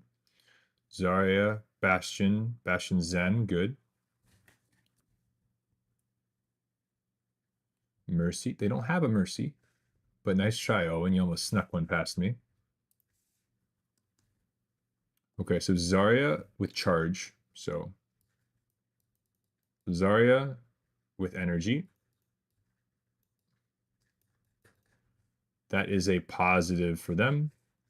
We're going to have Zen Discord is going to be another positive for them.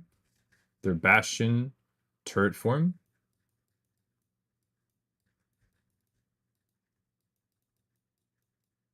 It's going to be another positive for them. Kitty. Oh, sure. Kitty, just her entire kit is stupid, so we'll count Kitty entirely. And then Widow. If she's uncontested, all these other things complement this super well. Now, what's kind of crazy about this is that the scariest thing on this team actually is the Widowmaker. Because what does everything about their front line do in terms of where the fight is beginning? Hi, Takeda. What is really scary about what they're able to do in terms of how much aggro and aggression they're able to pull for the front line? Distraction for widow positioning, take space. Yes. The fact that they can do so much immediately in front of you to where on this map, because of how linear it is, and by linear, I mean like one-dimensionally favoring a single lane versus every other map having 3 lanes. This still has 3 lanes. It's just, it's so one lane dominant. This is why a lot of people have an issue with this map, at least more competitive people, is because it is so linear. It does not matter what you are running, if how you run it is able to enable characters such as Widowmaker, such as Ana, such as Sojourn, such as Hanzo. It is unbelievably oppressive. It is unbelievably valuable. The fact that they can run a literal brawl, it's literally a brawl poke comp with a Widowmaker, and the Widowmaker is the one that's getting the most free value from this, is absolutely insane. And it is entirely because of how linear the map is. Now, we also talked about momentum forward versus denying momentum. Bastion, still the best thing that you can do in terms of denying momentum, is going to in fact be your turret. So it's even more important right now that we don't waste our turret moon. So a couple of things we want to focus on. Not adding to Zarya's energy. Paying attention on who has been discorded. If it is us, we have to respect it. If it is not us, we take that as an opportunity to do something big. Number 3, our turret form cooldown. We have it, they have it. Do they not have it and we do? That's an opportunity.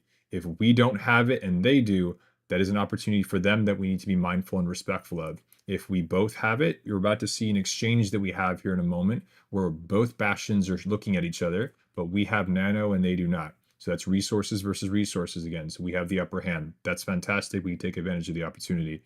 The Kiriko, cleanse or no cleanse.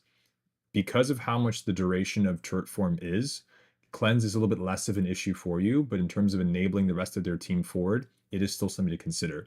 The best way of going about this is me personally tracking the Bastion v Bastion cooldowns, not charging their Zarya and tracking her bubbles, and then mindful of the Discord. Widow will not be a direct threat to you, but you need to take away the things that make her be able to do her job. Zarya and Bastion are your 2 main focuses for punishing. Because if their Zarya and Bastion are offline, your Widow has less room to breathe, and your Widow is able to now contest hers.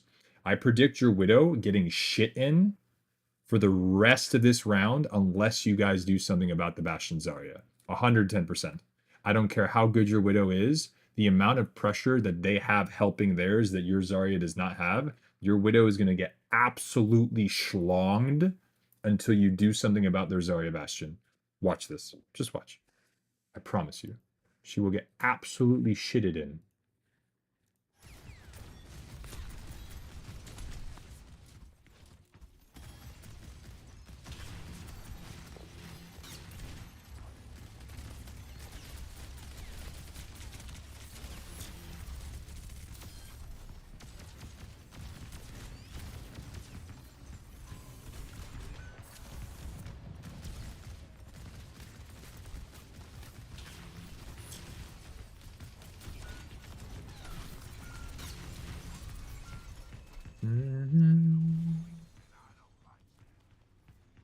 Well, the good news is they waste Kitsune. Seems like high Masters, low GM. Yes, it is a Masters 1.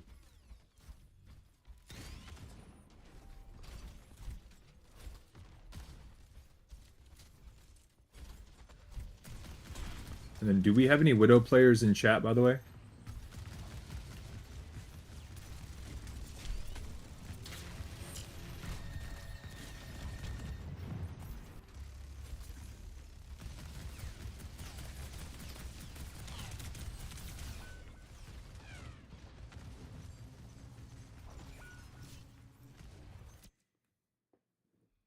We'll get to the Widow example in a second.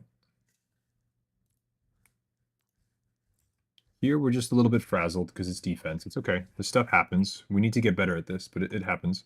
Keep in mind, chat, Moon did take a little bit of a break from the game, so we're still knocking off some rust with him. But Bastion in the open is obviously a no-no.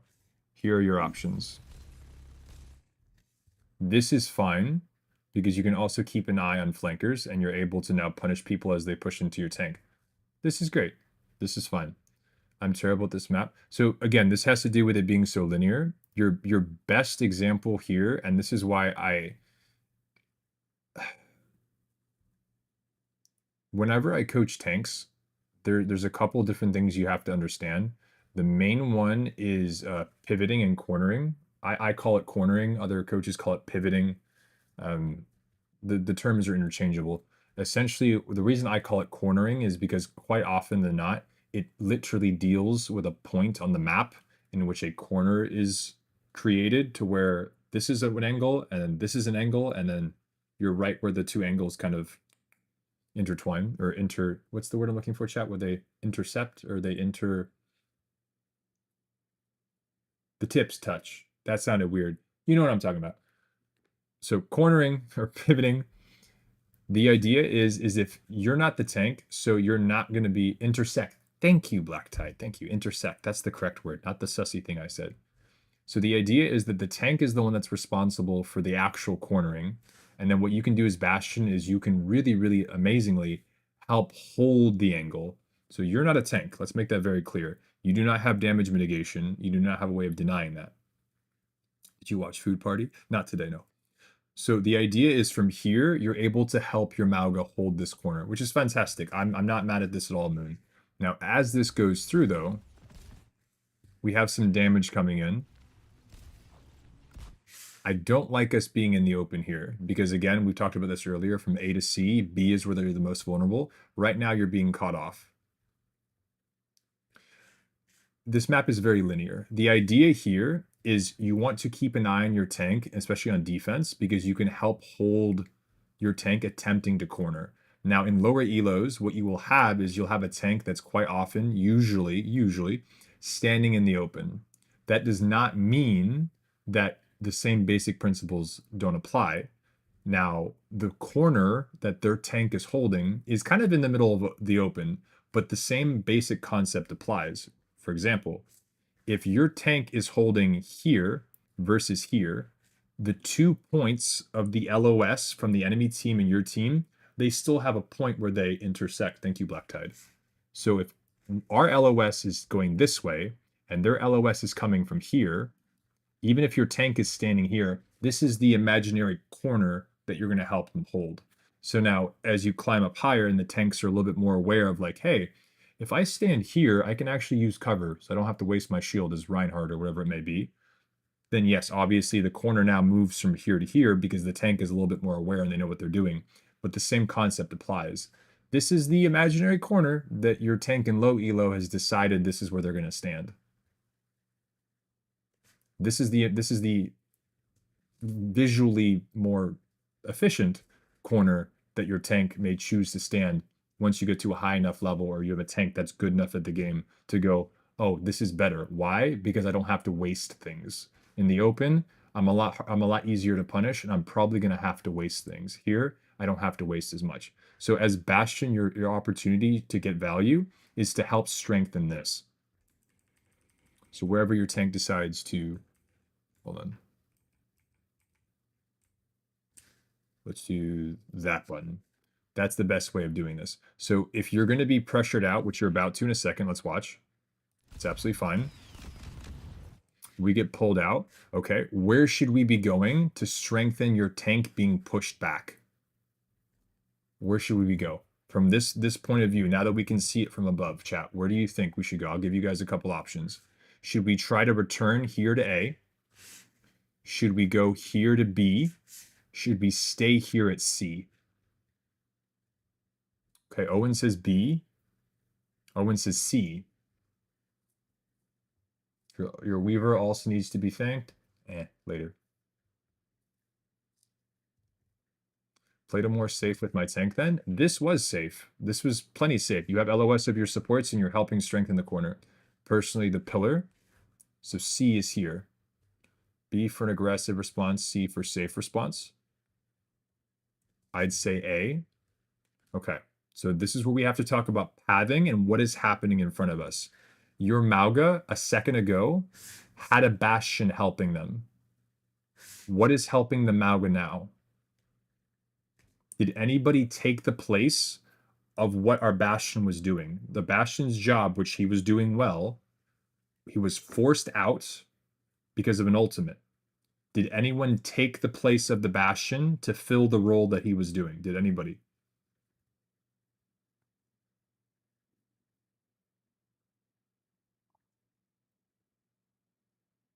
No one did.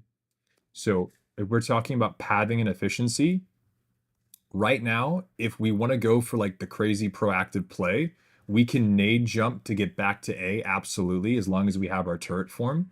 But if we don't have our turret form, the other option is B, which is a little bit more 50-50, and that you were hoping that your Mauga will back off, and then whatever pushes into him, you're able to now have an angle of to where you can now pressure them out and at least deny this space here. Because what was allowing you to hold this was the fact that you had turret form.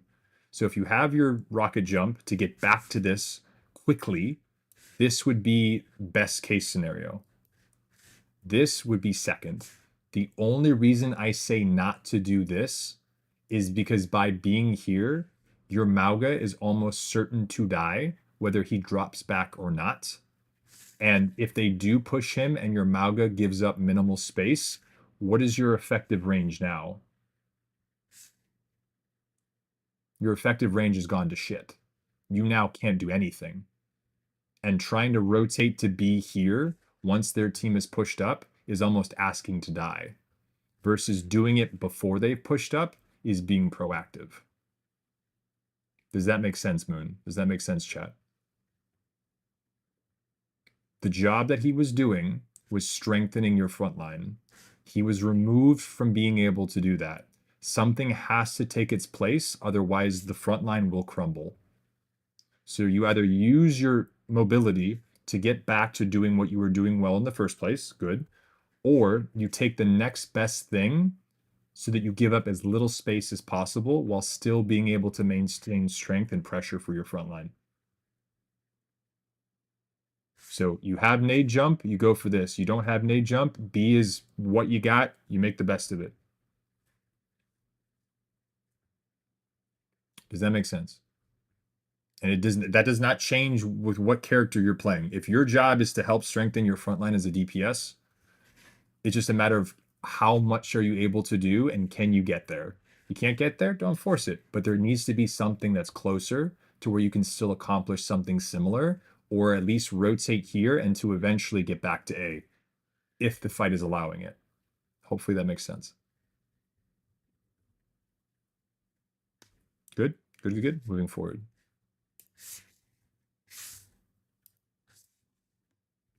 Hope you know I wasn't throwing this match. I don't think you are, Moon. I don't think I've ever had anyone show me an intentional throwing VOD. I think I'd be very disappointed if they did. Sometimes people genuinely have a game where they felt very frazzled and they're just like, I need to know what's up. Give it to me straight. Don't bullshit me. And I will do my best, but I'm not going to be a dick about it. I will be tougher on you, Moon, because you're one of my GM players. But if you're like diamond or below, I'll be significantly more lenient. And the end goal is still to help. And I think berating or yelling at someone but not explaining why is not productive. If I would have just told you there, oh, shoot better, or like, what is your positioning? It's terrible, and I just let it play, that doesn't help you. So that's why I believe in showing examples and having you be able to consider things so that you have something to actually take away with you, as opposed to just me saying, get good, skill issue, be better, don't miss, Bastion diff. Like, what the fuck? That doesn't help anyone. Just judging someone. I was telling him someone they were awful is not helpful for them to improve. Yeah.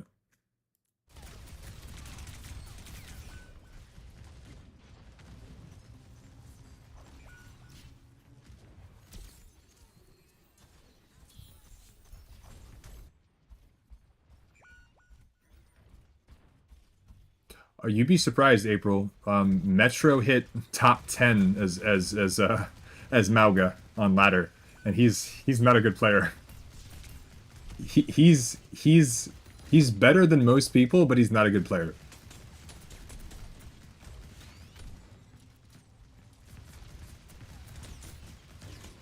Yeah. If telling someone they have a big ass forehead is not going to magically make them have a less big ass forehead, hand them a hat.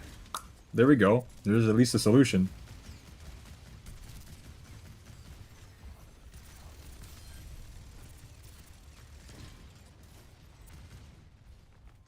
Metro is better than most people, but I don't think he is a good player.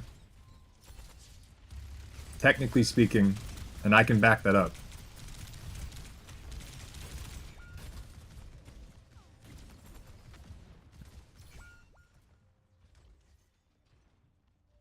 CTX was rank 1 with Mauga. Mauga is wild.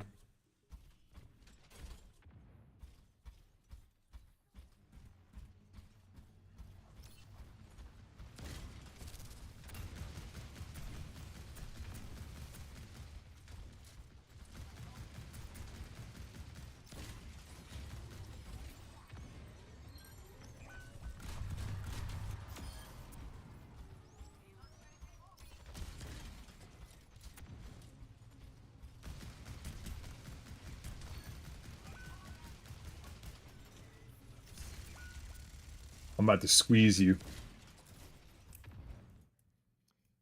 Moon? Moon? We're not playing Widow.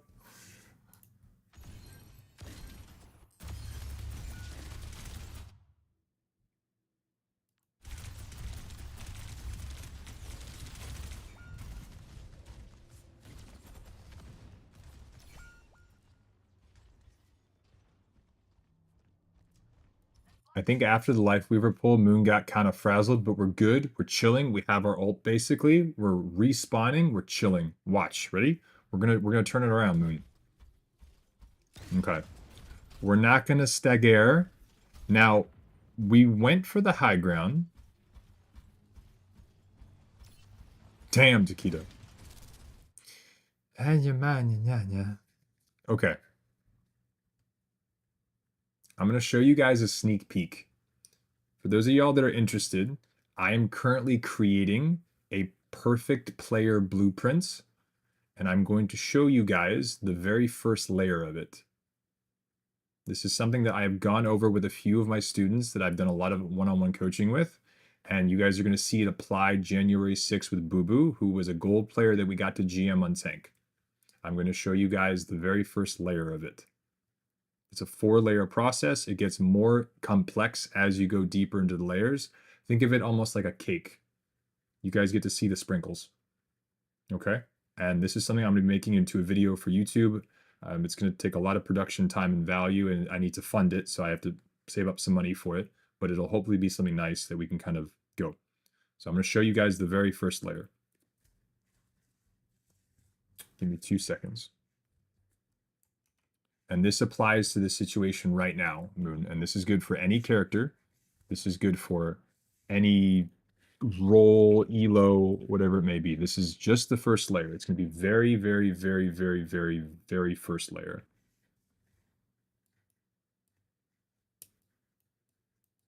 Move.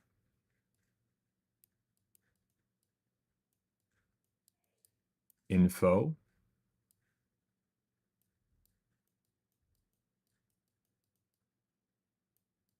Elims.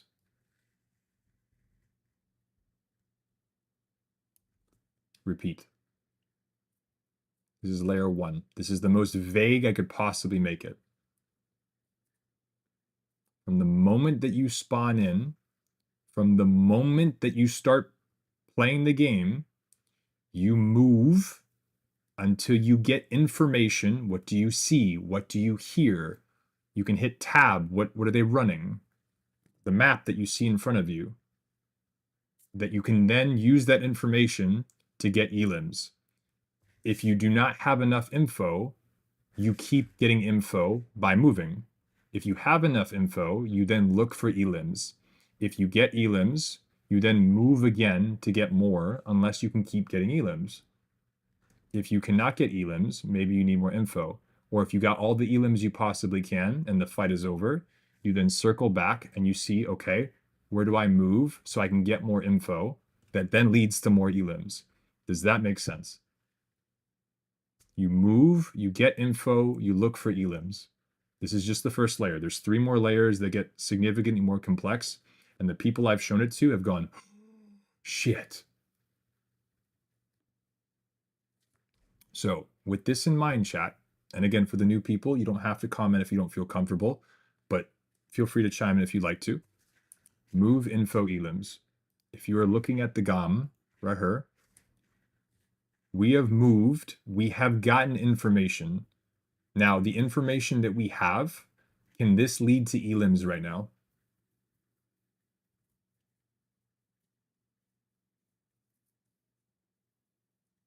From how much we've moved and how much information we have gotten, can this lead to elims? It cannot. So right now, Moon, do we need to move more or do we need more information?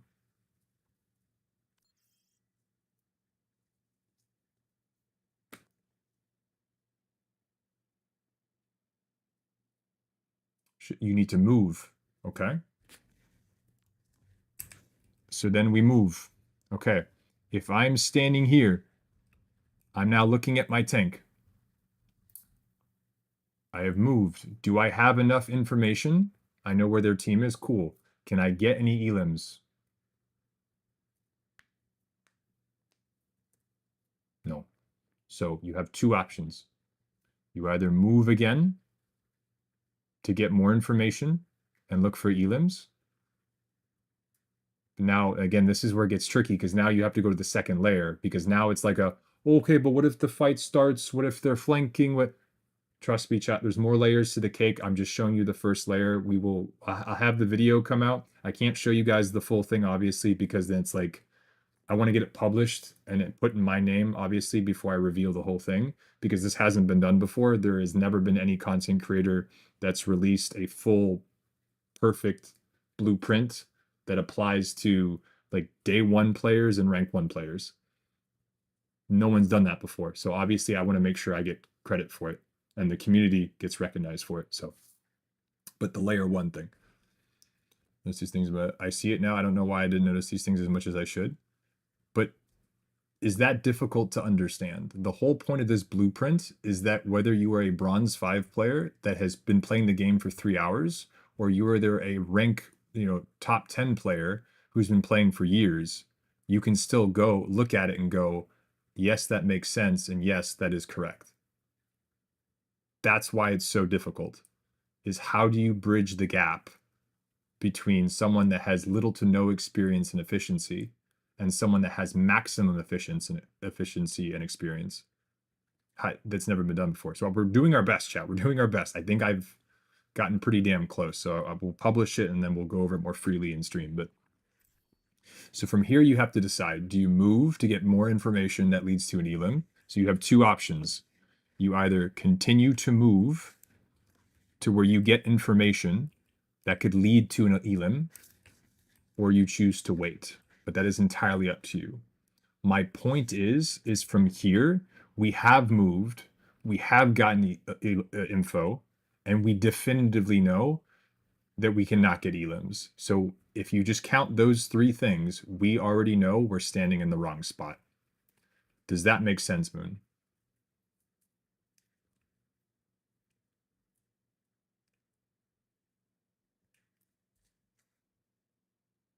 And chat, this is a top 500 player that still has room to improve. So for you guys queuing in and to your plat lobbies where someone's like, I'm playing perfectly, it's my team's fault. We have literal top 10 players that we coach that can still improve at this game. And there are literal plat players that are convinced that they have no more room to grow. It's their team's fault.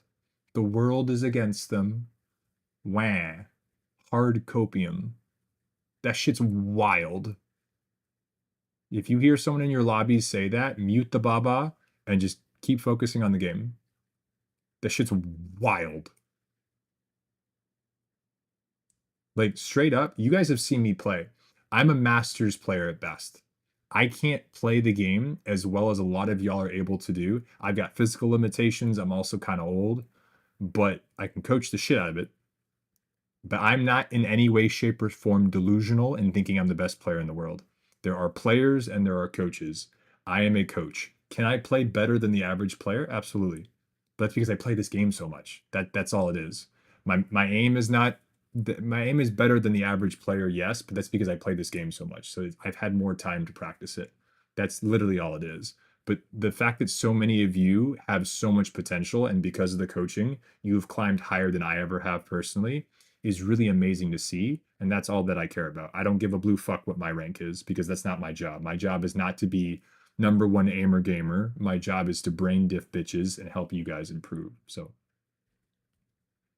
yes, see, Ryan, and you're a Masters player, are you not? So 2-14, but that was somehow the rest of the team's fault. Atlas, I'm still struggling with the third layer you sent me the other day. It's meant to get more complex and harder as you go. That's the whole caveat, is that most players, you have to work through each layer, but as you get through each layer and you apply it, you will see your rank climb, you will see yourself get better, you will see you understand the game more. Anyway, so back to you here. Thank you guys for being patient. I'm just trying to make sure y'all get as much value out of these as possible.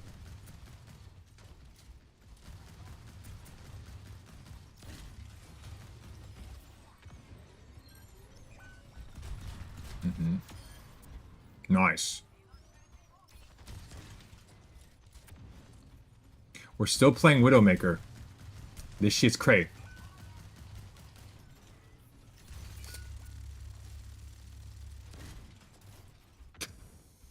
Ah.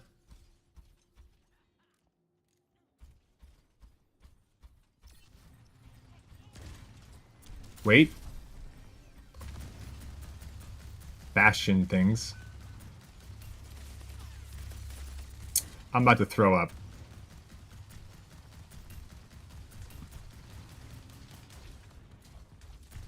What's so crazy is that they can literally heal off the damage you're doing.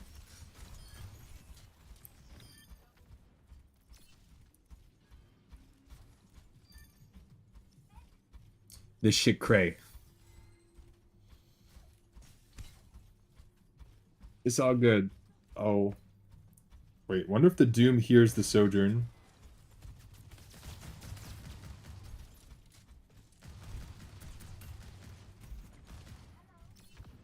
Ooh. It's okay, chat. We only drink when we thirsty.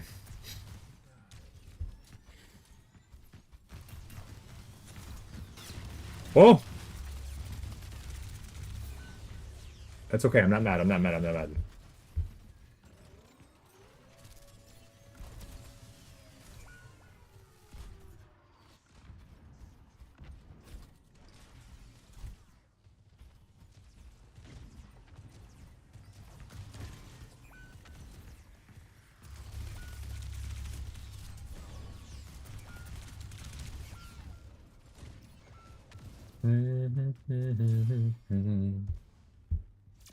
Okay.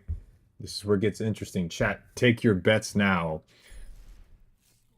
Do we win with the 2-minute deficit or do we crumble under the pressure?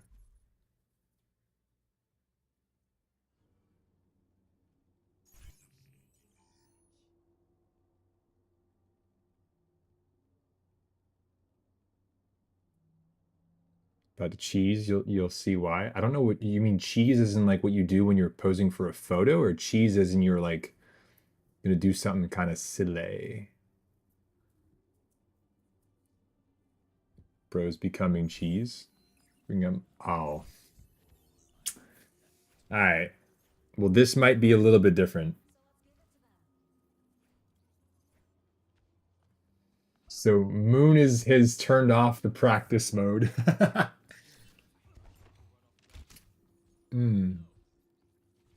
So y'all might notice a slight difference in comfortability and proficiency. Moon is a top 500 Hanzo and Ashe player. He's got like 6,000 hours in CS:GO. You know, he's done a lot. So this shall just probably be a lot of fun. Huge pedal.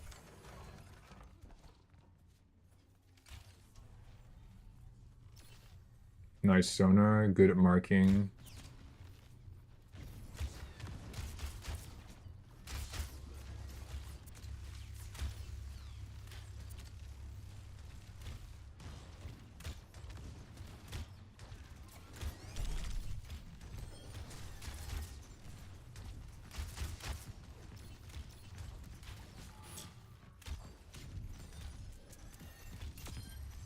Nice. Oh.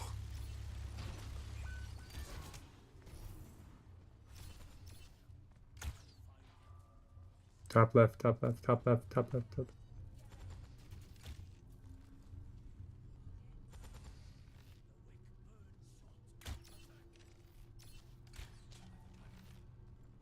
Good sonar.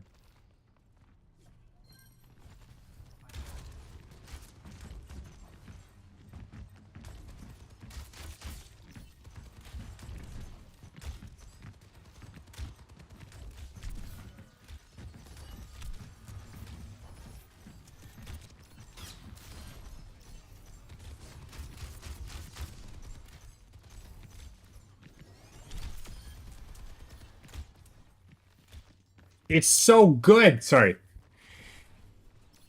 I love seeing good positioning. I love seeing the angles. I love it so much.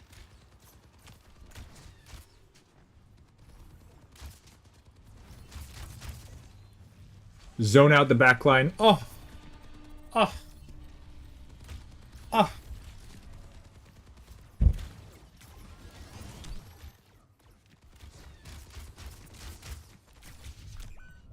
Oh, it's a balanced character.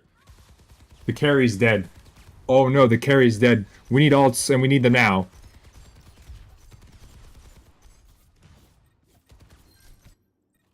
Good fisting. We're locking the soldier.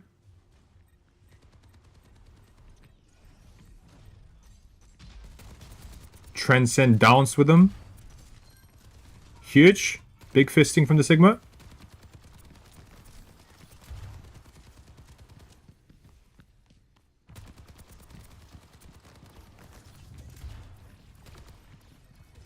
Everything's touching with half health. Winnable. Good positioning. Nice angle. Oh, we needed to land that rocket. We needed to land that rocket. Never mind, you're better. You're built different. Your team pushed aggressively. Your Mei is cooking right now. Your Mei is cooking right now. Your Mei is cooking.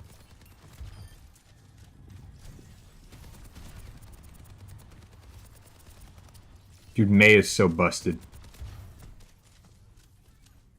This is Moon.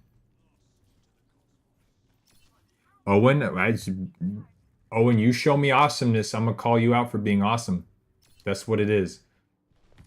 Now, to be fair, Moon has worked very hard to get here.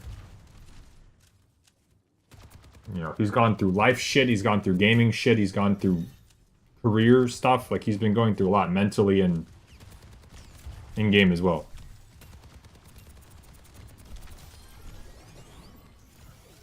Goes for the mini. I love that. I love that so much. If you run into a mine, though, I'll throw up.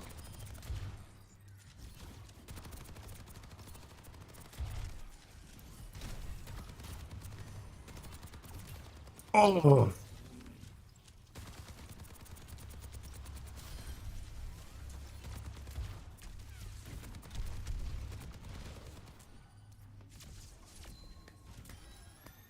La cocaína, la cocaína. Oh, damn. Alright, well, the Bastion VOD is over, but, you know, we're cooking, we're cooking. Ah.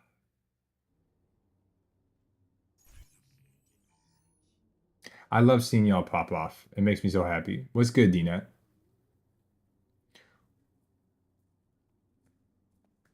You know what? I want to see D-Net. Happy New Year to you as well. D-Net, if you ever get back into Overwatch, I want to see you try Bastion. because you're also one of our very talented DPS players who's done like Masters GM stuff, but I've been playing Overwatch recently. Right on. I want to see DNAT try Bastion. I'm playing Genji mostly. Okay, so that's very different. Because Chad, DNAT here was a very good Cassidy player. Let's see, because they wouldn't let her in the room where there was still an appointment going on. She didn't have an appointment even in the system. Gloomy, you can either trip her, lock her in the bathroom, or keep her in the parking lot.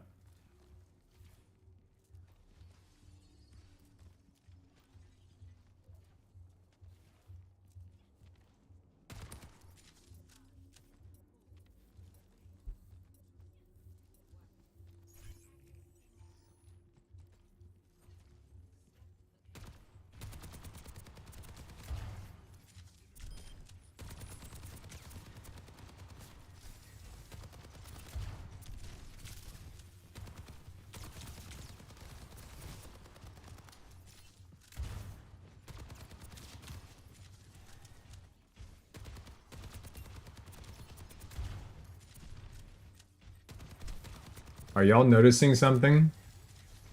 That this range for Bastion doesn't work, but it does work for Soldier. It's almost like they have different effective ranges.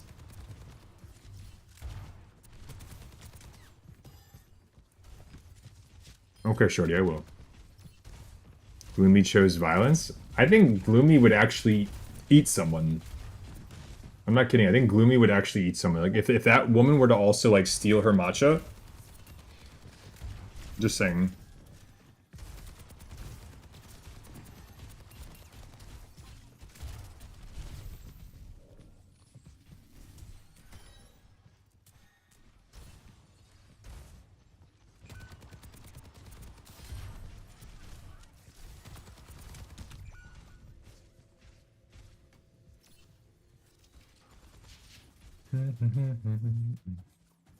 La da da da da da da da.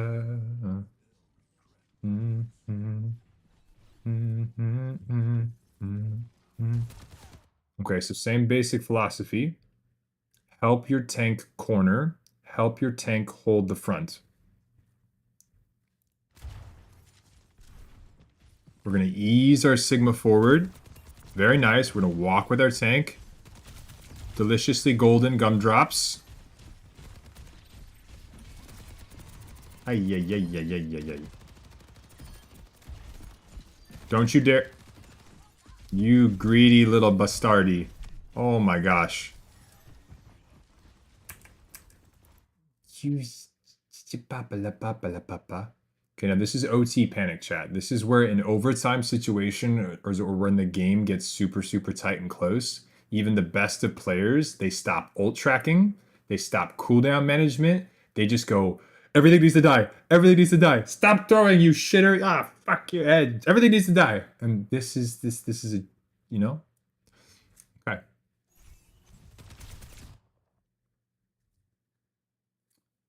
Moon, let me ask you a question.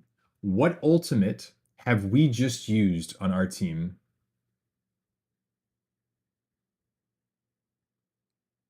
I'll give you a hint. You can see it.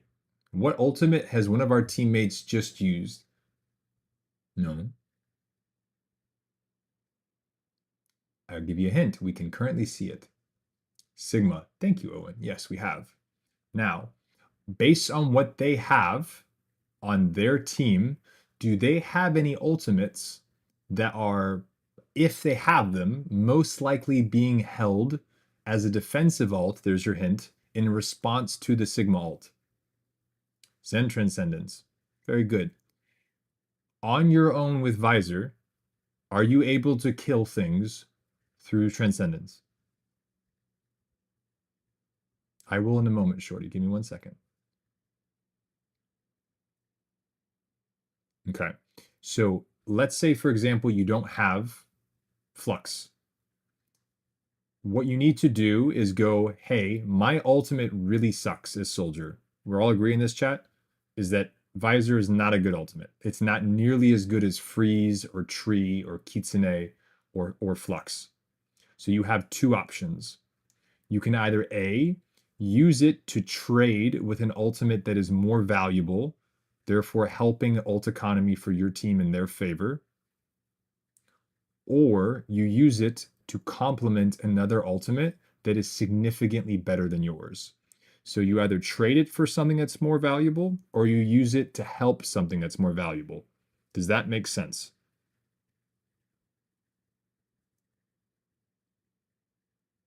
So, ignoring OT panic, as a GM brain, you should go, my ult sucks, but if I can use it to force transcendence or punish overclock, or maybe even by some miracle slow down the momentum in response to a Kitsune rush, that's what I should be doing. So that's how you can still take a shit ultimate and get value out of it. You trade it for something that is better than yours, or you use it to complement another ult on your team that is more valuable. Does that sound good? Good, good, good. That makes sense. So instead of complaining that you have a shitty ultimate, try to at least get something awesome out of it. Yo, Park, it has been a minute. How are you? How are you?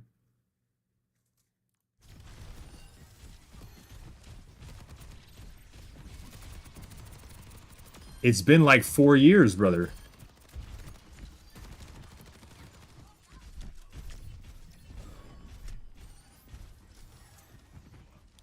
I'm just teasing. Good to see you.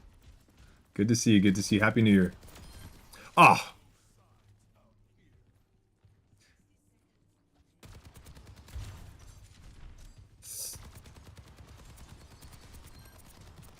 Cheats? He's got a better chair.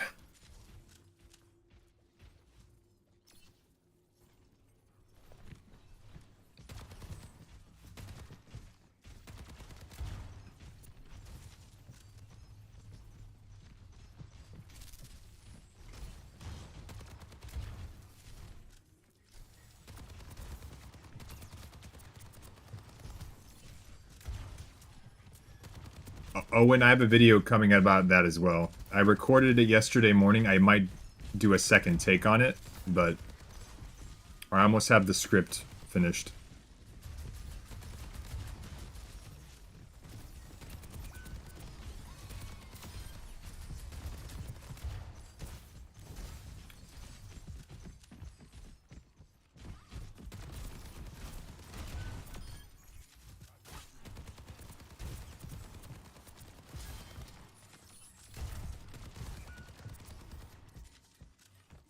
Dude, their Zen is cooking. That's another Transcendence.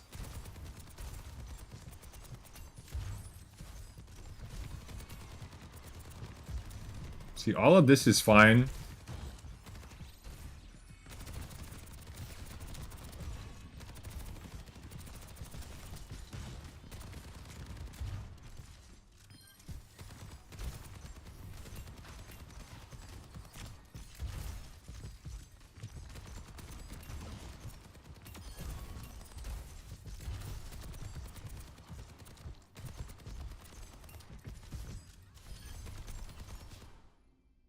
Okay.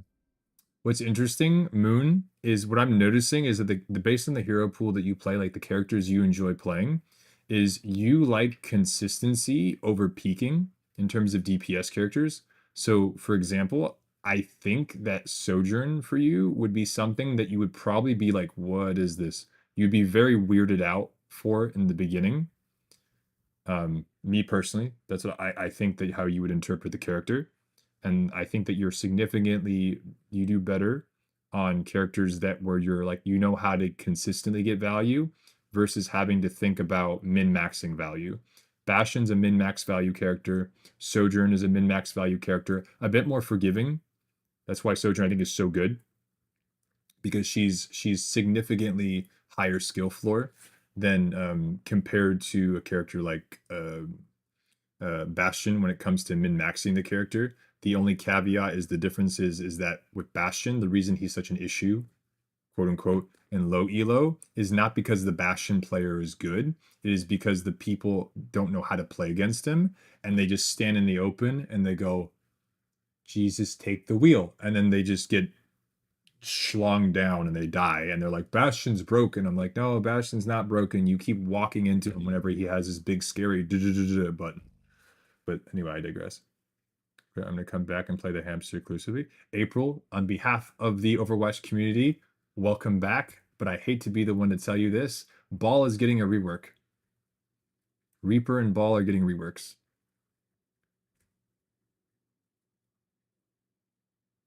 We don't know when. We're just told it is currently in the works. Isn't there then the best mouse and mouse pad won't help you? Yes. I think fundamentally learning how to, like, the whole concept of aiming. And again, chat, I'm not an aim coach by any means. I've worked with aim coaches and they have helped me tremendously, and I will pass on that information and knowledge to you all in a way that I can explain it to not confuse people and to help them, because I think as a person you never stop learning or growing. I think that'd be silly to think that anyone knows everything. But the best thing that helped me was changing my perspective of how I viewed aiming, which is very similar to how I teach Overwatch. I teach people to not think so linearly so that they can grow really fast, because how they look at the game is different. So like my basics and foundations let people develop on their own, as opposed to just give me 150 bucks, I'll get you to the next elo. Okay, you want another elo? Give me another 150 bucks. Like, no, that's just milking people for a digital thing on a screen. Also for chat, I coach for DPS and Atlas community. Yes, we have several of our higher elo players that do coaching in their own pace. Keep in mind, it is completely up to y'all on what you feel comfortable with. Everyone has a slightly different coaching style. So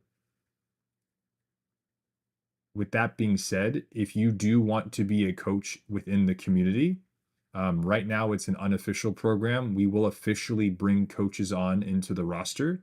And the way it's going to work is it will be exactly as if you book me for a coaching session. We'll have a set amount of coaches that will specialize in certain roles or certain characters. And then how it'll work is it'll be basically a referral system. So if you're like, hey, this coach in the community works with my time schedule better, we'll get you guys sat down. We'll have something applied there, and then we'll kind of go from there. And that will be kind of how it is, because I want to give other coaches an opportunity as well in order to be able to, grow as well. But at the end of the day, like, I am running a business, but I also want to help other people. So it all ends up helping everybody. People that are looking for coaching get coaching. The people that want to do coaching within the community, they're able to get an audience and they're able to get clients. And then me as the lead of the community makes a small profit off of it. So funds the community, coaches get recognized, players get help, and it becomes like a cyclical thing. We eventually want to get people on board that are like life coaches, licensed therapists, things like that, because the whole anxiety depression thing is a whole other thing that eventually we want to get into once we go over like the whole legality parameters and stuff like that. I want to make sure we're doing everything by the books. You need to learn how to crawl before you can walk. Where are we at in the VODs? We just finished Moons, so thank you very much for that, Moon. And then next, I need to look at what Shorty sent me. And then we have, who's next? Boom, boom, boom. Moon is finished. It is now Trocky, then Shmuel, then Sleeper. So Trocky, if you can hear me, you are next up, my doggy. All right, if you just want to find fun play styles like the dive rat, I have a handful of suggestions. That could be cool too, April. All right, Trockaford. Is it in the... Yeah, see? And Moon's been cooking. Moon's been cooking in the background. Is it in the Discord, Trocky? While I check out what Shorty sent me. Hold on.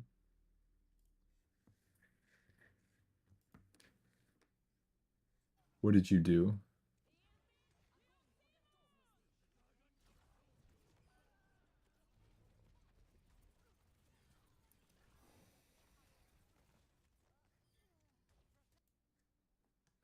All right, y'all got to see this. Check this out. We just did a VOD review for Shorty a couple hours ago, and we were talking about with Zarya, because I wanted him to practice more Zarya, and how you can think outside of the box while using your grav and using it to stall it out, shooting it against a wall above the choke as opposed to into the team, because then you can pull people forward, or you can avoid things like Diva Matrix, Sigma Hands, Genji Deflex, stuff like that. Watch this. Watch this. Straight up. The fight is still going. Traps him. And that ain't got nothing to do with aim, chat. Our players are smarter. Our players are built diff. Brain diff these lobbies. Brain diff these bitches. Had nothing to do with your aim. Brain diff them. April, that looks like fun. Brain diff. GM1, by the way. I haven't considered doing a sky grab before. Brain diff from Trucky. Brain diff them. All right. Now, Trockeford, you are next. Let's take a look at your VOD.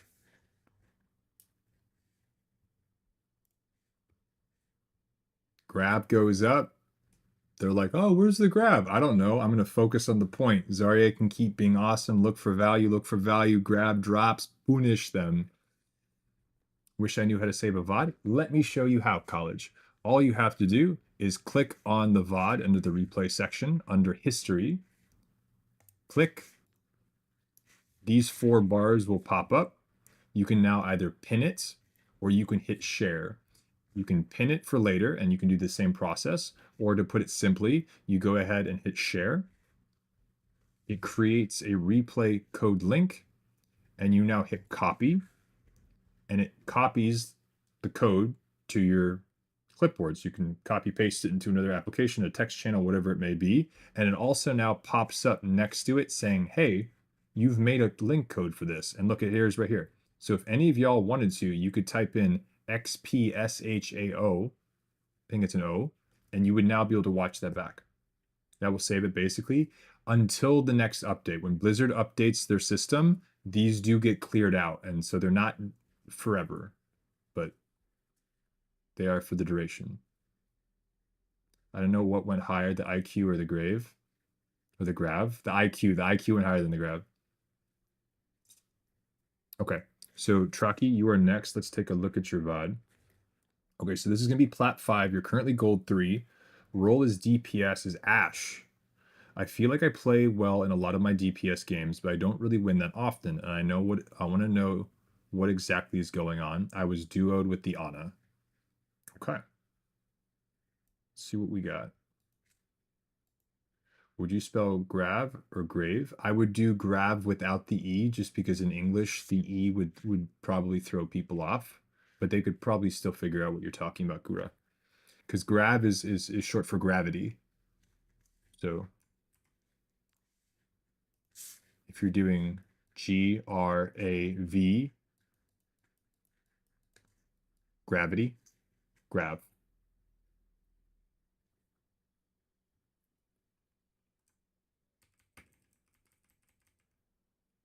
Graviton, yes, but graviton is the idea is it's a gravity ability.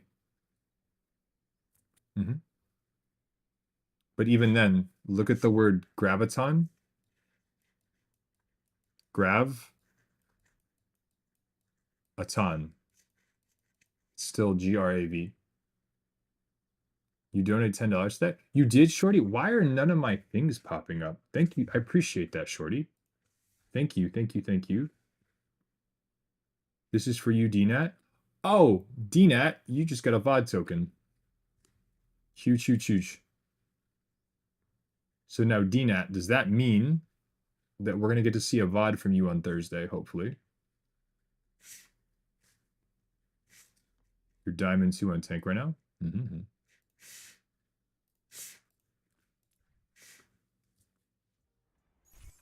I see you, Shorty. Thank you very much. Yeah, Tommy with the gifted sub for April earlier. That was very nice to Tommy. Gino with the tier 3 sub. He was also having a dad. Shorty with the $10 VOD token for DNAT. That was very, very nice. Thank you, Shorty.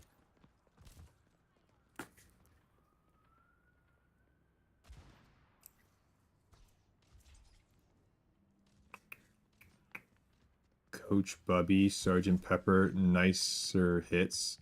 Interesting names. Okay.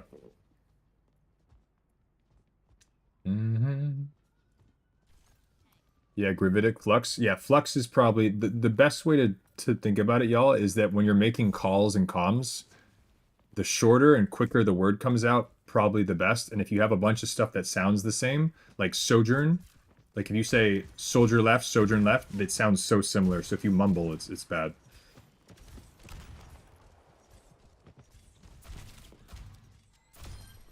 Nice.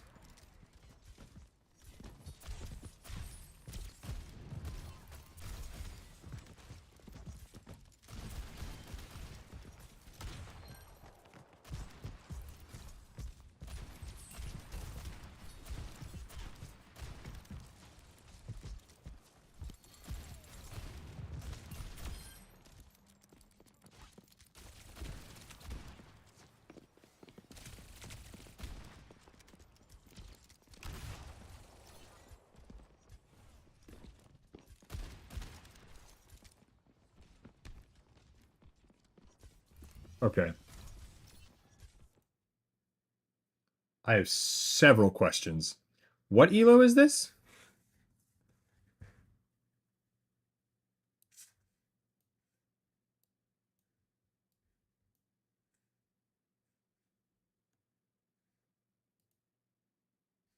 I wish these were my plat lobbies. When I get into my lobbies, the second you would have walked past that corner, I would have been naded. I would have been slept. I would have been double dinked by a kitty. I would have been icicled by the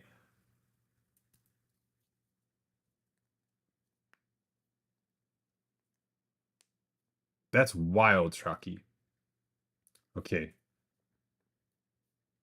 Several things. We're gonna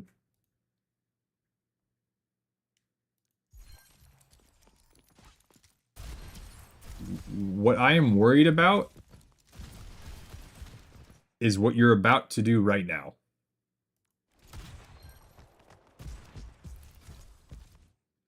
Why do I really not like this? Chat, can anyone tell me why I really don't want to encourage this in the long term? Why? Can anyone tell me?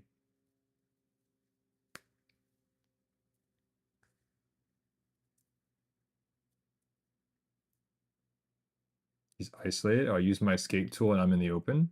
Yes, we are so tunnel visioned right now that it's crazy. It is. You have 200 health, my doggy.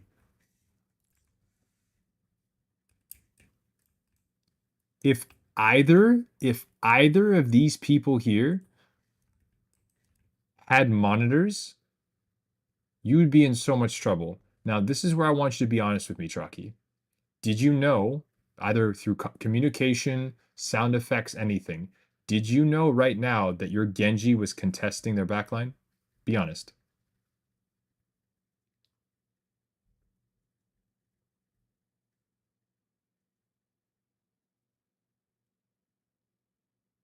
I wasn't 100%.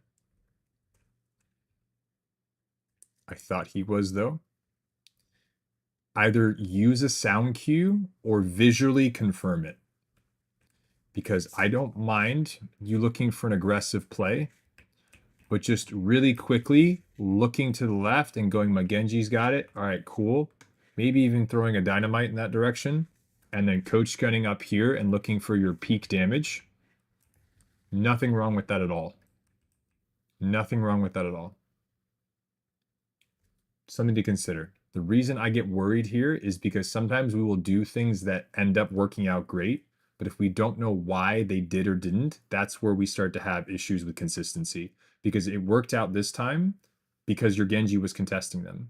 But if we do this every time and then we go, wait, why did I die that? I tried it last game and it worked, but now I tried it and that's the difference. Those are the things that's what we need to pay attention to, and that's where your game sense starts to develop. Does that make sense? So I don't mind you doing it. But if you told me honestly, oh yeah, my Genji's got it, fine. But we need to make sure we're on the same page, whether we're actually aware of something or whether we're winging it. because the winging it is not consistent.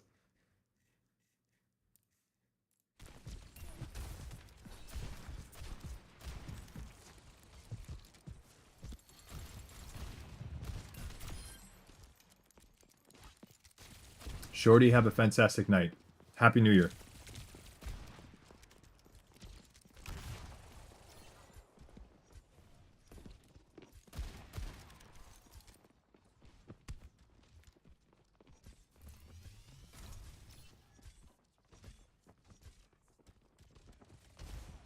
Depends on your rank, April.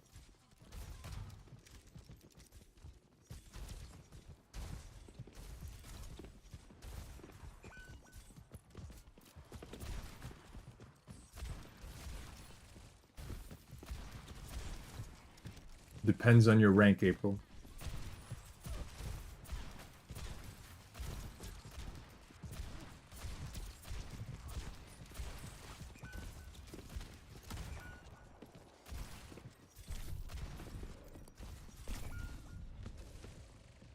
Oi, oi, oi, oi, oi.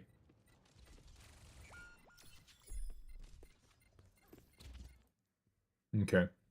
Because of how quickly your tank actually kind of got out of the whole situation, it was bronze 3. April, I will be unbelievably supportive and encouraging. The only time I'm ever harsher on lower elo people, and I'm not here to judge, I get there's all different kinds of people, is some people have actually asked me to be really, really harsh on them. Some people have asked it because they're kind of into being yelled at. I'm just like, oh, whatever. But I'm not going to be unnecessarily harsh on someone if it's not productive. That's the best way I can do it. Me holding a bronze player and a GM player to the same standard in terms of expectancy is not realistic. Me wanting to strive for them to improve, that is realistic, but everyone's a little bit different. So at this point right here, Truckee. Right now, you're positioned up with your Ana. The only thing I didn't like is you actually leaving your Ana. Because we did lose one of our supports. Right now, you're in a fine angle to where you can see where they're about to go. You have things you can shoot in the open. I'm totally not worried about this at all. It's this point as it starts to progress. This is where I get kind of nervous. You drop before the fight is defined. And here's the thing. If you decide to get out, can your Ana follow you immediately? And that's your duo and stuff, right?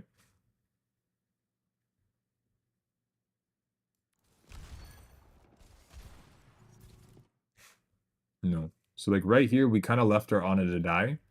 And this kind of sucks. And this is where it kind of comes down to what resources do you have available.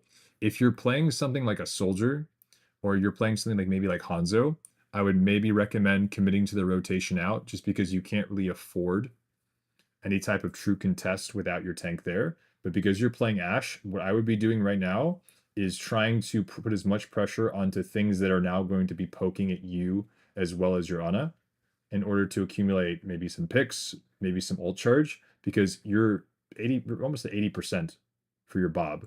So if you're talking about what resources do you have available in order to help your team have a extended fight that could lead to another touch or a retouch, you have an ultimate that can do that. One of the reasons I think Bob is so good, especially in low elo, is if you have a tank that's feeding, or if they get caught off guard, or let's say they're just not having a great game, as Ashe, you can kind of replace your tank or give them a second tank to assist them with, and you can make up for a lack of skill, I guess if you could put it there. It's almost like insurance, where DNAT mentioned earlier where he likes to go Bastion in response to a tank that's not quite cutting it.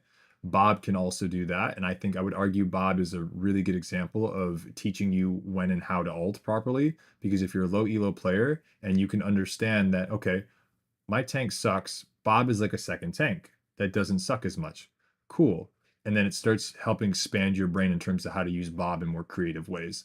So for right here, I would be focusing on doing exactly what you're doing, which is holding up with your Ana, making them have to push you by walking into the open, or walking onto payload, in which case you can apply pressure. So that's the best way I would go about doing this.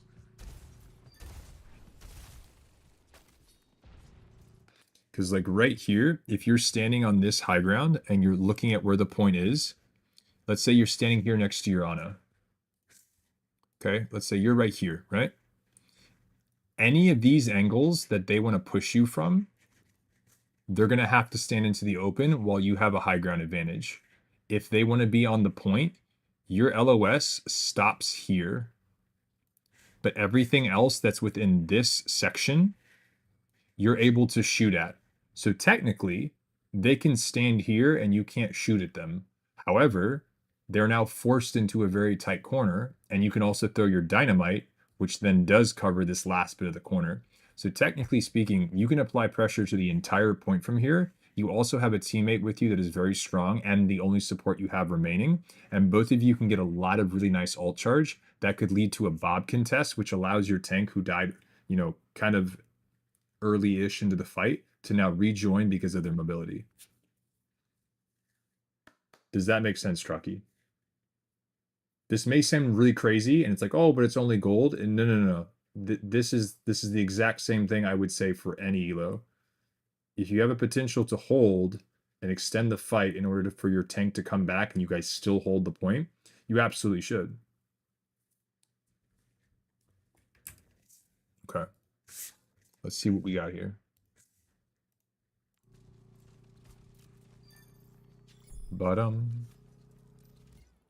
But here we're both dead. So there's not even a real chance. Oh, if our tank goes in now, we're throwing. Don't do it, Doomfister. Ermagerd.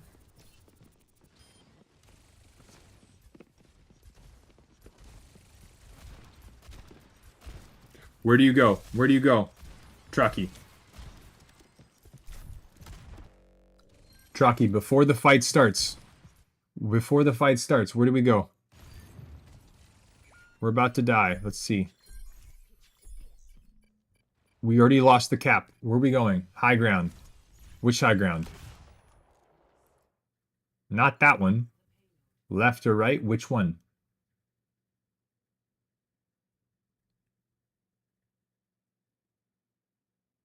Right here. If the Tracer wants to dive you, she's going to have to triple blink to get to you while being in the open, or she's going to have to go all the way up here to get to you, which means she's out of the fight. And right here, these doors open. This is where they can come from. That's where they can come from. This is where they can come from. You can see 2 of the 3 angles. You can be cheeky and go up here if you want to, but it's not exactly optimal right now. But if you stand back here, the reason I don't like right side is they have to walk the cart for free all the way around this corner until you can see them. Versus you go here, you can see all of them the second these doors open or second they start the fight. That makes sense? Here, you see them sooner. Here, you have to do a whole shitload of waiting. You move, you get info, and then you look for elims. The most effective way possible, the fastest way possible, the most efficient way possible. This is moving. The info is there over here, but you can't get elims. That makes sense?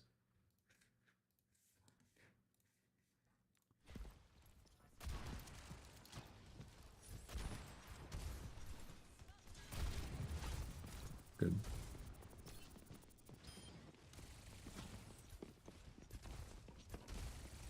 If you were up there, you could have seen the Tracer.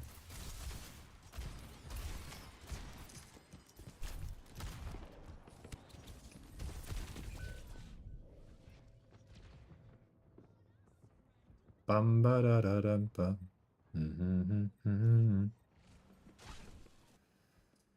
Oh my gosh. Oh my gosh. Oh my gosh.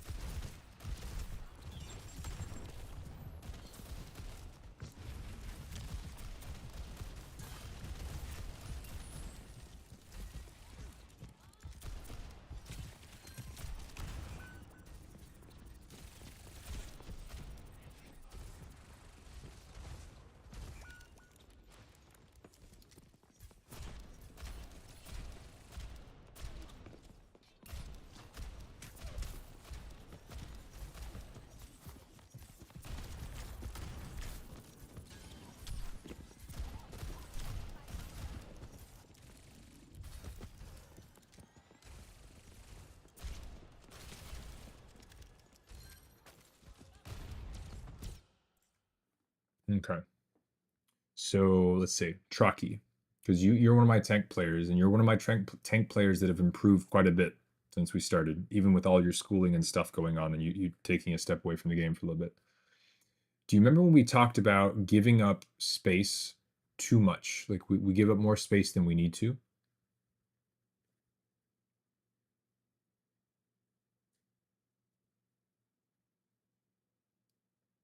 Yeah.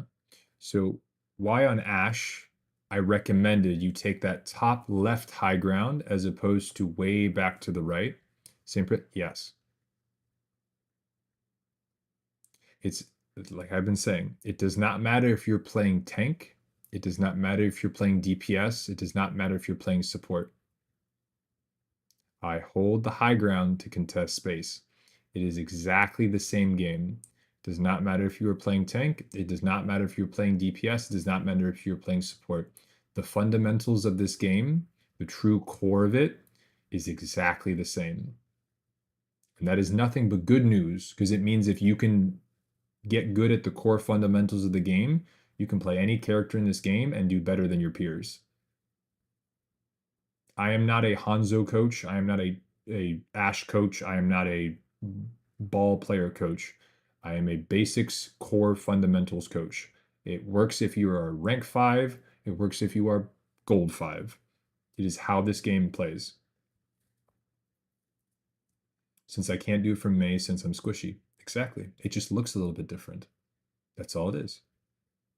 If you know what you should be doing, the follow-up question is how you do it. But most people don't even know what they should be doing. So if I can get you to understand the what, then you just pick a character and then you answer the how. And that's where, critical thinking comes in, and we get you there. I'm bronze 7, April, so you're good. All right.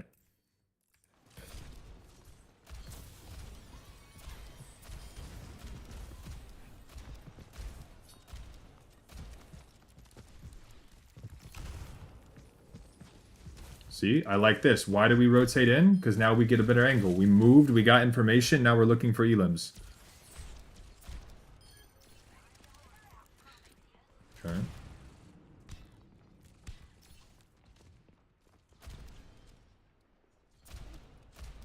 Where could we have just gone? Shraki, where could we have just gone? It's not backwards. Where could we have just gone to move, get information that leads to elims? Ah. Uh-huh. Because if we were standing there, what could we see? What could we see if we were up here? The choke. And where are they coming from? The choke. Tracer wants to flank from down there. Cool. Can she get to me easily? Shit, no. If she wants to get to me in the safest way possible, she has to go all the way back that way. If she wants to get to me in an unsafe way, she has to cross into the open. Do you see how important positioning is? And not giving up space you don't need to. Ermagerd. April, you can do whichever one you want to. If you want to do your first game back, we can go from there. Or if you want to give yourself like a couple games to warm up and be like, all right, this is my starting point, it's entirely up to you. Hey, ZPRN, welcome, welcome. Mini room, but I realize what you're saying. Okay, but Traki, how do they get to the cart through mini room? Either alone, or it takes them time to get there, right? Right? The Tracer has to either go alone, or it takes time to get there. So from standing here, you can guarantee that if she peeks her head here, you're going to know about it. And by also doing this, anyone that wants to walk through there to help your Tracer is not going to be able to do it for free. And if they do decide to come through here, oh, would you look at that? I can still see them, and they can't shoot me from behind unless they commit to a big flank. So it's almost like this amazing positioning lets you adapt very quickly. Like, look how little movement this takes. I'm here. Oh, I hear them. Boom, I'm now here. And now the Tracer has to choose by either backing off, or she wants to shoot back at me from this range. Let her. Do you see that? Does that make sense? Think of it this way, chat. And this is for anyone watching. If you are struggling in terms of, oh my gosh, my team is getting pushed so much, ask yourself, how often is my first reaction to go backwards? Because the way that these maps are designed is that backwards is one of your options, and it's the most often picked one. But ask yourself, can I go left? Can I go right? Can I go up? These are also things that are available to you. Don't think that you're stuck with only one option. The majority of the time, you will have other options. It is just good to be aware of them, because once you're like, oh shit, I could do this, your brain starts to really grow and you start to expand your understanding of the game. It all starts with asking questions and considering something different than what you've always been doing. If you do the same thing over and over again and you expect a different result, that is the definition of insanity. But I can go up. If going back just leads to them pushing you more and more and not being able to do something about it, at least trying to go up, even if you miss your shots and die, you at least tried something, as opposed to just saying, kill me. You see what I'm saying? You're at least giving yourself a chance. The proficiency and the aim and the executing it will get better, but the fact that you're at least trying something different is already a step forward. That's the point. And it's because from here you now have better angles, you have options, you can apply pressure, and therefore you can be more useful than just continuing to run away.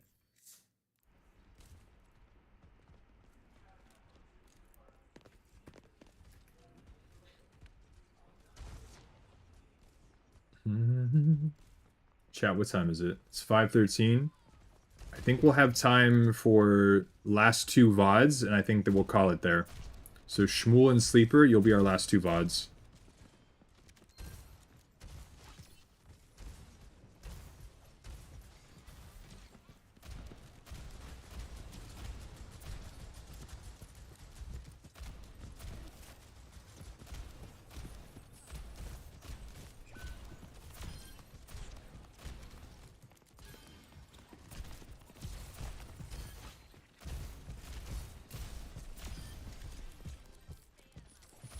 Do you see how beautiful you're being up here? Do you see how beautiful this is?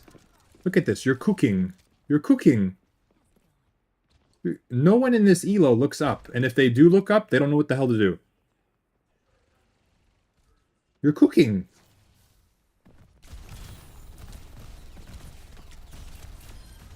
You're cooking. What are they going to do? They're going to leave the game and go play Minecraft. What are they going to do? Yeah, you literally forced a character swap just from standing up here. You force the Tracer to commit to a flank? No. You don't you dare give that Tracer value. If you're going to drop, you're going to drop. You're not going to do it and give up your return. Bad.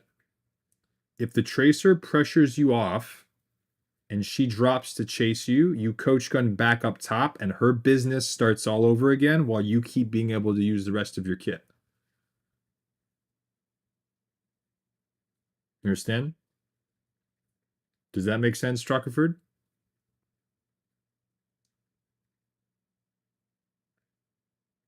What you were afraid of is the Tracer being up in your face hole.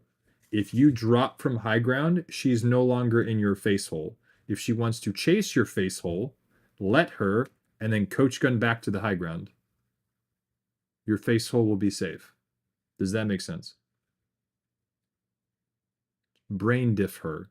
She's not that smart. It's just a human.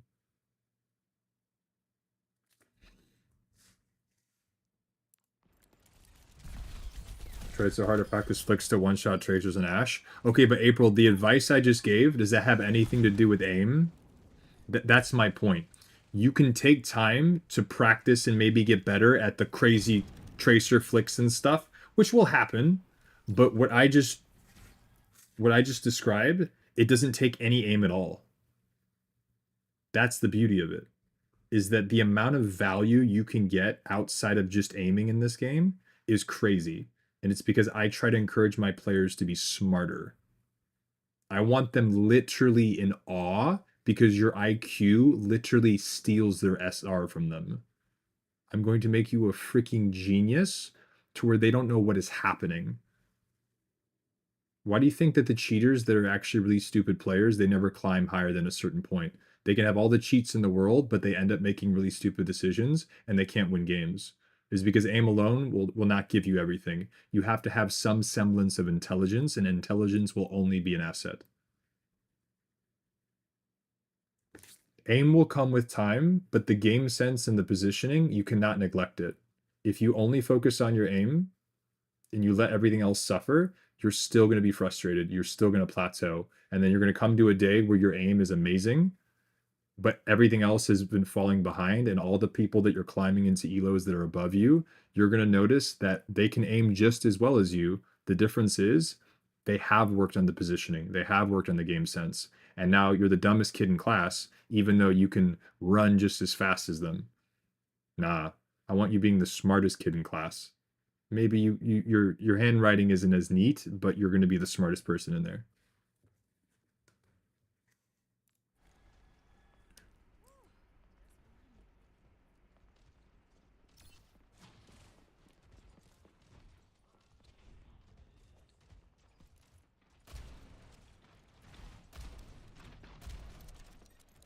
You see how the Tracer has to take all this time? Sit down. Yeah, that's the Trocky kid. What's good? Touch them. Nice. Oh. Valuable. You are cooking. Brain diff. And how hard is this to do, chat? Is this hard? Is this hard to do? I see no difficulty, or I see very minimal difficulty. It's just look down, and you go up in there. Boom, boom. Blow, blow, push, push. Little CPR, bring them back to life.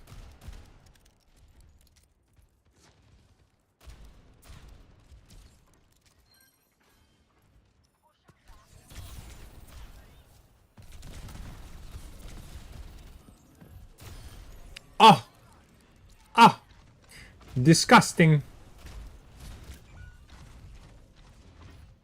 There you chill and you retake high ground. Why do you retake high ground after the Sombra dies? Why do you retake high ground after the Sombra dies? What else can fucking contest you?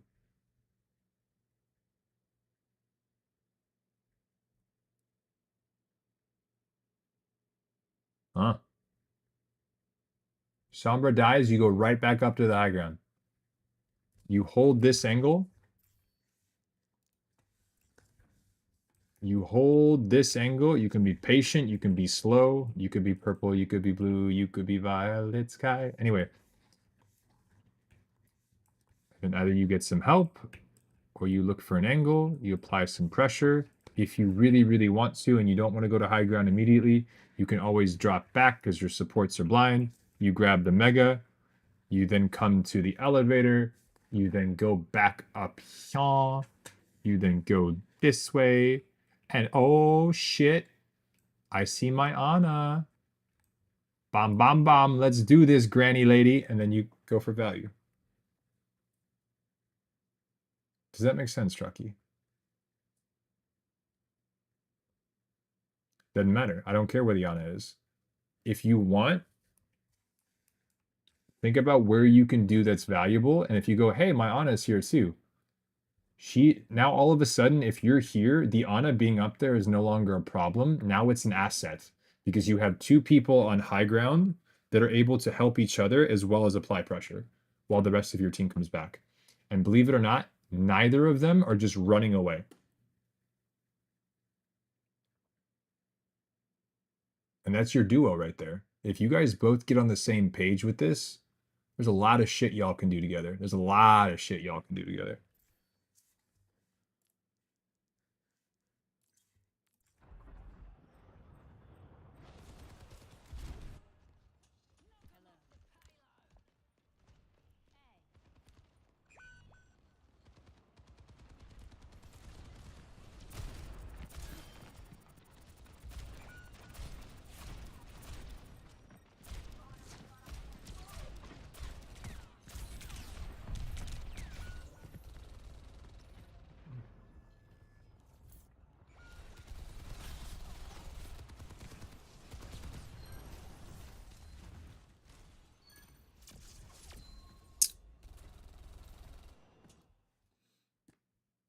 On the retouch, don't put yourself into the open. Hug the right side or the left side, depending on the character you're playing.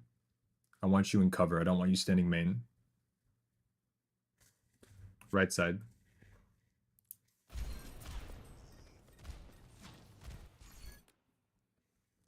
Think about where they are. Think about where they're going. They are there. They are going there. That's the one angle. That's the end of the angle. This is the strip. This is where the payload is moving. They are there, and they're going there. So put yourself to where you can catch them into the in-between, right? Trucky, like we talked about earlier, it's every single time. This is the most consistent thing in this game. They are here. They are going here. These bits here are where they're the most vulnerable. It's small scale, it's big scale. It's the exact same. They are here, they are going here. Put yourself to where you can see this. Do not try to face tank where they're coming from here, and certainly do not do it in the open. Good? Got it? Yes, yes, yes. Yes, no, maybe so.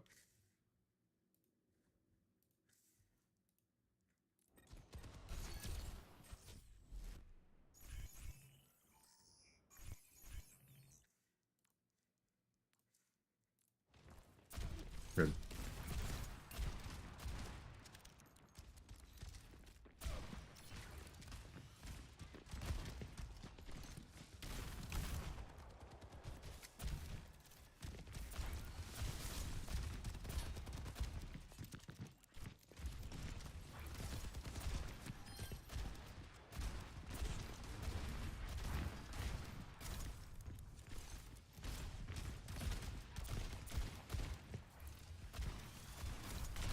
You wasty McWasterton.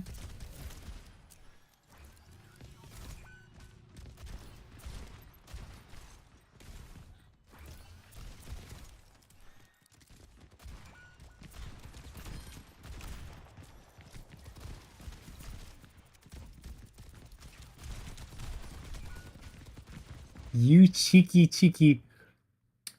What is your effective range, young sir? Hold on. You cheeky little monkey boy. Ready? That was nice. They're in your range. You're doing big damage. This is where they are. Where are they going? They're not staying there. And if they are, it's probably just their tank.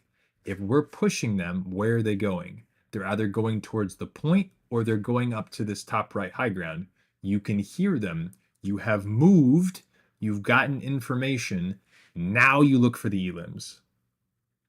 We don't just throw shit at whatever's in front of us. Right? Because that's not cooldowns with intention. That's cooldowns because we have buttons to be pushing.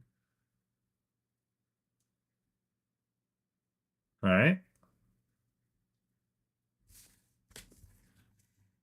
We push play.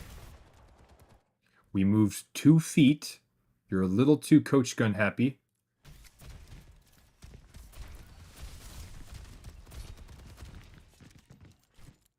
Good. We now know they're up there. We now know our Genji is up there. Imagine if we had our dynamite to help him. We have it in 2 seconds. Let's see what we do.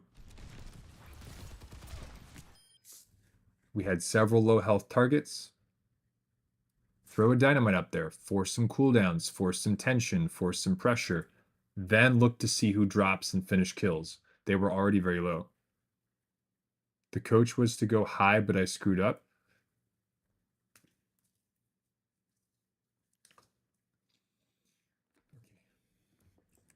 Trucky. If you go high here, are you talking about going up here or trying to go over?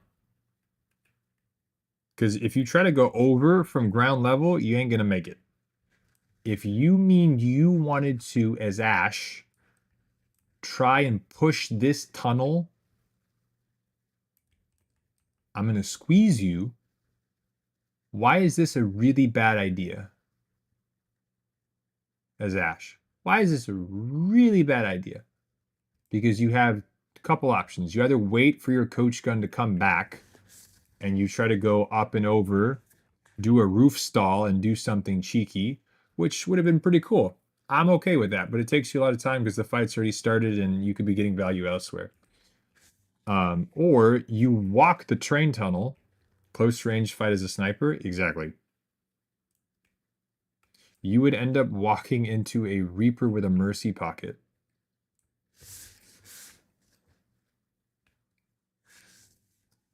Play your range. Play your range. Right here, don't coach gun. Look for your ammo. Boom, boom, boom. Look for your shooting. Dynamite that. Take your angle. And the Ana from right here, can you kill the Ana? No. You need 3 shots. And I think at least 2 of them need to be critical from this range in order to kill her. And they need to be in fast succession. But you got some juicy stuff right there on the right. The Reaper and the Mercy. The Reaper and the Mercy lady. The Reaper and the Mercy lady. Good coach gun, that's fine. Good retreat, good retreat. The Reaper and the Mercy lady. They're on your left. They're on your left. The Reaper and the Mercy lady.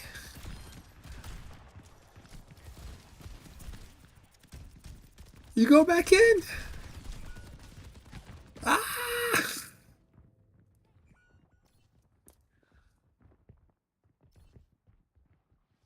Ah. What about the Reaper and the Mercy lady, Traki? I know the Ana's cute. I was overzealous wanting to stop res. Okay, but even before you killed the Ana, what about the Mercy and the Reaper lady?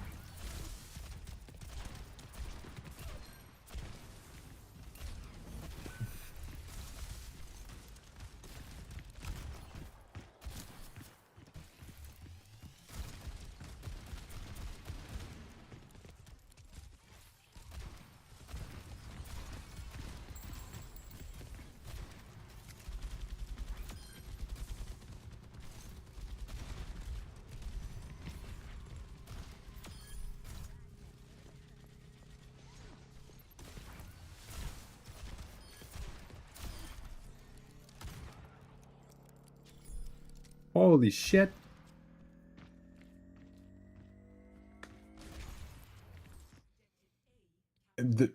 Okay, so April, the reason I bring up the res is because where's their spawn?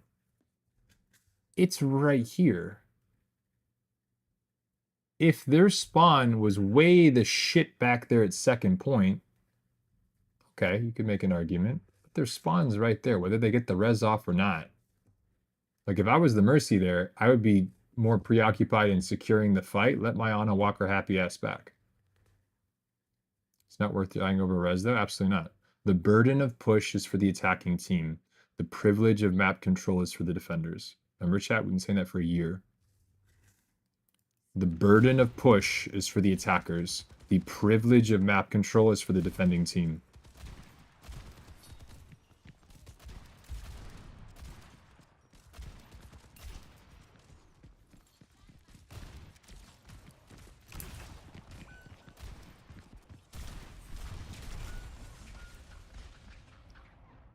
Well, they wasted Blossom, that's for sure.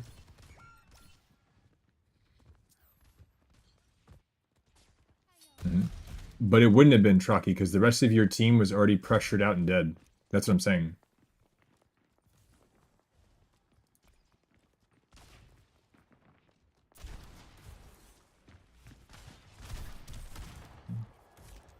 You're very jumpy with the coach gun. Very, very jumpy.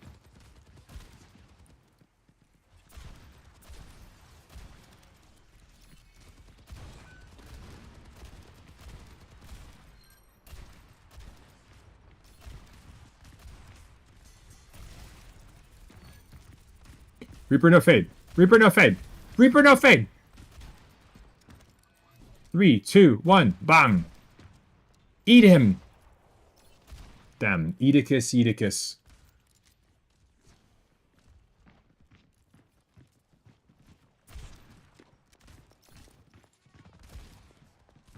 We can hear the Reaper guy. There's an Ana Banana right there. Reaper no fade. Here we go, here we go.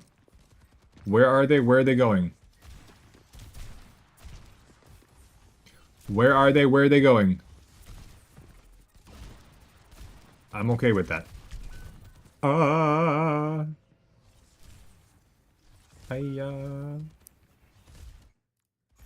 Alright, Chalky. Where is your tank right here? On the right-hand side. Your tank being here means it's very difficult for their team to just walk in for free. This is what we call holding space. I know you're familiar with this. You're a tank player. Now, pop quiz chat. If the tank is here, it makes it harder for them to walk up here. If the tank either dies, disappears, Alt F4s, and the tank is no longer standing here, is it easier or harder for them to now walk through that doorway? Easier or harder if their tank magically is no longer there? It's easier.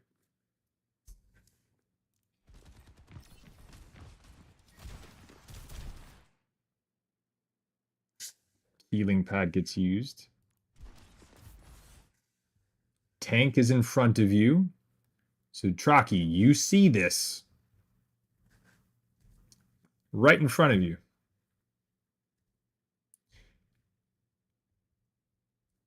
Unless we're seeing things because we're a little bit drunk.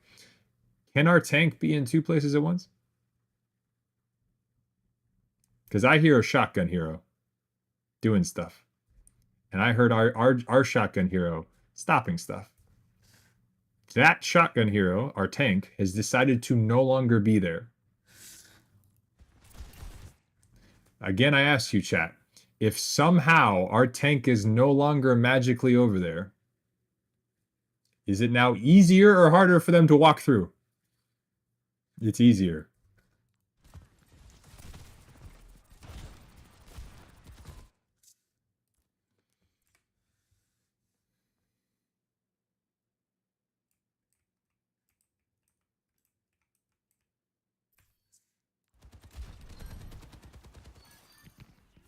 Their soldier is an opportunistic little baga. And there comes the Reaper right on cue.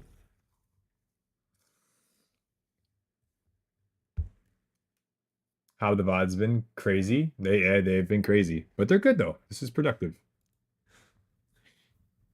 Trucky, are you drunk during this VOD? So Trucky, what we're trying to show you is that the tunnel visioning happens when people overthink or they fixate on one aspect of their gameplay too much. Psychologically speaking, the reason that magic tricks work so well to tricking people is that they tell you or they give hints that you should be looking at this when in reality, this is what's doing all the magic. Because human brains are they're not good at multitasking. So you have to rely on your other senses. Your eyes especially will, you ever heard the expression, your eyes will play tricks on you? It's the same thing. Your eyes will tell you one thing, your ears will tell you something else, and you can't really smell in this game, so you kind of have to do eyes, ears. So if you have them working in tandem, it will help you quite a bit. But sometimes, even things that walk in front of us that we should be able to see, sometimes because we're so hyper-focused, we're missing those things as they happen. So it's remembering these things. And as a tank player, you know if you walk away from a space, it's no longer contested. So you need to remember that. My tank is here, that's contested. My tank is now left. They literally walked in front of you. So you know that that space isn't contested anymore. But we're so hyper-focused on what it looks like trying to kill Diana, we're forgetting about the rest of the lobby. We're forgetting about the map. We're forgetting about other things going around us. So what I would say is do not do this thing of Ana has to die, Ana has to die. Because the most important thing is that you are not dying. Because if you are hard inting and feeding to try to kill the Ana, even if you get the Ana, if you die in the process, and then the rest of your team has already died, because instead of helping throughout the fight, you've ignored the fight to just try to get to the Ana, that is still more value for the Ana. If there are things in between you and the goal you're going for, either reposition or deal with those that are more readily available to get value from. Help your team walk forward. Shoot at the things that are shooting at them. Shoot at the things that are already within your effective range. Help the whole team forward, not just you. It'll be a lot easier for you to kill the targets you're looking for in the first place.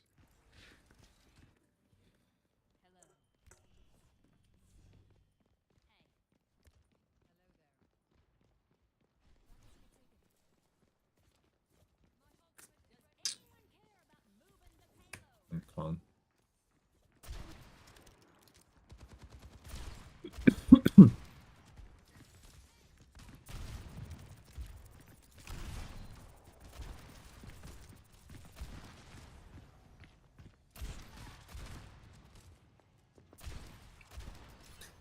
You're shooting fantastic. Like, this is like lower elo, and you shoot way better than a gold or plat player.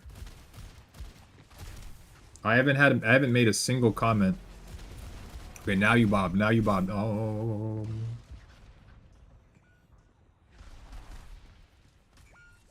Onlookers.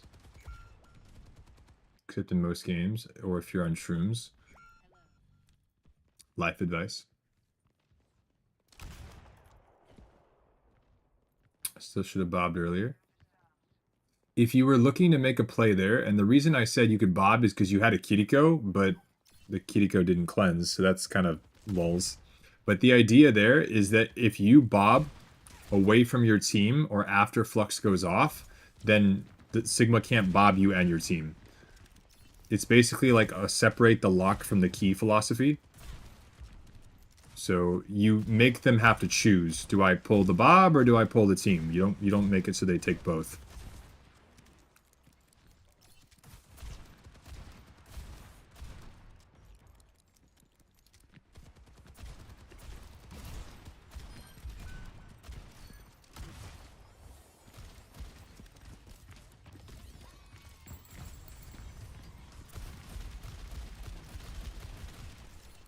Oh, I'm gonna squeeze you.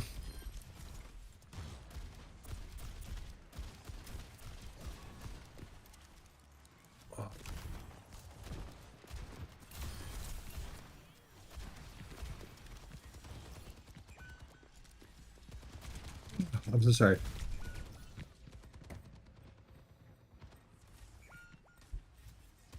Oh. Truckaford.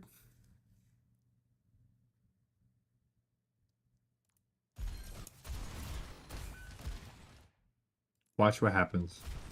Watch. Mool, you're next.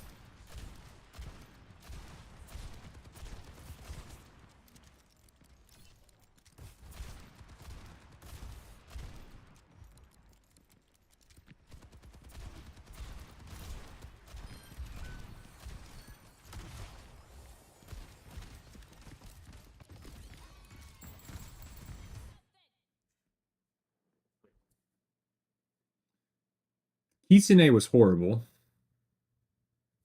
The Kitsune was just straight up bad. Why was the Kitsune bad? Everything that was causing issues with the cart moving has already been either shooed or shut down. We now have space available to move the cart forward. The fight is already, quote-unquote, won. We don't need ults here.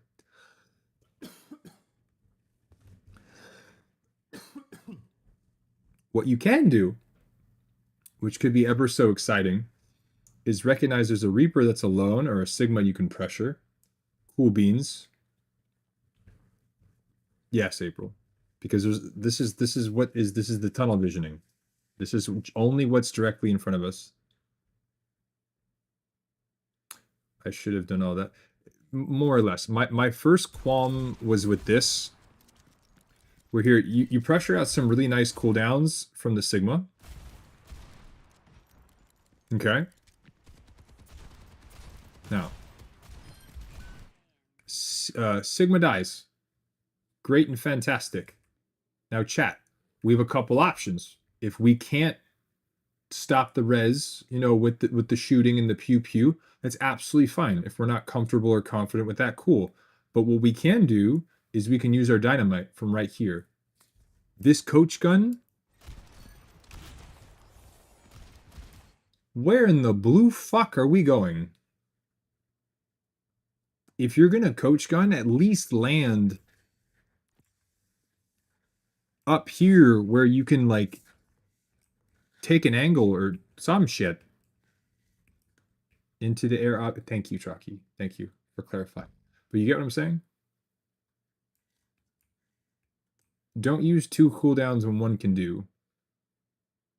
Just throw the dynamite, pop the dynamite if you want to, and then when the Mercy flies away, maybe she can get it. And if you want to use the coach gun, that's what I'm here for. I get it. Exactly. But Trucky, you've already told me before you like me being a little bit tougher on you because you feel like it sinks in a bit deeper. Again, for people watching, I need to make that very clear. Trucky has given me express permission to be a bit more elegant or eloquent in the way that I express myself. For if you're gold or plat, I'm not going to talk to you like this. You're going to be okay. But with Trucky, he likes a little bit more of the tougher love.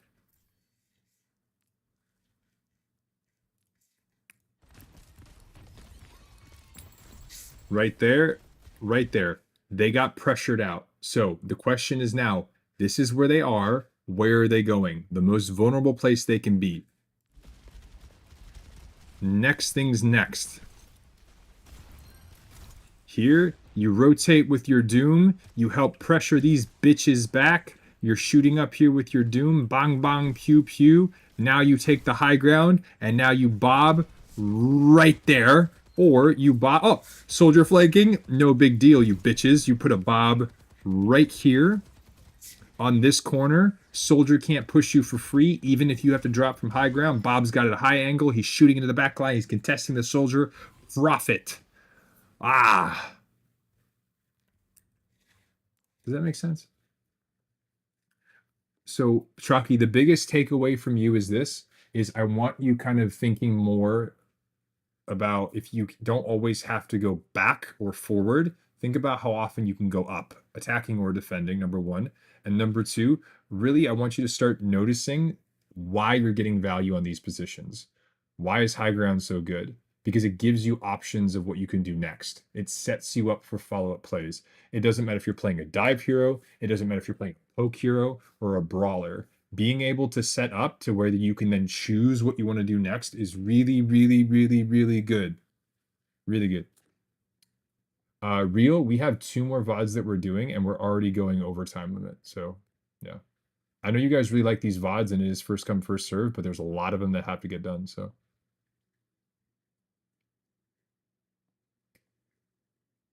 I think you're thinking well, Trocky, but I think you're holding yourself back because you're fixating a little bit too much on your aim. As you mentioned, you talked about your aim is either immaculate or it's horrendous. Think about how often you put yourself in a spot to where you're just allowing yourself to actually take your shots. If you keep putting yourself into positions where every single time you shoot your gun, it's super, super, super rushed, of course it's going to be hard to land those shots. They're freaking difficult. That's the point. If you think first and put yourself into a spot where your aim becomes easier to manage, you will find yourself landing more shots. Why? You've made it easier for yourself. Good positioning makes all the difference, period. Doesn't matter the character. I think he overthinks and starts deading himself. True. Trocky, you are 6'8", 402 pounds of solid muscle. Giga Chad, looks at a poster of you in his bedroom floor. You're going to be fine. You got this. All right. Shmuel, if you can hear me, you are next, my doggy. Who is a Giga Chad? Yes. Cheekbone diff.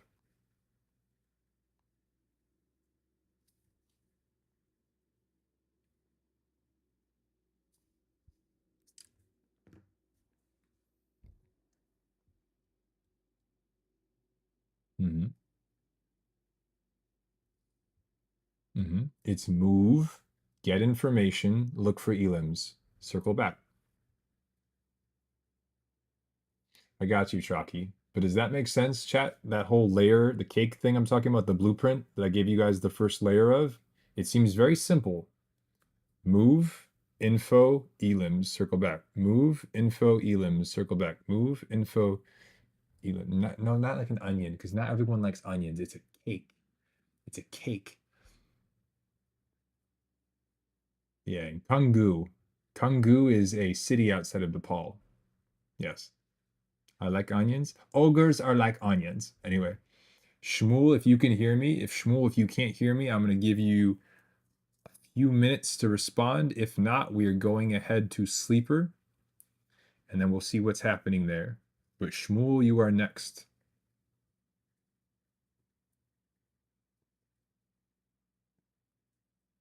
Yes, my English is immaculate like my skills in video games. I don't speak perfect English. Blacklisted here was able to help me out with a word, and they're a brand new viewer, and they're like, huh, I'm smarter than you, streamer guy. I'm like, yeah, you got me. So I make mistakes, Chet. I forget words. That's all it is.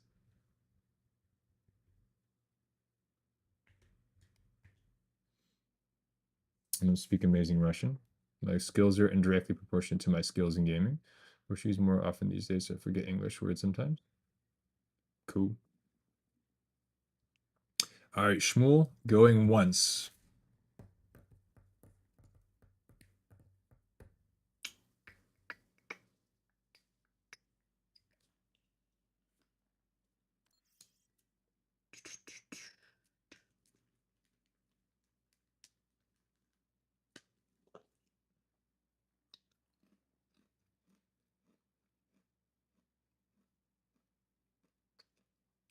And Shmuel going twice.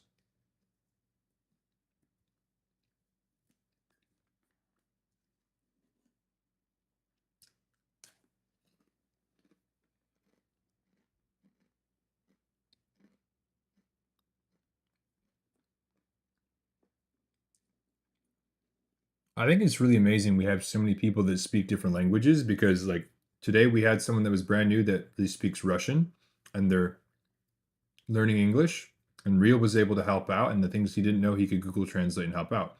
Trucky's got a little bit of something. Walker's got a little bit of Spanish. April's got a little bit of Portuguese. Voce è equivale.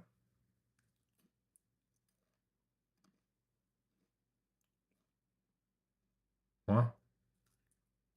April, am I in trouble?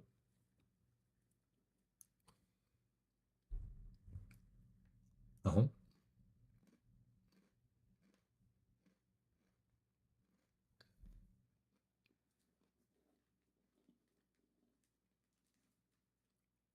Chat, am I in trouble? If I Google that, will I get, banned or something? Paris speaks New York. Did you mean?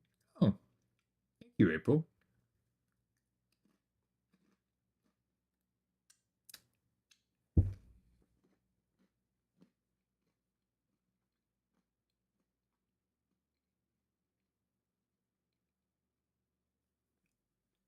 All right.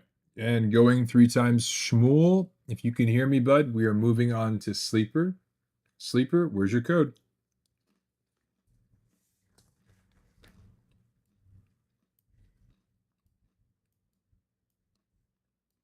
Okay. Let's do this, big dog.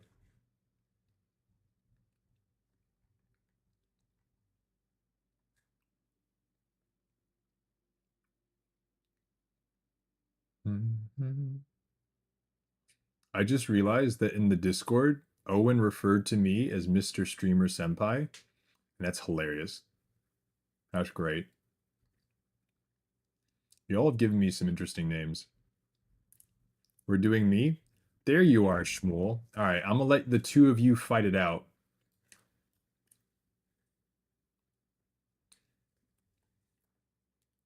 I'm gonna let the two of you fight it out, because I said last call for Shmuel, and Sleeper was here, Shmuel.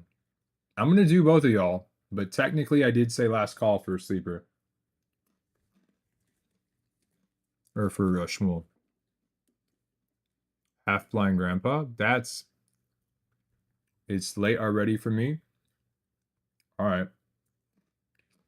Shmuel, if you can hear me, I did do last call for you, so we're gonna do sleepers first, but then we're gonna do yours immediately afterwards, so you still get your VOD. Promise. Okay. Sleeper, let's do this. Thank you for being understanding, Shmuel, and respecting.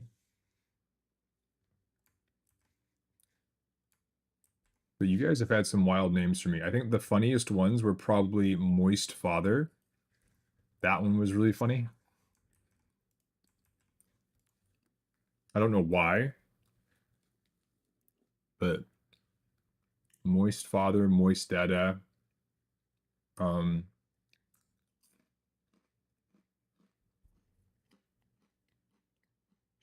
500-year-old dragon.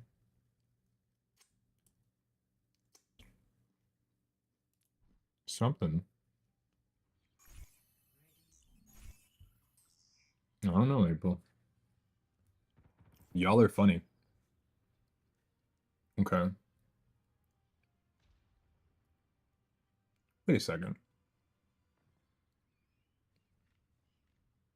Good luck, Chalky. Oh yeah, Walker, that one too, because it's the streamer code, streamer mode thing. So we have you on Sojourn, Trocky's playing Ana, and then is Jay Mini J from stream, or is that just a coincidence? Shmuel, I think you handle things like a gentleman, very, very fair, but I will still compensate. I'll make sure that you're okay. I'll take care of you. Okay, so we have a little 3-stack from the stream. Fantastic.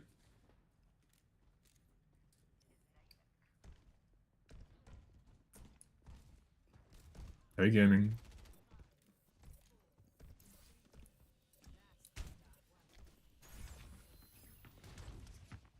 More stack? Okay.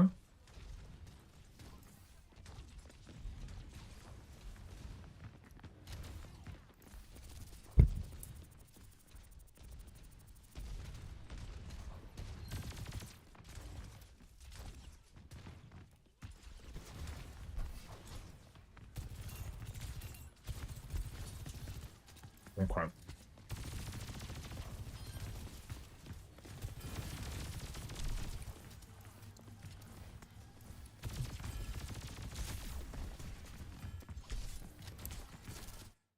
Okay. So a couple things. Number one, the taking the high ground or taking valuable angles, I'm liking it quite a bit. Okay. However, we need to talk about a couple things. Because Sleeper, I've worked with you extensively with tanks and stuff like that, mainly Diva. All the decisions you're making right now where you're clearing spots and you're clearing angles and you're looking for pulling aggro and taking these angles, fantastic. However, there's a little bit of something I want to point out to you, and I want you to notice for the rest of the VOD. And this is a conversation we've had about uptime. What did you guys notice? The game has now begun. We have a Zarya in front of us. I want y'all to pay attention to how long it takes for Sleeper to start shooting. And welcome, Bebops.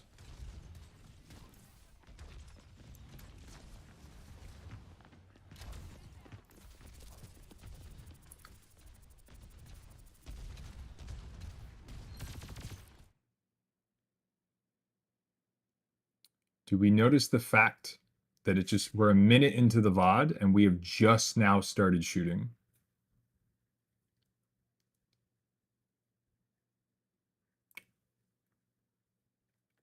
Sleeper, my thing is this, is I know that you've been very frustrated with DPS. This is why I usually recommend y'all to take one role, get really good at understanding that role, so where you can really hit the ground running in terms of progression, developing your game sense, developing your positioning, understanding why things go the way that they do, and then expanding into other roles. It is already a Herculean, forgive the pronunciation, task to manage multiple characters in one role. It is especially difficult to try to manage several characters amongst several roles. So what I will say is this, is that already your instincts told you aid the cart forward and then look for a corner to take, which is absolutely fine if you were leading your front line. However, your job and your responsibility as a DPS character is different than it is for a tank. Your number one priority, and this sounds crazy, should to be to do damage. Taking it a step further, what I want you asking yourself is how much pressure can I possibly humanly put into the enemy team to try and force things forward? So if you see something that is near you that you are able to pressure, it is your responsibility to pressure it forward. The very last VOD that we just saw with Traki, where Traki was trying to shoot at the Ashe, I'm sorry, forgive me, was playing Ashe and trying to shoot at the Ana way in their backline and was ignoring the Reaper that was close by and could be punished, not shooting at the Mercy, who was also nearby and could be punished, ignoring the Doomfist that was very, very playing passively and easily could have been farmed for damage, and then rotating into a different angle. Do not oversee and ignore the things in front of you if you're trying to hyper focus on one specific pick. Right now, we're kind of fixating a little bit too much on taking a certain valuable part of space, and we're ignoring what's already in front of us. So all I would say is switch our perspective a little bit. So what I want you doing here is if you see people that are fighting, I want you a part of the fight. I want you a part of the fight. You have a mercy pocket as well. You're taking two people out of the fight. I want you proactively looking for pressure.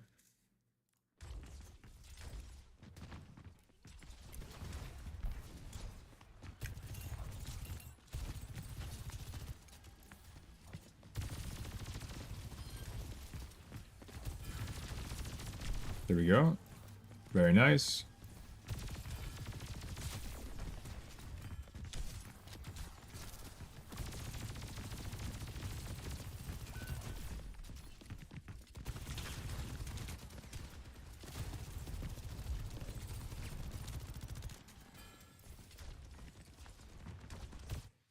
Okay. Let's see. Try it again.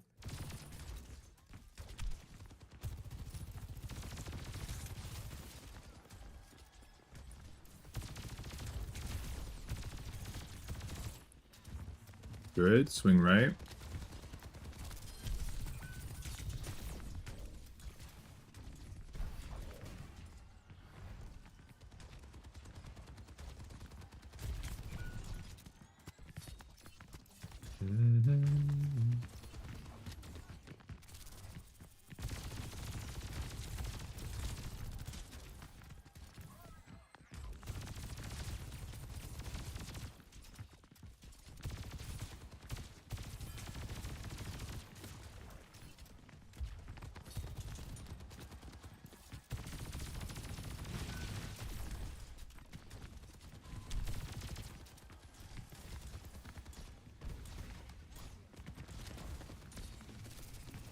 Sleeper, I'm gonna shake you. I'm gonna squeeze you, big doggy. Pay attention to your tank. Watch this. I'm going to absolutely squeeze you right now. Look. Watch, watch, watch. Watch your tank.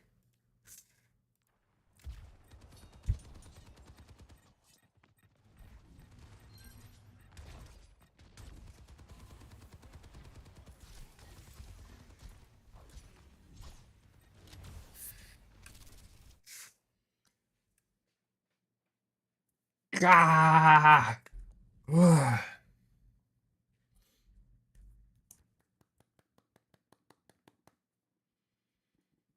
Oh.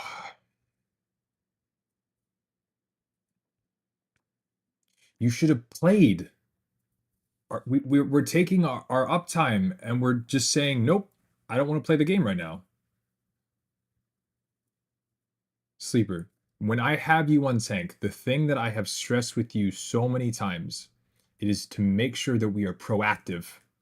We were in the fight. We are looking to actively be participating. Too much focus on getting height. The reason I say yes is because if we're taking high ground, because it allows us to take an angle because we're trying to go forward, that makes sense.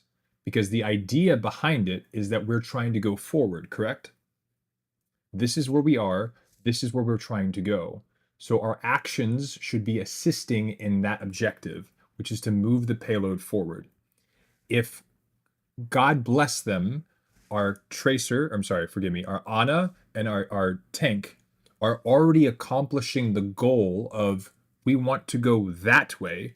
Your priority is to go, oh shit, people are actually being helpful. Let me help them be more helpful. So we're fixating far too much on trying to take high ground and not understanding why we needed to take it in the first place. If our tank decides to just stand there and do absolute nothing like a bot, then yes, taking a new angle in order to get progress, apply pressure, and doing something productive on our own is 100% the call. But we need to be aware of where our front line is and what they're doing. If they're already doing a tremendous job of applying pressure enough to where the payload's moving, they're moving forward, you should be clapping your feet, you're so happy, and going, oh my God, our tank knows how to hit W, and then help them. Strength in numbers. Take your resources and add them to the resources that are already accomplishing things. Does that make sense, Sleeper?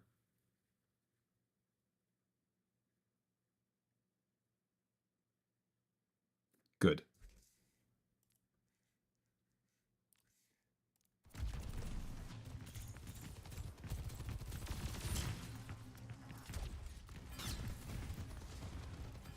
Okay.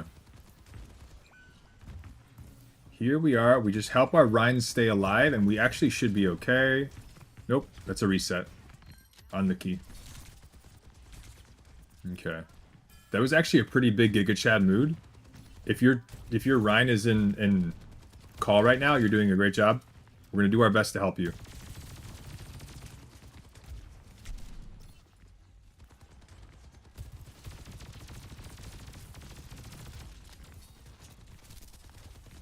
Oh,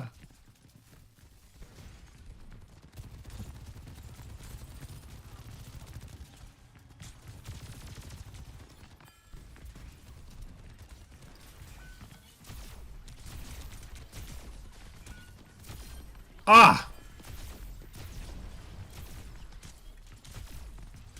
That's okay. Good. Good. We pressured the Genji. Oh, you're dead.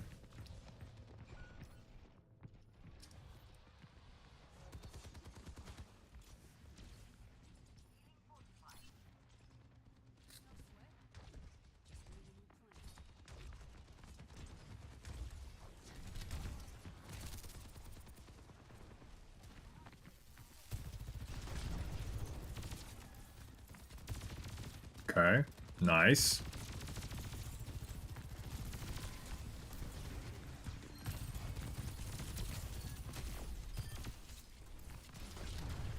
Okay.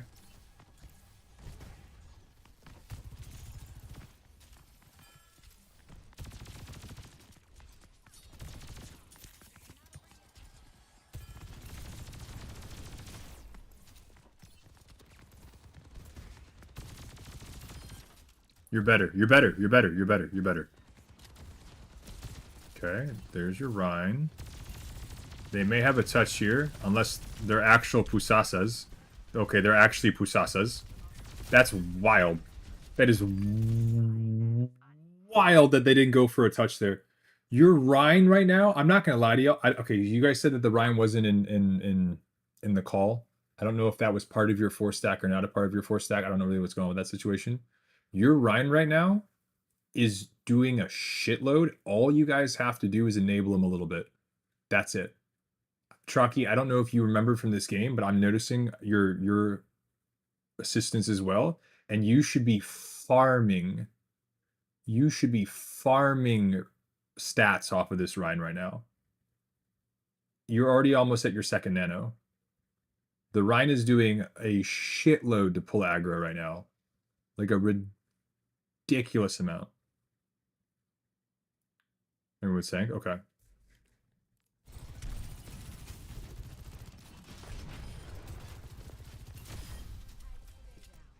Okay. And look, they're proactively taking, look, wow. Sleeper, I still think you're a better tank than this Rhine. I'm biased, but I think you're awesome. But I want you to be the DPS that you wish you had in your lobbies. Like when you're playing tank, you wish you had DPS that would help you. Be that DPS for your tank player.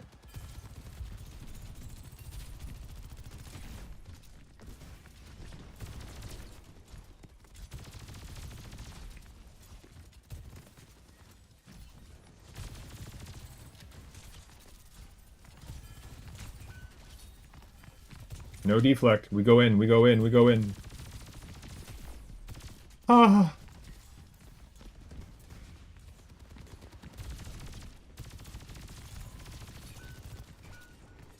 Nah, we out, we out. Oh shit, the diva just fed her brains out. The mega. It's okay, we're fine. We're okay. Big res. They kind of have to be, April. That's okay, Sleeper, you're good. Disgusting. Diff them. Diff them. Diff them.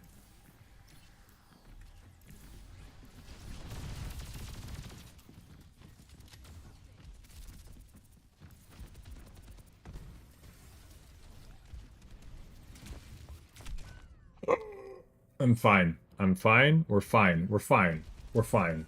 We're fine. Everything's fine.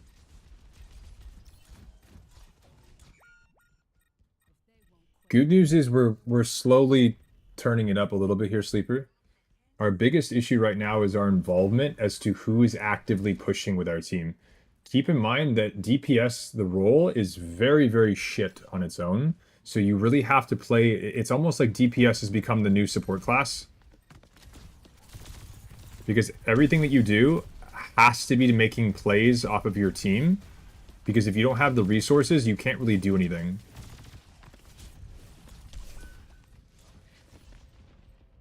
I'll explain that in a second for my DPS players.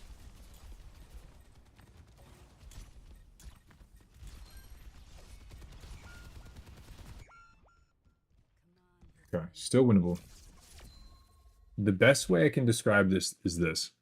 As a DPS character, and this is going to sound super crazy, but it's just how the game works right now, is that if I were to ask you, chat, what is the whole point of playing DPS? What are you trying to do? What is your job?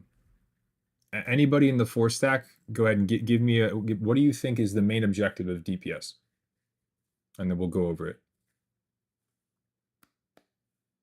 Apply pressure, make plays to kill when the opportunity arises. Okay, so my students are kind of schemazing it because you all know the answer. So what most people will tell you is get kills. Okay, the reason I really don't like this answer is because it's very, very vague, and it's just as helpful as if I ask you, what is a tank's job? And someone tells me, oh, it's to make space. And then I go, what is space? And they shit themselves because they have no idea what the hell they're talking about. So what I'm getting at is it's not kills that you do. You are applying pressure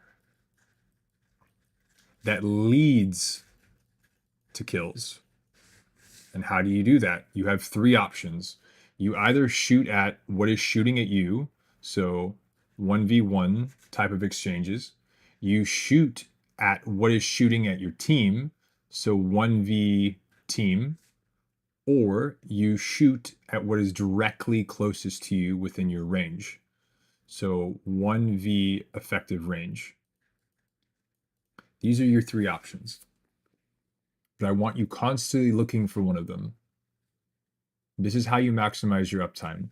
Sometimes you'll make a mistake and you're like, oh, I should have been doing this one instead of doing that one. But something is better than nothing. And as you become more progressively comfortable with the philosophy, your proficiency will go up.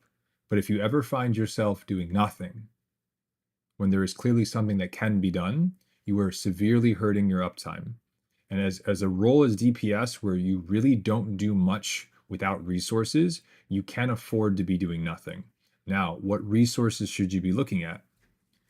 1v1ing the supports is basically asking to die in most situations. 1v1ing their tank is asking to die in most situations. So the things that we are looking for is we are looking for things that our character versus their character, if we're both isolated, do in fact have a favorable matchup, either because we have better resources, maybe there's a mercy pocket, right?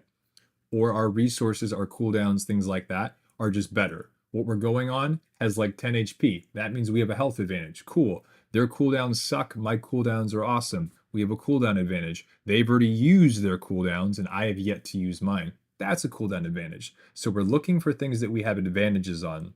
So 1v1s, consider health, cooldowns, pockets, etc., etc. Now, number 2, one versus the team. If the enemy team is shooting at someone on yours and that player cannot shoot back or is shooting back, help them. All of a sudden, you've now turned it in from a 1v1 into a 2v1. This can apply to your tank. This can apply to your other DPS. This can apply to your supports. And that could be seen as peeling in any way, shape, or form. Peeling does not just happen for your backline. You see someone else on your team being shot at, you help them in that fight, and because you've now added yourself to it, you've greatly swayed the fight into y'all's favor, turning a 1v1 and potentially into a 2v1, if not more. Hopefully that makes sense. Number 3, 1v effective range. If wherever you are currently, whatever you can see that you are able to apply a pressure to, because you are either A, waiting for your team, or B, waiting for a cooldown or some form of mobility that you don't have accessible to you. So you're waiting for something so that you can reposition. You shoot at what is readily available to you. You don't have to full int, you don't have to overextend, but still pressuring in between those fights, forcing cooldowns, maybe getting a pick because someone's being silly, forcing out maybe a rotation, keeping them from being as far forward just by being there. These are all examples of pressure. So, chat. You shoot at what is already shooting at you. You shoot at what is already shooting at your team, or you shoot what one of your teammates are already shooting at. Does that make sense? By my knowledge in game, but practice makes perfect. Absolutely, Shmuel. No one's perfect. I make mistakes. Shit, I'm old and I got one good eye. But that does make sense. Shoot the squishies. It doesn't even necessarily have to be a squishy. Sojourn gets benefit for charging railgun off of a tank. If all you can see is the tank, fine, shoot the tank. It's absolutely fine. Why wouldn't it be? And if other things are shooting the tank as well, that's even better. You cannot 1v1 the tank, but you can 3v1 the tank. You can 2v1 the tank. Streamers never mess up, you liar. Of course, thank you, Real. Okay. And for the other people that were in the 4-stack, because we have the unique opportunity of having you all here, if you all have any questions, I know some of you all are new, that's absolutely fine. I will do my best to find an answer for you. If I cannot provide an answer, I'm sure someone else in chat can, or we will find the answer to help out. If any of you all have questions, feel free to ask if you feel comfortable. Oh, okay.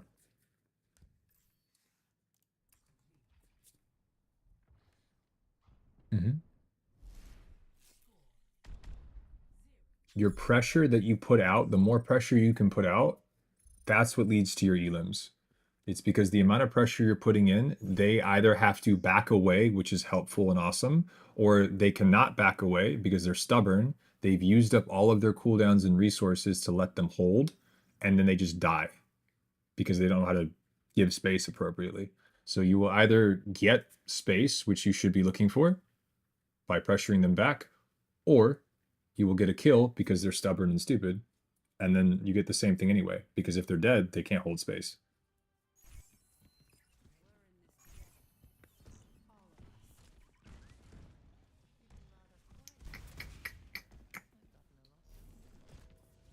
You'll be playing a hideous character and you're not proud of it. Hey, Moira works. Moira works.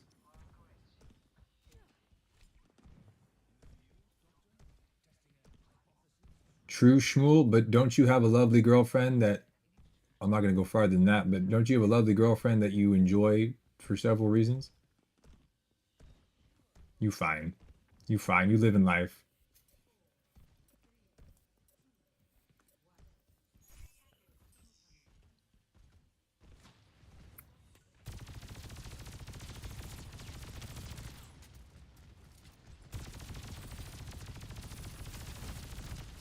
Okay, I like that. Why? Because they're pushing a teammate.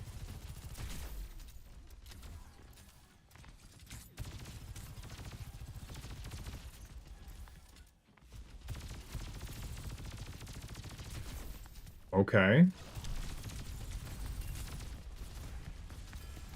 Ay, ay, ay, ay, ay. Okay, very nice. Schwinnable. Ah! You crazy. Oh, you're on drugs. You are on so many drugs.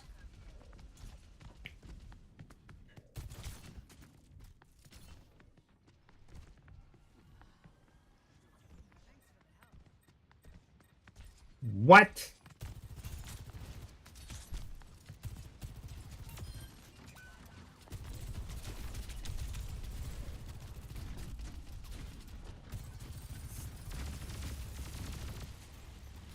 No, we have... Okay, hold on, Sleeper. Hold on. Hold your horses. Okay, loving it. Loving it.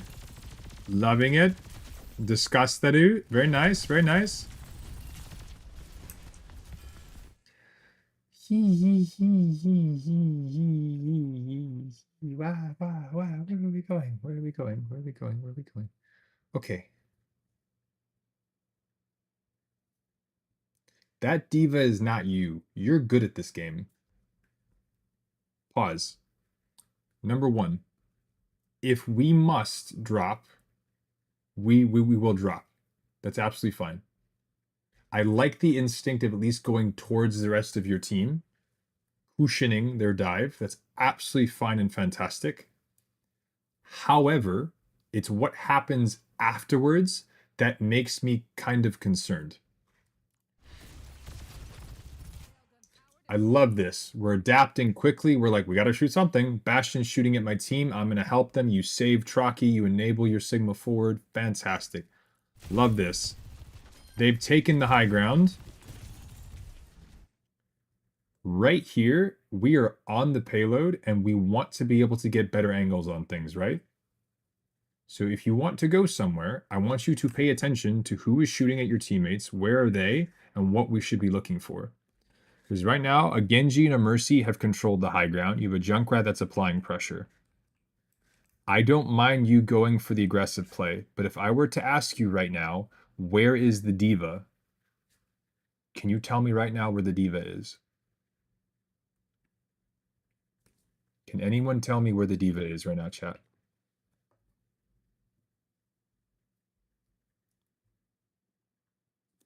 Okay. Let's zoom out a bit, shall we?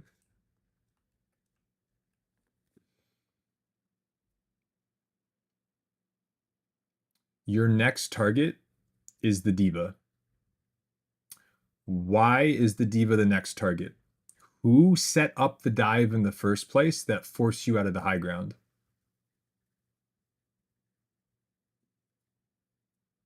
It was the diva. Where is the diva now? That if she gets left untouched, she is going to absolutely bend over and schlong your two supports. Right there. So in terms of what is the scariest thing in terms of ending this fight not in our favor, it's their diva. If our Junkrat dies here to the Mercy Genji, fine, fantastic. But if the diva goes down, the diva dies, can the Genji and Mercy kill the other four? No.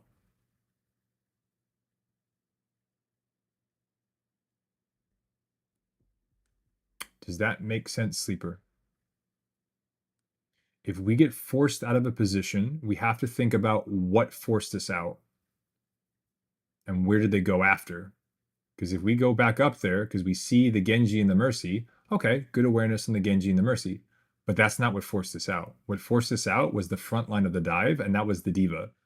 And if I'm really having to pick between what is my team, my backline going to be the most afraid of, is it a Genji or a diva? I'm probably going to wager the diva is going to be scarier.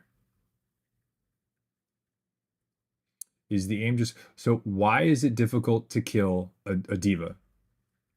because they have resources, they have bigger health pools, they have things like matrix, missiles, etc. They have jets the diva can fly around with. Okay. The deeper that the diva goes, does she have more or less resources from her team? The deeper that the diva dives, she has less. Okay. So she already becomes a little bit easier to kill right there. If you were to go there next to your Moira and your Mercy, is it a 1v1 anymore, or is it potentially a 3v1?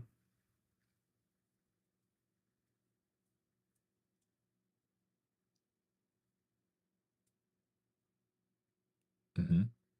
Not to mention, she didn't set up properly. She dove, took the high ground, and immediately left, which means you now know she wasted her fly way too quickly. She's probably burned a bunch of her matrix, which means everything you're about to put into her can hopefully be raw damage. Well, it depends if the Genji and the Mercy engage. Absolutely, but what are they fighting right now? They're trying to finish off the Junkrat.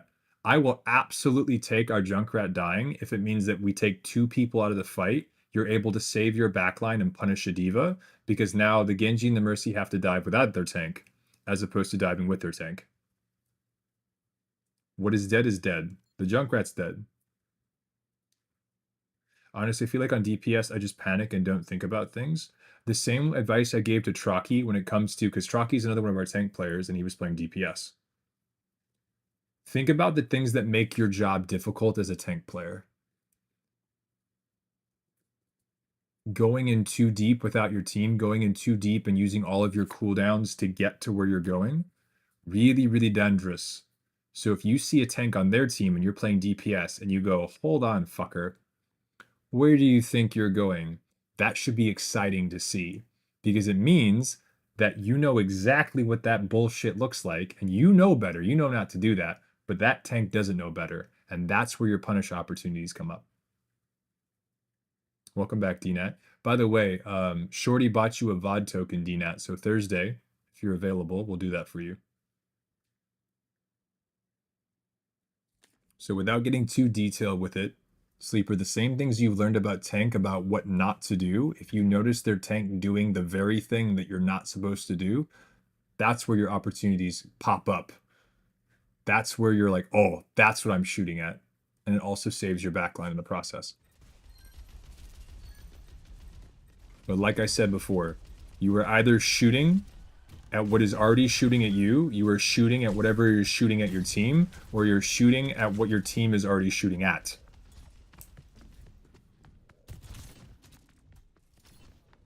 DPS is very cosmetic. You are either doing a lot and helping, or you're doing absolutely nothing. And I think that's why a lot of people don't like the role. It's very one-dimensional. Yeah.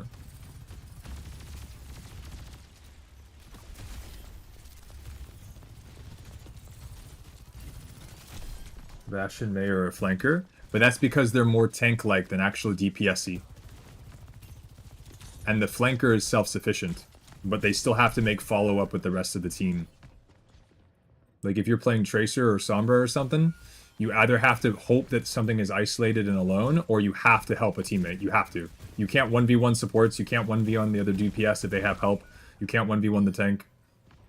You enable and make plays off of your tank or your supports. If you wanted to, Sleeper, it may be a little bit easier, especially at this elo.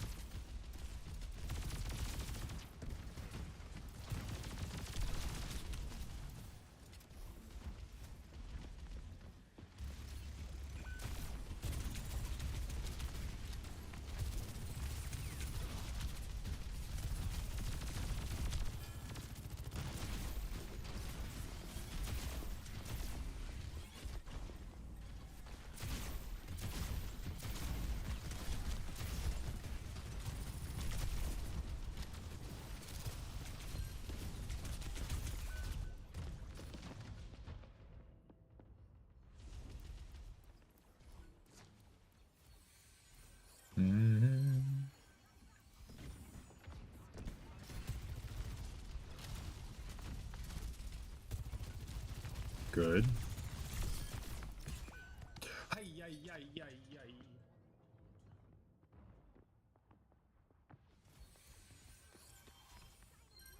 So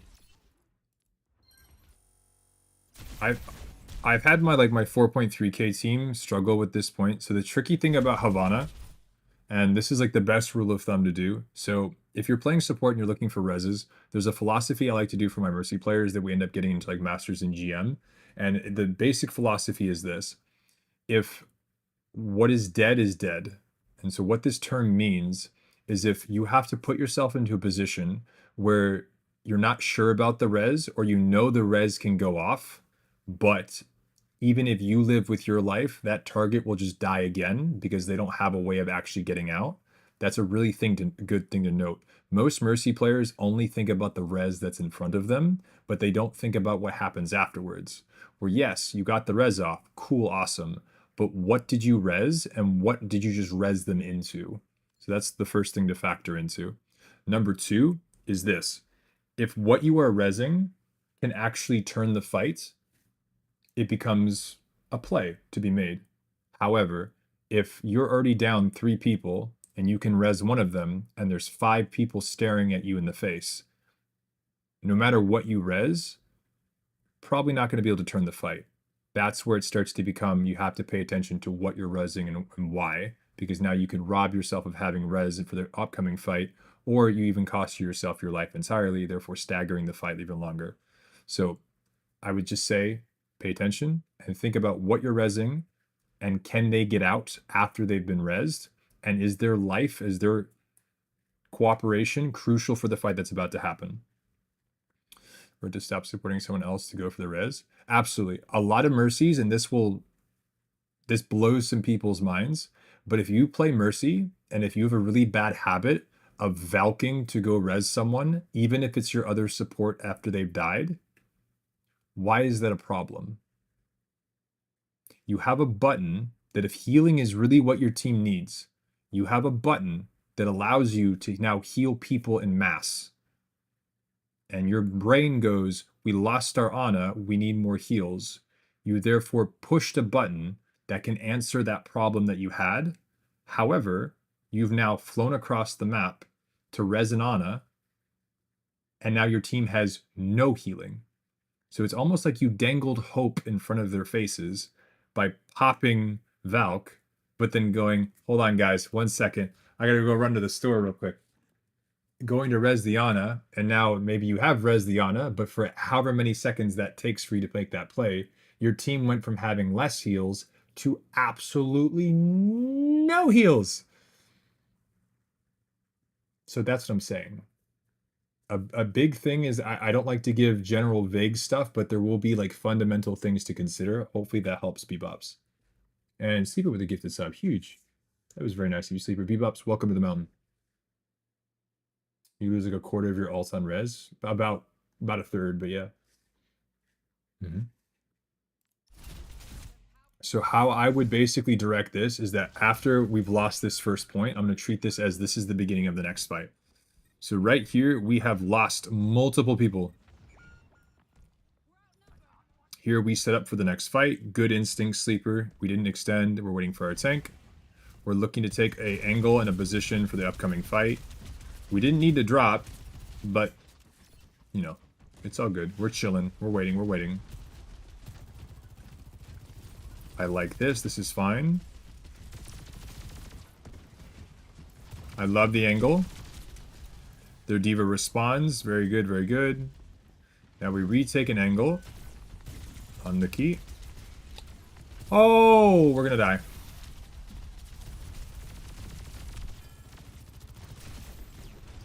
Nice suit.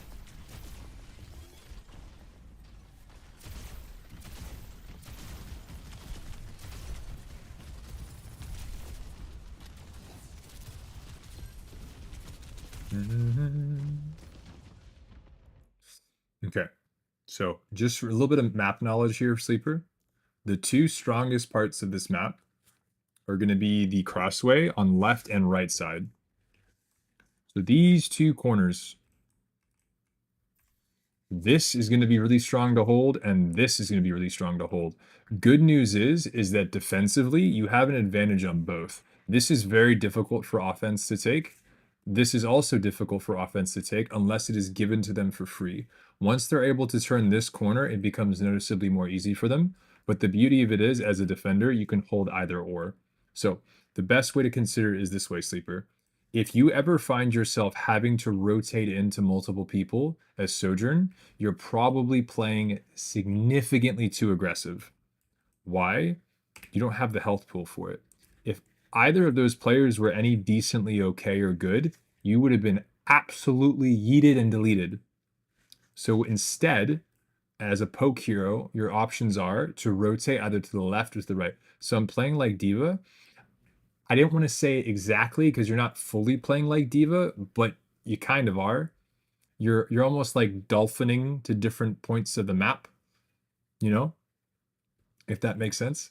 It's almost as if though you're so comfortable riding with, I don't know, how do I explain this? It's like you're so comfortable riding a unicycle that I've given you a bicycle and you can't help but go around doing a wheelie the entire time because it's like having the second wheel is like super uncomfortable for you. That's what it kind of looks like. If that makes sense. I think that's an interesting analogy.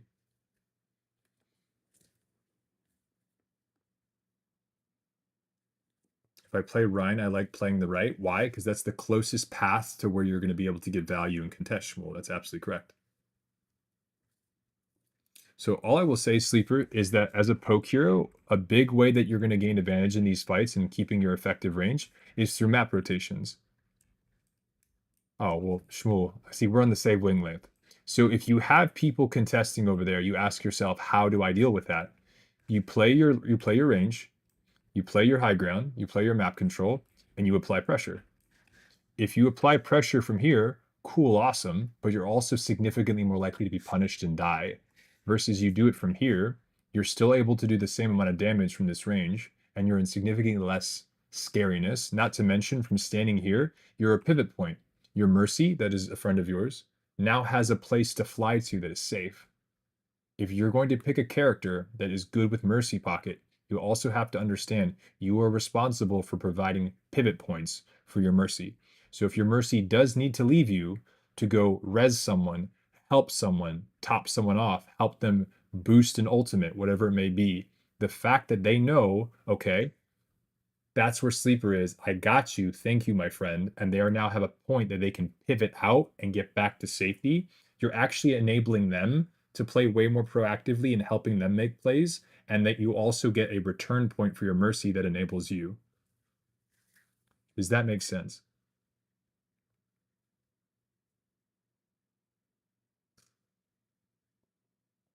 Okay.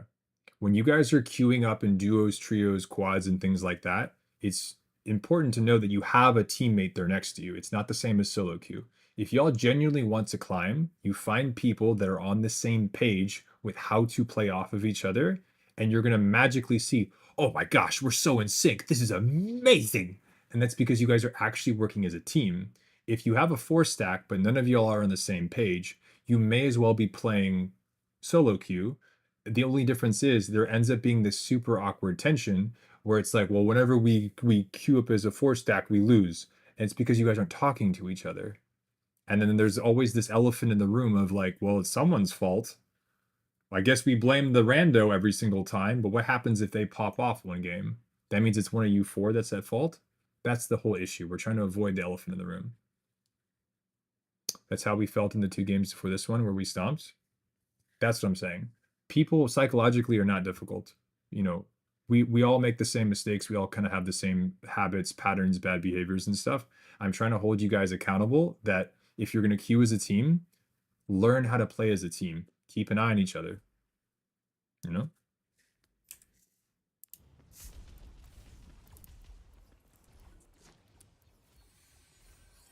And to answer your question, this res was fine because we have everyone up and ready to go. Right here, Diva. Okay, Bastion's good. Genji got it. It happens. Shit happens. You're good. Believe in yourself.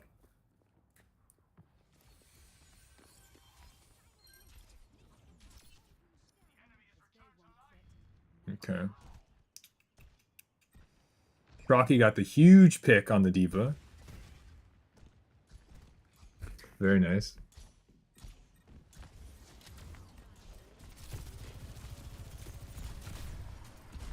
Oh my goodness. Look, look, look, look. Pivot, pivot, pivot point, pivot point. Yes! You saved your Merciel.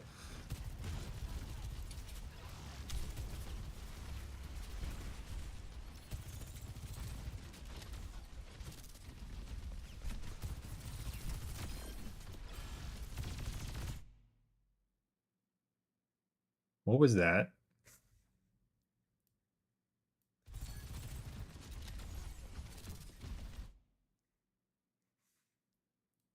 Nani?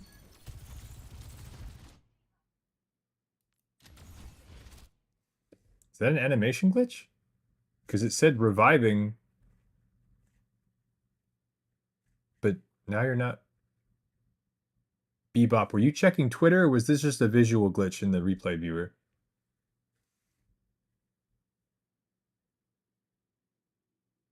Lag, possibly? Okay.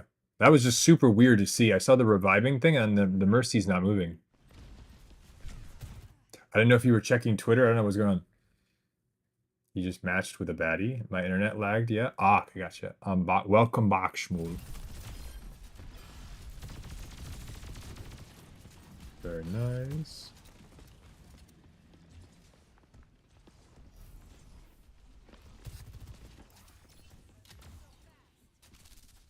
Okay.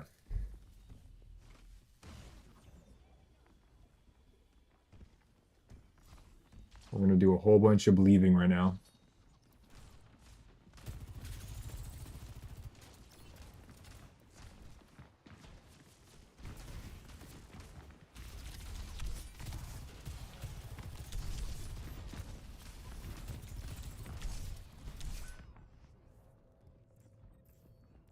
Sleeper. Hey, Lau. Welcome back.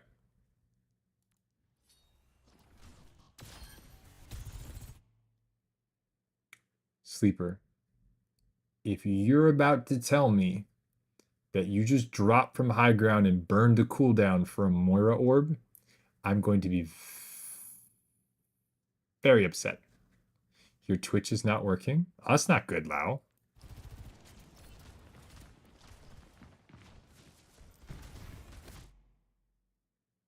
Why did we drop?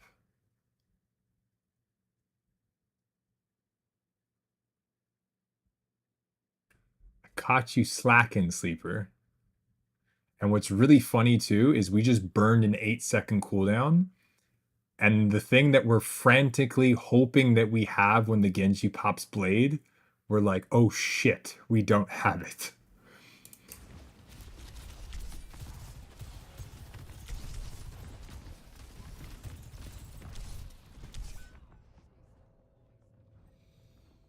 Gotta press buttons though. It's cooldowns with intention, y'all.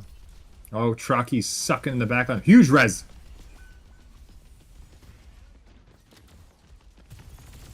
Believe in yourself. Oh, oh, oh.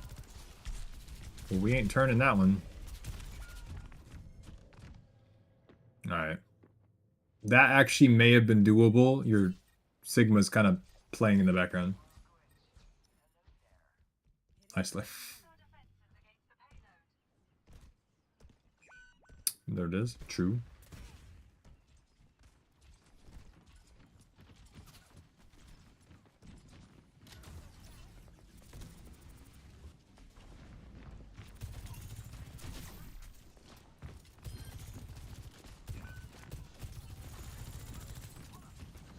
You cheat. Oh, you're dead.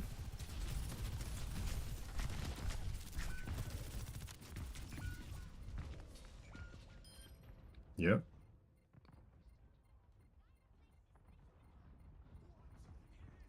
You're playing like Diva. You just tried to dive like Diva. You hit your head and you went, fuck.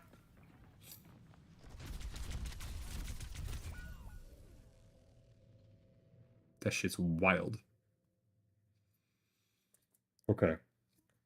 This is Sleeper. I would say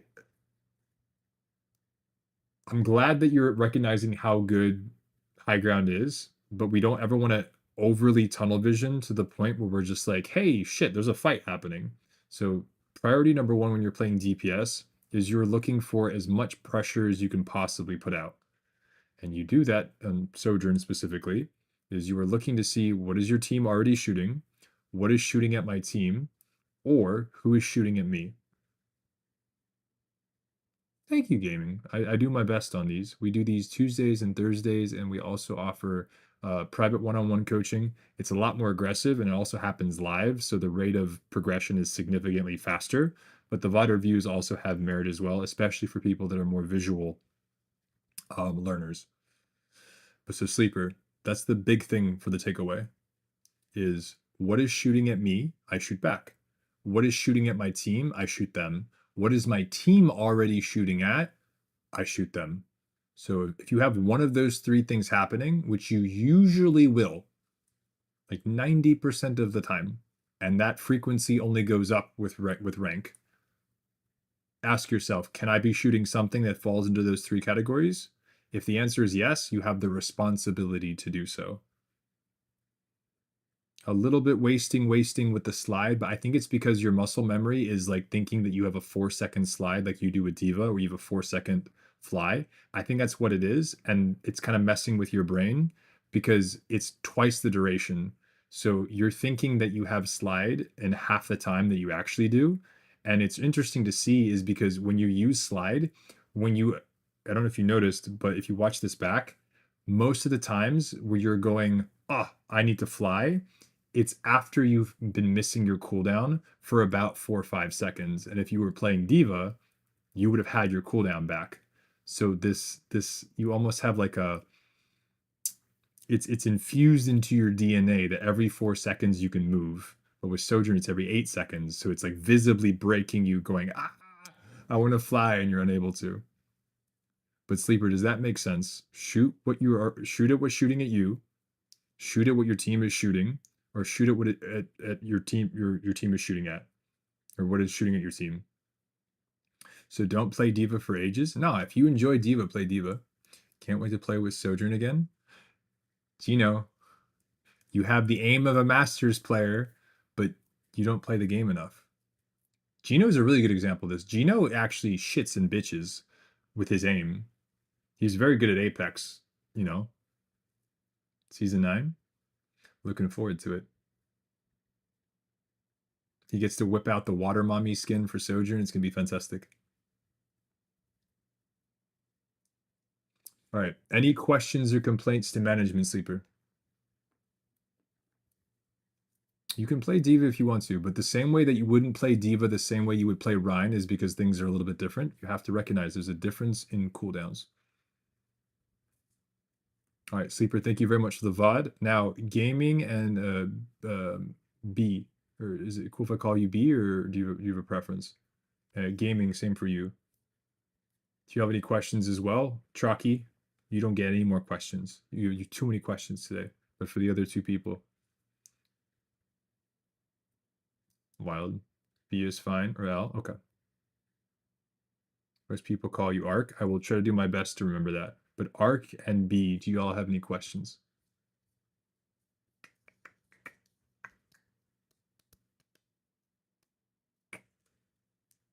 Bum, bum, bum, bum. Okay, I understand.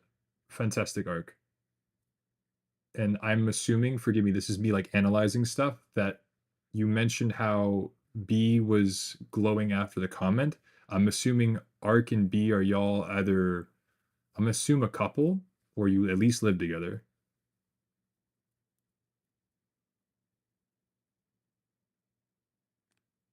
I think you guys are either a couple or you've known them long enough to where no, we're just friends. I'm willing to bet you've known each other for a while. If you knew when she would like a certain comment, that's actually that's a good sign. Well, and we're in a Discord call? Gotcha. Okay, that's what it is. I figured you guys were in the same house or something. But if they're getting dope, I should stay with sleep and take an angle or peel for support if no one else will. So the thing about Mercy is that she's a multiplicative hero. She's not an additive hero. So what that means is, and Shmuel, you are next for the VOD. You'll be our final VOD for the day. If you look at the support lineup, there are certain supports that are multiplicative and then they are additive. What I mean by multiplicative is if you've ever played Mercy, LB, and you're noticing that the person you're pocketing is doing absolutely nothing, it's because, and you feel like you're not getting a lot of value, it's because your hero is multiplicative. The best part about Mercy's kit is her damage boost, but it's a multiplicative ability. If you take someone that is doing damn near zero in terms of being valuable, and you multiply that by Mercy, you still get zero. So the best way I can kind of answer the question of whether or not you should be keeping an eye on your other support if they get dove, or whether or not you should be helping hold an angle with maybe a DPS or a tank, is what I would say is do this. The best numbers in this game are burst damage, burst healing, damage over time, healing over time. Those four numbers, or those four numerics in that order. So as in terms of damage boost goes, you should be looking to see as many examples of burst damage that you can possibly find from your team and amplifying it, adding to their value. Next, burst healing. Do you have anything on the team that provides burst healing? Yes? Look to see if you can enable that. So don't think about pocketing specific heroes. Think about it as what are the resources available around me in terms of raw numerical value, and that's what you should be looking to enable or multiply, if that makes sense. My code should be through from the bottom. It has a bit of a text to it, W. Except if it's me, I need a pocket. Okay, except if it's Sleeper, then he needs the pocket. You're good. All right, let's look at this together. So Shmuel, this is going to be you. Okay, so this is going to be a Plat 3 game. BAP, you know it. Okay, of course.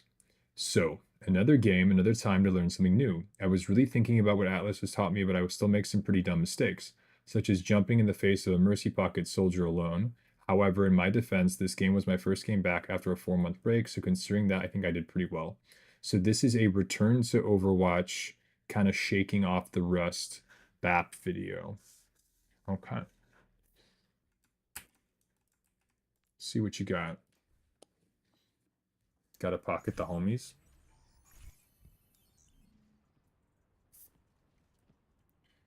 LB, if you happen to be in chat, I think probably one of the highest Elo Mercy players that we've coached. She hit GM now. She started off, I think, silver or gold, but we got her to GM, one tricking Mercy. Her name is Mei Lin. She's in chat pretty often. She also works full time. She's trying to start a business, but if she pops in, you'll see her. She's one of our VIPs. She's got a pink username. If you ever have questions for her, you might want to pick her brain a bit. I've done a lot of coaching with her, and she's climbed a lot. You know, she'll be the first one to tell you she's really always looking to optimize damage boost over heal botting. She's not afraid to take out her pistol, and she also plays with a controller on PC. So even just with that limitations, she still plays very well. And it's not about like her crazy aim, it's about the decisions she's making and what she's damage boosting, when she's rezzing. And I've gone over stuff like that. So that could be someone you can kind of pick their brain if you see them, or maybe even just say hi and make a friend. If tank doesn't work out for me, I could just become an e-girl Mercy.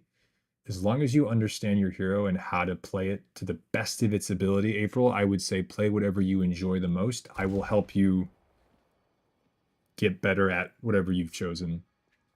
You know, if you want to play one of the hardest heroes in the game, that's fine. We might have a little bit more work to do, but I will help you get there. Okay. We have our good old BAP.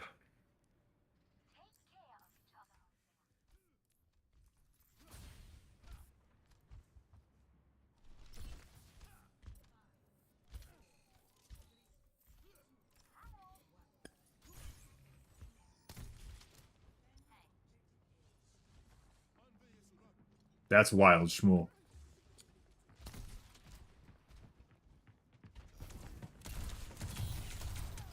Hacking.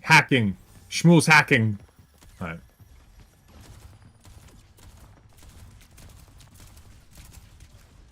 No, you got this. Match the strafe. Match the strafe. Yeah. He sprayed. You.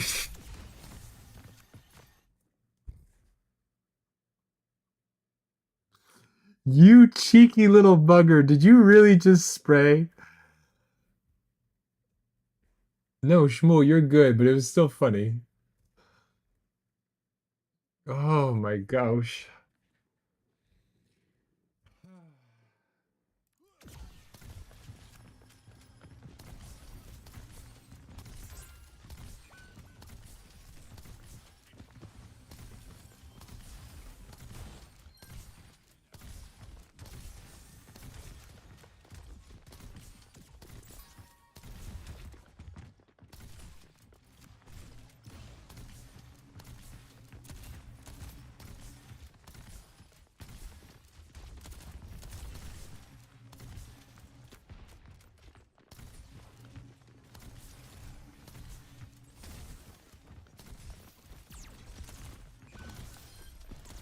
Ay, ay, ay, ay, ay,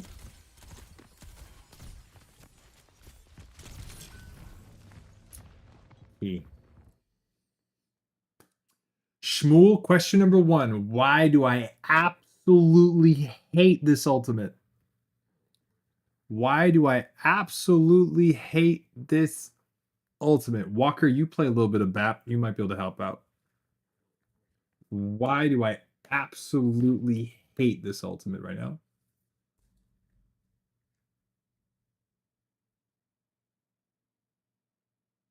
That same philosophy that we have brought up in every single VOD today is because it applies to every single game, every single character. This entire game of Overwatch does not matter. The rank does not matter. The character.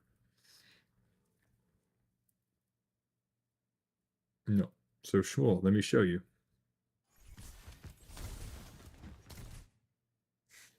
Okay. Let's look at this together.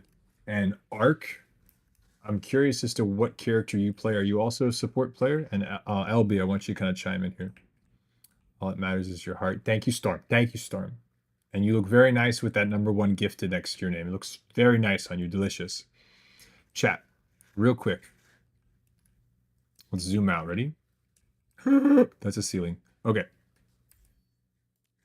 Do this with me, chat. Ready?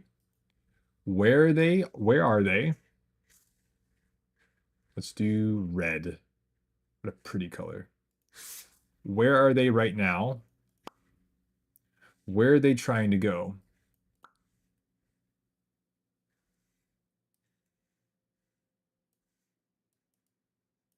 Where are they the most vulnerable?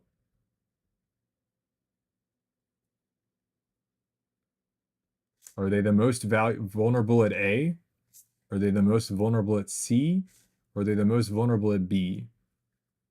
I play Mercy Baptiste. There you go, though. And Anna. So the reason I don't like the window is because we've dropped into where they already have LOS of us. We then window directly into oncoming damage, spam, cooldowns, and they either peek you and get an accidental kill, which because there's enough incoming damage to where you explode with your 200 health, or if they really don't want to fight you, they just wait. They back up, chill. Oh, BAP use window. Cool. We'll just. All right, window's gone. Immediately we're able to push because now the window's gone. It does not matter if you're talking about a single character in the micro or if you're looking at the macro picture. If they are here, think about how they need to get to here. They can go this way. They can go this way through here. They can go up the stairs and come out this way. They can try to go up here, go down and around, go that way. They can progress this way. They have lots of different options, right? So any of these moments, any of these points here, they're vulnerable. Here, they're vulnerable. Here, they're why are they vulnerable? Because they're in the open. assuming these are the best players in the world, where they're starting at A is going to involve some kind of cover. And C, wherever they're going, at this point we're just using the objective, but C could actually be like, let's say right here for them, for all intents and purposes. C is their new location. That will also involve some kind of cover. So if we're taking this and we're saying it's like the best players in the world, A is where they are, and let's say they want to rotate the team into this building C. When they are here, they have cover. When they are here, they also have cover. But the in-between, this is where they're the most vulnerable. This is called B. This is while they're rotating. This is where they're the most vulnerable. So what you do is you lamp while they're in rotation, let's say maybe from high ground, and then you punish the rotation. So now they walk in and they just either keep going and die and walk into the rest of your team, or you catch them off guard where now they can no longer back up. Or if they have to, they scramble and take the closest bit of cover that they can, and in which time your team now walks into them and they explode. Does that make sense?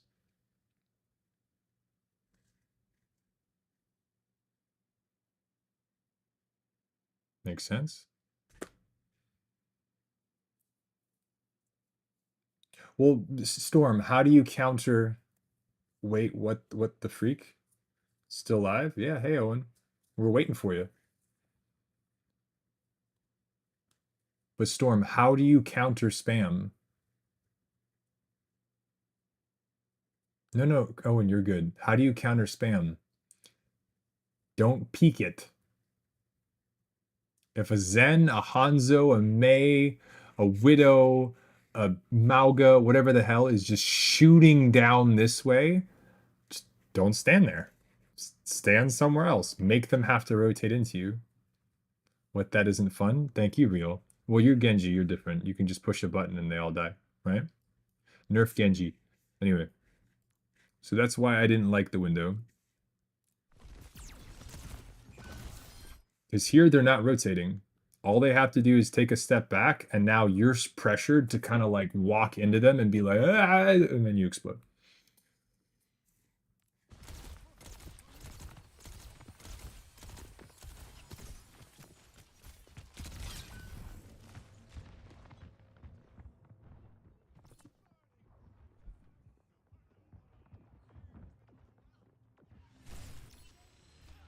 Storm. But theoretically, I'm still in queue. No, Owen, this is the final one for the day. I didn't see you claim a VOD review.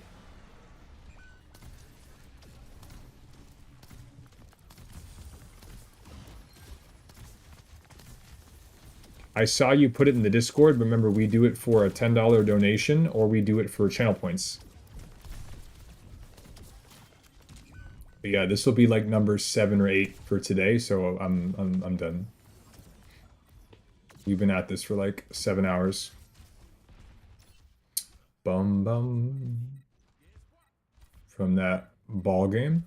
Oh, Owen, true. You have a token for that. I forget things, Owen. Just let me know. Hey, Atlas, I won it from the ball game. Just remind me and let me know. My bad. I thought you were going to use channel points. Just give me a gentle reminder. Give me a gentle reminder on Thursday.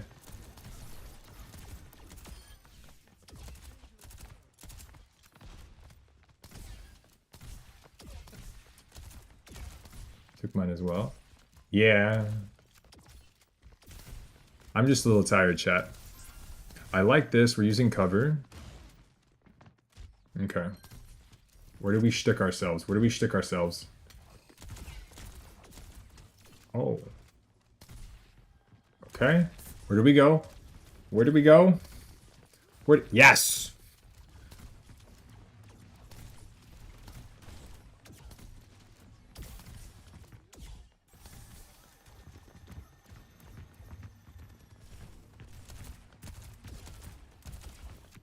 Oh, big window opportunity in a second.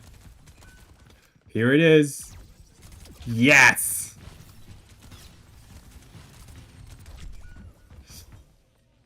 A little bit too far back. You could have done a little bit forward, a little bit, a little bit, a little bit, a little bit. Damn. Shmuel, you were so close. Look at this. A little bit forward, a little bit, a little bit. Yeah, but Zarya was high charge as well. Okay, but here's the thing. Here's the thing, though. You have Lamp. And what's crazy is if you need to, you can do this crazy, crazy thing where you put Lamp there, and then she can't even break it. So if you put the window a little bit forward, the Alari dies. Your Lamp bails you out, and if you really have to, you just jump up and over and reset your angle. Sorry, can't push you. So, because we have a good amount of stuff going on point. They got plenty of resources. They're going to stop the stuff from the Echo. We're chilling. Here, you go for the pick, and then you just play for your life. But I would say play this a little bit more far forward, just a smidgen. I just sort of Lamp without thought. I'm not mad at the Lamp, Shmuel. I thought that was good instincts. I thought those were very good instincts. Not mad at that at all. Yeah. The Lamp I would have just put inside the room next to you, because then you're in LOS of it and she can't break it for free. Because the high energy will insta-pop the Lamp. But if she can't shoot it, she can't insta-pop shit. So, just a little fine-tuning. How could you do this to me? Go straight up in the air. Got nowhere to run. Oh, shit. You're dead. How could you do this to me?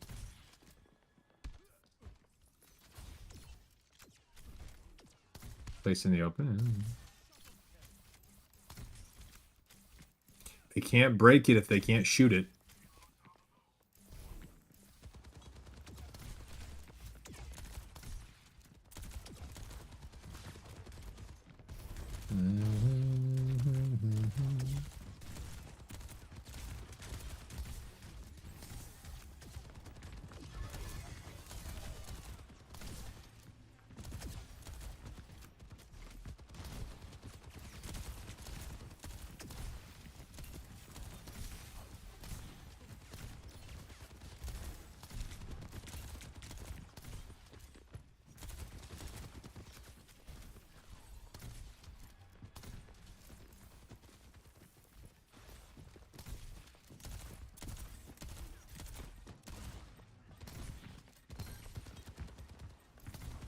Okay.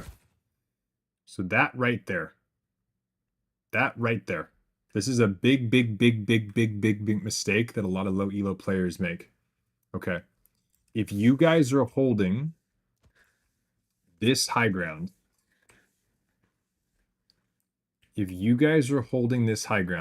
at what point does this no longer become valuable? At what point does this no longer become valuable?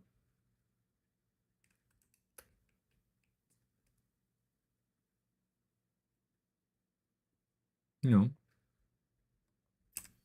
once they've capped the point, and the point is now moved and their spawns are now here, because the direction they're going is now away from this. This payload can go all the way under, out the other end, and all you have to do is just go, oh, they're not there anymore. Turn around and look. You now have the same beautiful, wonderful advantages you did mirrored from this side. Is the exact same beautiful, delicious amazingness. The amount of people that go, it's underneath, and they drop, explode, and die, and then the payload goes there anyway. You were Shmuel until you heard something You stopped looking at the fight and went, what is that over there? What's happening? Who's this? What is this? Someone in the walls. Watch.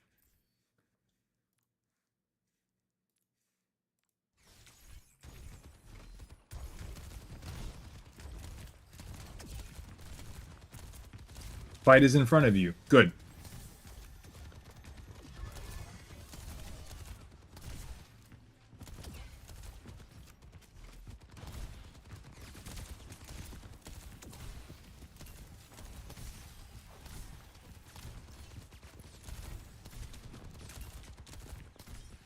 Right here.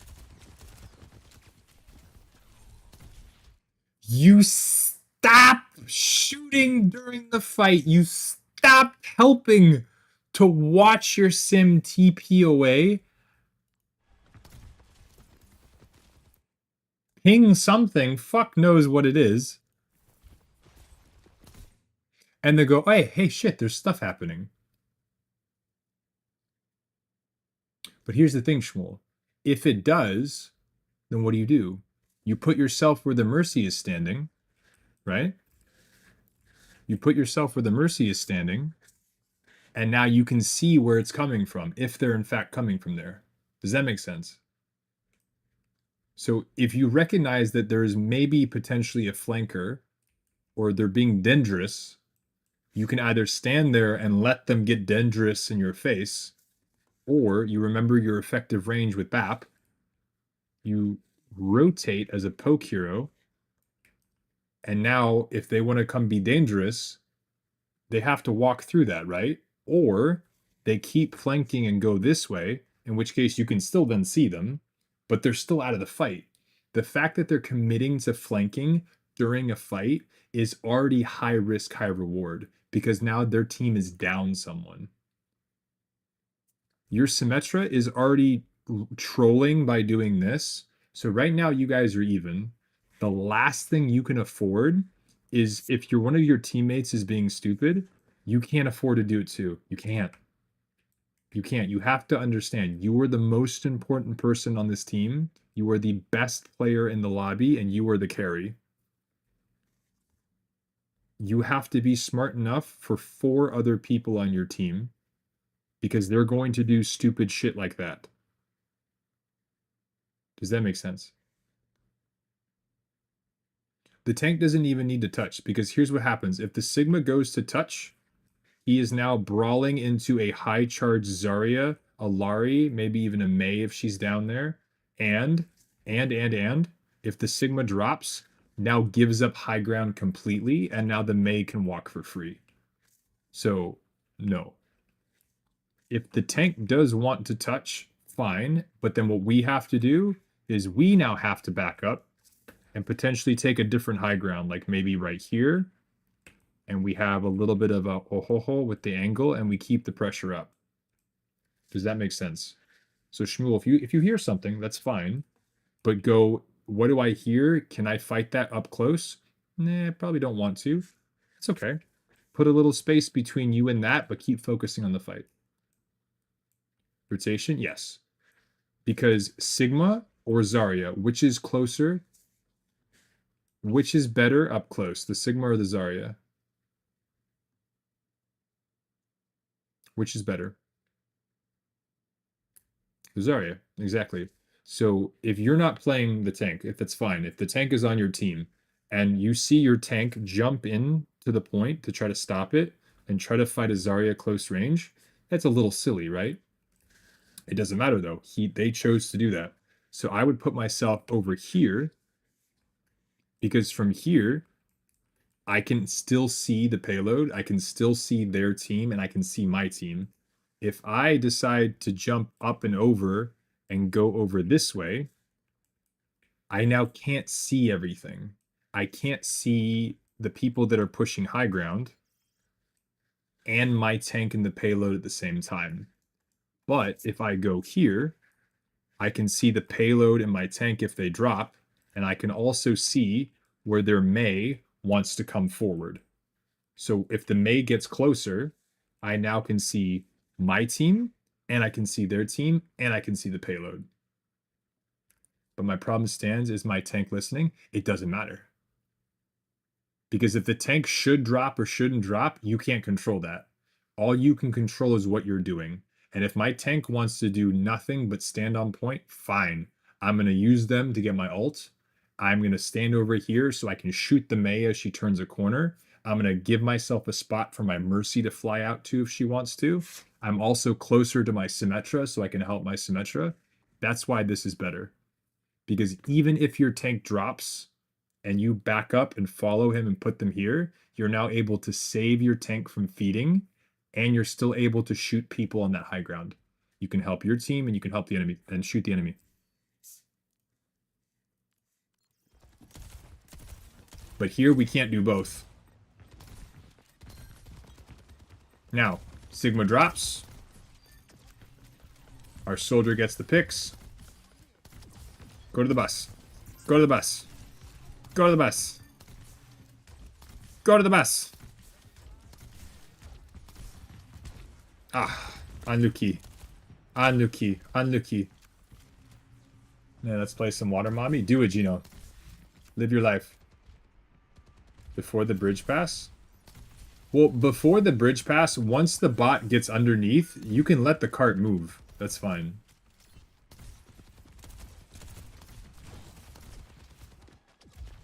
The fight doesn't have to happen on the payload, especially if your character is not good at that. Like right here, this is scary. Look, you gave them high ground. They're able to push you. You can get frozen from right here. All of this is terrifying. The beauty about Baptiste here is if you're playing Bap and you decide to take an angle right here, everything they have to do, they either have to fight you without a high ground advantage anymore because it's the same level, it's the same height, or they have to use cooldowns to get to you. Who is more accurate here, the Mei or the Baptiste from this high up? The Baptiste is. Mei can't hit you with her primary fire. And she's also in the open. If the Mei uses freeze and I'm standing up here, I'm safe. I can now lamp and save my tank. I can now poke and try to shoot at their Mercy, finish the Mercy. Maybe I can save my Sigma. Maybe I can poke at their Mei and force ice block so she can't shoot anything after she froze. That's what I'm saying. But standing here, you're frozen and you're dead. BAP is really amazing at retaking high ground for free. It's not even a cooldown. You just have these cool bouncy boots and you could take high ground all the time for free. Why not abuse it? Free high ground, man. It's OP. And then they're in the open. You lamp on. You use your window on top of the bus, and you just try to kill everything.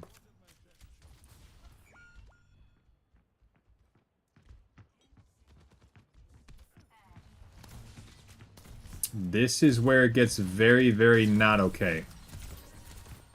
You're dead. You are so dead. You are so dead. Remember, if the point gets capped, you can hit the interact and it'll take you to the next spawn. It'll take you to the new one.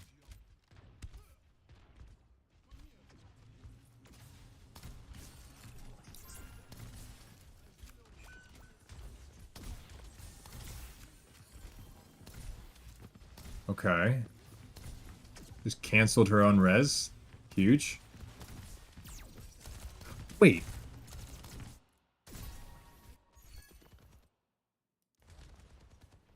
Did the Mei wall stop res?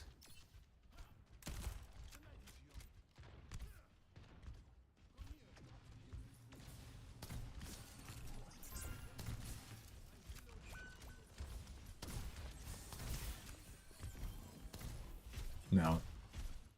She just canceled it for some reason. What the fuck? Ay, ay, ay, ay, ay.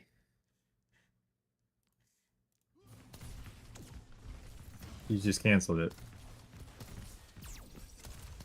You gotta tell this guy about cooldown usage? We're getting there, man.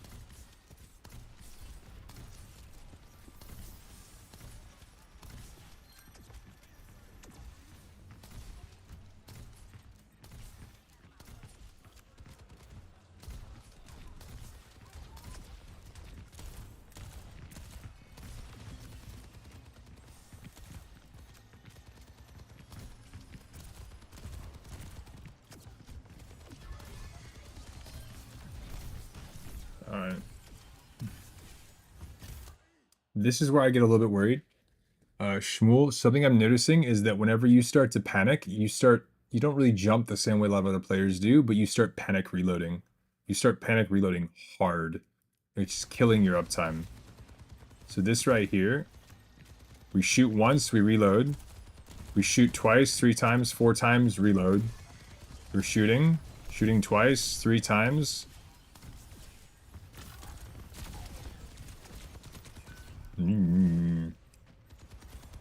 Okay, now, again, OT panic happens in every single elo. We had GM players that were literally showing it earlier. So let me ask you this. We're not really going to get into the cooldown stuff. Mang, you bring up a good point. Cooldown usage obviously is important. That's not the main thing I'm concerned about right now. You're just now coming back into the game, Shmuel. The biggest thing I would want to work on with you, I think that would make a lot more of a difference in terms of you not feeling pressured to use your cooldowns as often as you are, is more so tied to your positioning. I think talking about those things where we're talking about rotating out of high ground or holding high ground because there's no need to leave it, and then going to places where you can see both your team as well as the enemy team, and then see things from afar within your effective range. I think most of the time I see you using your cooldowns, it's because you feel like you're super, super pressured to. That's going to alleviate a lot of that, and you'll start to notice that you don't have to use your cooldowns nearly as frequently or in such a way that we feel like you're being pressured to do so. I'm very slow at rotating. You usually realize it's too late. So that's the big thing we're going to work on is your rotations and then your positioning. So if we could redo this, where do you think you should be relative to what's happening? Do you think you're in a good spot? Do you think you're fine and fantastic? Where do you think you should be relative to what's happening? Based on what we can see here. Okay, let me ask you this. Why is it a bad spot?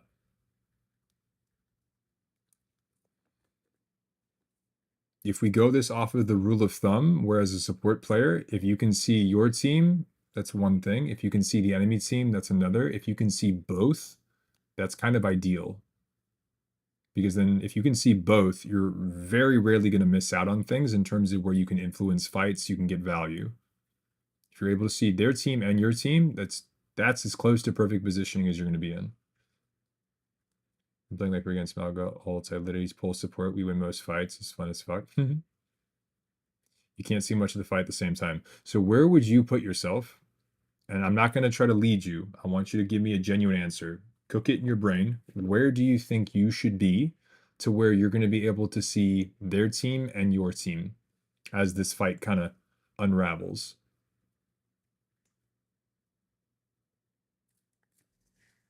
Up there? Okay. So why do I like this better? Why do I like this better? What can you see? Can you see your team or teammates of yours? Yes, you have options. Very good, Storm. Can you see the enemy team or teammates of theirs? Yes. Can you see the objective? Yes. And if you needed to very quickly turn your attention to something else, could you do so with minimal effort and time? You could. That's why I already like this significantly better as BAP. You have cover built in case they had something that was dangerous parallel to. You're able to see your team in terms of your front line, keeping it strong. You can also see their team that is now currently contesting point because of OT. And you're going to abuse the fact that they're panicking and you're not. You can see your team, you can see their team, you can see the objective, you're safe, you have an off angle, you have high ground, you have options. Does that make more sense than putting you here where you can kind of see your team, you can kind of sort of see theirs, sort of, and you have very little options. You have almost no options here other than peek and try to do something, peek and try to do something, peek and try to do something. But the issue is every time you do that, you're likely to get bopped. The fact that their Zarya is completely oblivious as to what's going on is the only reason you're still alive right now. Because if she has Bubbles, Energy, plus Pocket, all she has to do is go, all right, Sigma, that's cute. Go over here, and she could literally fry BAP, fry Turret, fry Torb as her team collapses in on the Torb. She now gets 2 picks, a Turret, and she can now walk the rest of your team. And all you guys have is a Mercy with an Ashe Sigma and no contest on point whatsoever. Does that make sense? Cool, cool, cool.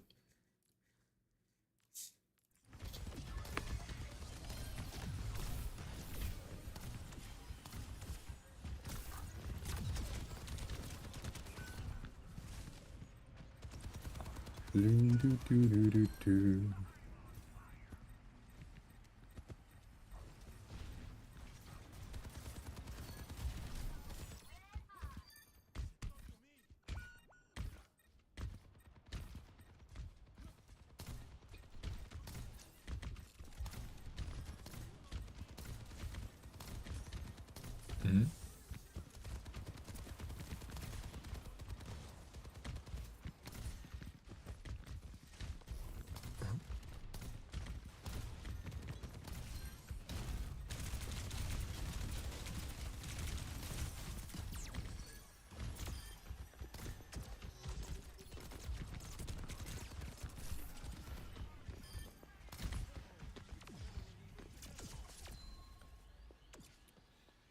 But Storm, that's also valuable because if the Alari now has to go, let me go get the Baptiste, that's valuable because now she's not maybe helping her team. She's maybe not providing sustain. She's now not shooting at something else.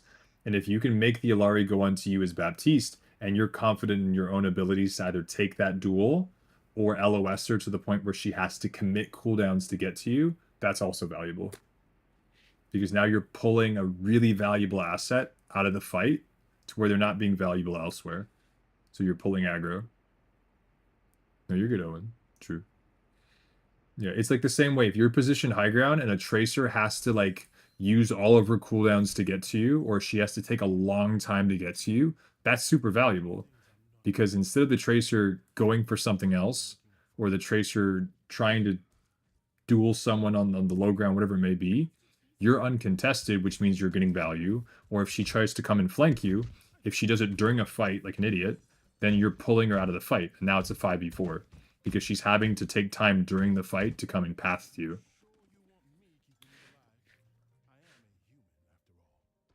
Mm-hmm.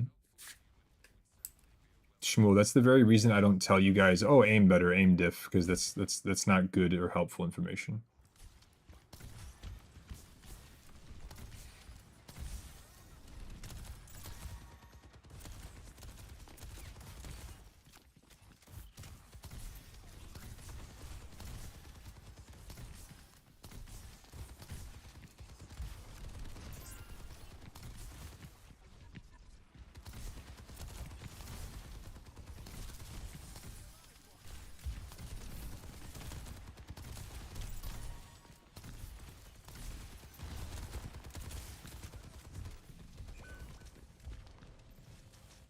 All right, chat. What is our objective? We are a poke hero. What is the best way? What is the best way to devalue this situation?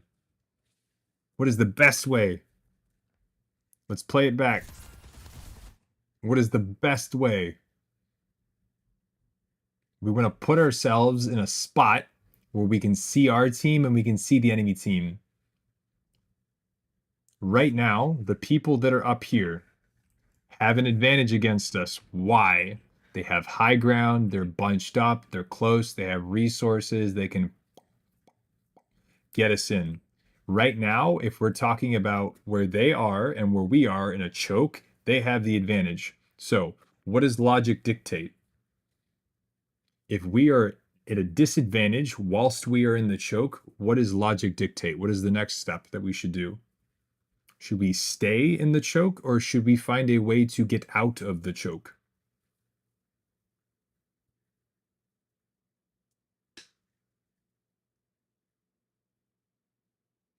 Go full left or push through funnel? No, we're not. No, we don't push through funnel.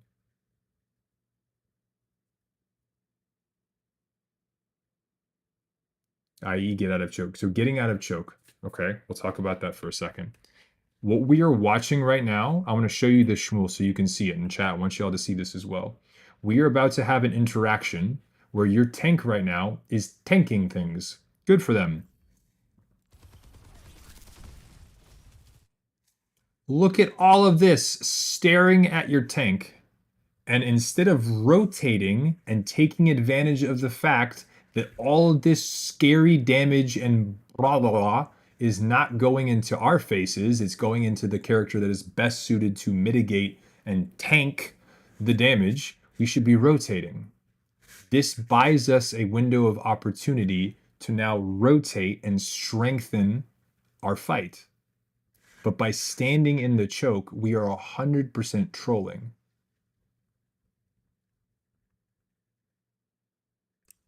Yeah, poor Walker's having a lot of fun playing Ryan into Mauga and high elo. So we use this to pivot off of. We use our tank to pivot off of. And then we rotate. And now this is our new backline. We're able to rotate here. Now, if we want to, we can break the turrets and help our team. We can keep our Ram alive. We're still within our effective range. Maybe we pressure the Life Weaver. Maybe we can pressure from here. This is our new magical moment. This is where we shine. Why? Because we can see our team. We can help them through the choke. We can keep our Ram healthy. We have targets to be shooting at. And now we force them to make a choice. So they either keep shooting at the Ram or do they shoot at us? If they shoot at us, it's pressure off of the Ram. If they keep shooting at the Ram, we get kills by applying pressure until one of them pops. Does that make sense? If we are playing a poke composition, I don't give a blue fuck what the... I don't care what map it is. If we have an opening like this to commit to a rotation, do not stand there going, team, kill something. I hope they just explode and die. That is not how the game works. Take this as a pivot. Help your tank hold the corner. This is your new angle. You still have cover. You can still see your team as well as the enemy team. And you play to abuse the fact that you have a lot of healing and damage. Healing and damage. Break the turrets, help your team through. Lamp your tank. Shoot at their soldiers. Shoot at their sims. Shoot at their mercy. Make them have to back up and watch how much this fight will open up for you. Watch now, all of a sudden your Ram is a lot easier to stay alive. Now your Ram has something to punch at that's already low health as opposed to full health. Create openings for your team. Your class is unbelievably strong.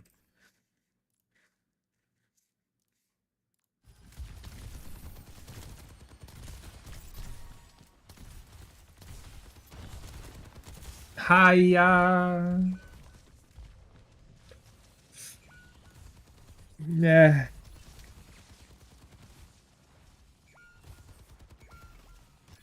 Does that make sense? If we're not having fun in the choke, we need to get out of the choke. Our two options are either back up the way we came, which isn't going to get anything done, or we use it to pivot and rotate in. You still keep your effective range. You can still keep an eye on your team, and now you can see their team and your team. I know it's scary because they have a gun, but so do you.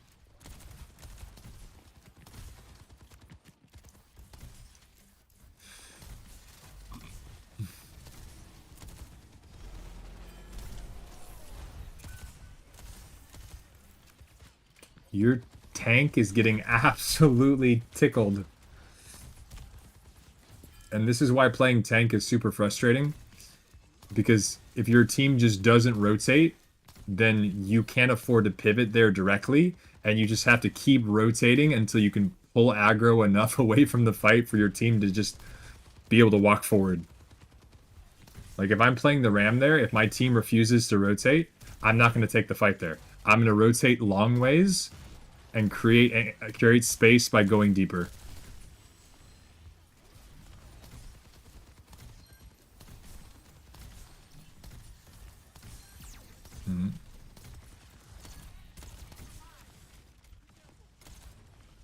Fun.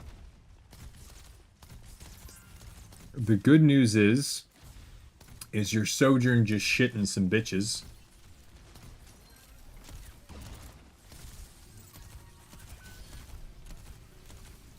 My doggy.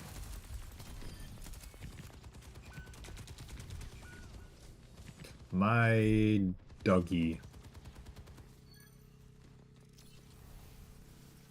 I think you still cap that, so we're okay. Oh, we almost C9 that.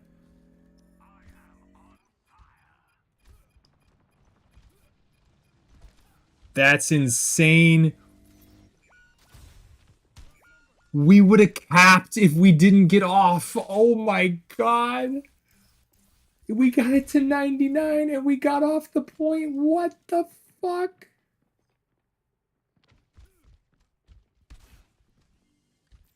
You said this was diamond?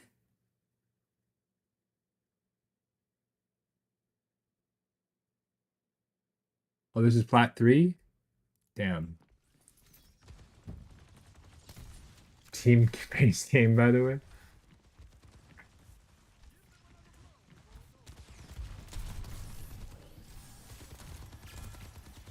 I hate this. I hate this so much. I hate this so much. Why do people think this is a good idea? Why do people think this is a good idea?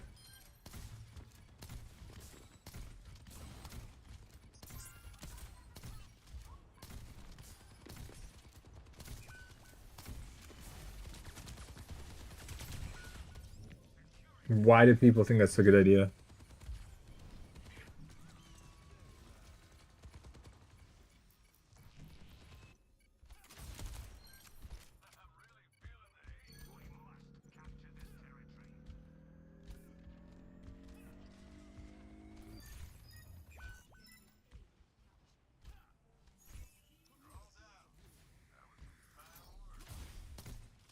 That was unbelievable.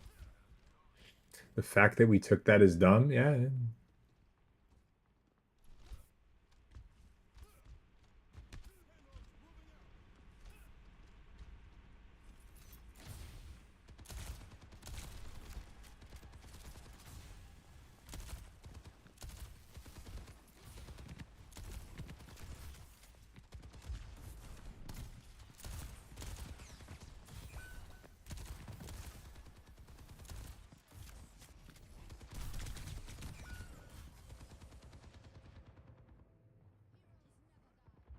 What elo is this? GM4.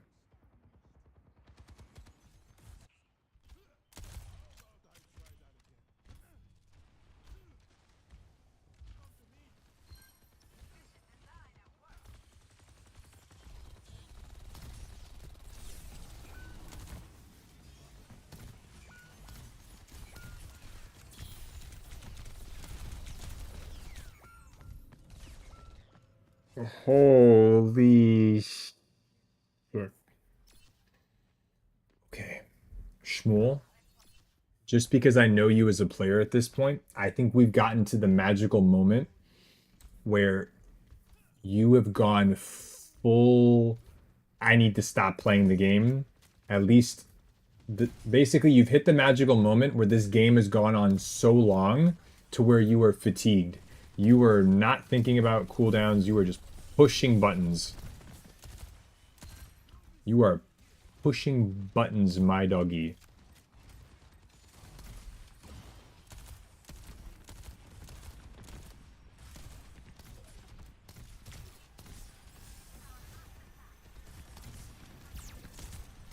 Tell him, Boo Boo.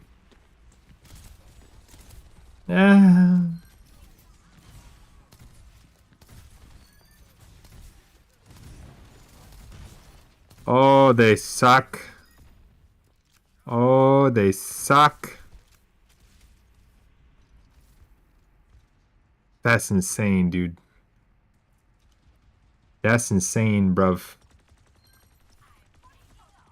Boo Boo.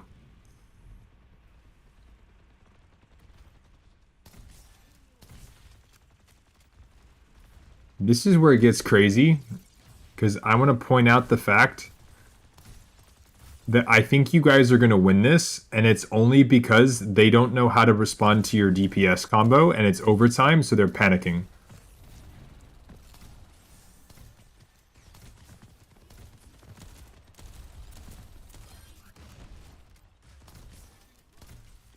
Good high ground, though.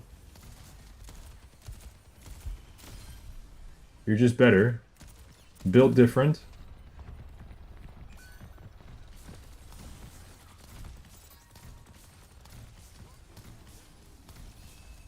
You have a lamp for that?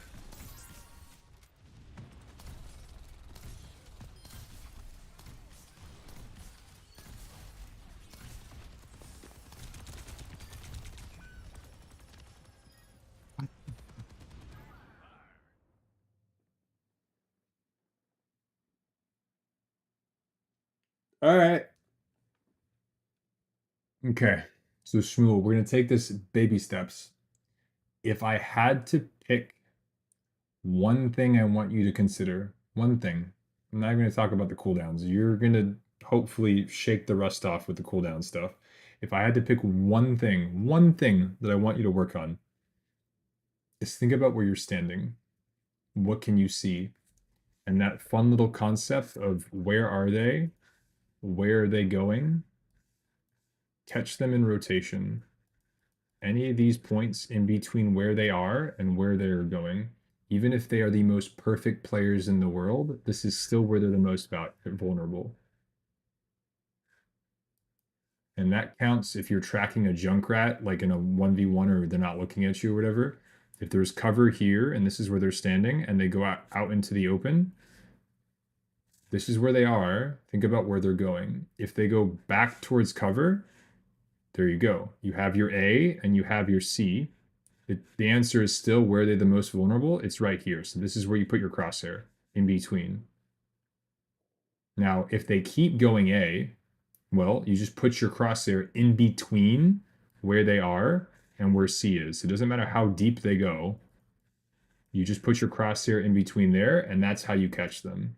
So you don't aim on their right side because then you have to correct twice. You aim from their left side because then you either have to correct or just stop your crosshair, and either of them will be able to respond to a kill. Thank you, Gino. Does that make sense, Shmuel? It's the exact same thing whether you're tracking a single target or you're looking at the game as a whole in terms of a team rotating. Right? Atlas is tired. I'm very tired. We've been at this for about 8 hours. The reason we only do these 2 days a week, chat, is that because they're genuinely very draining.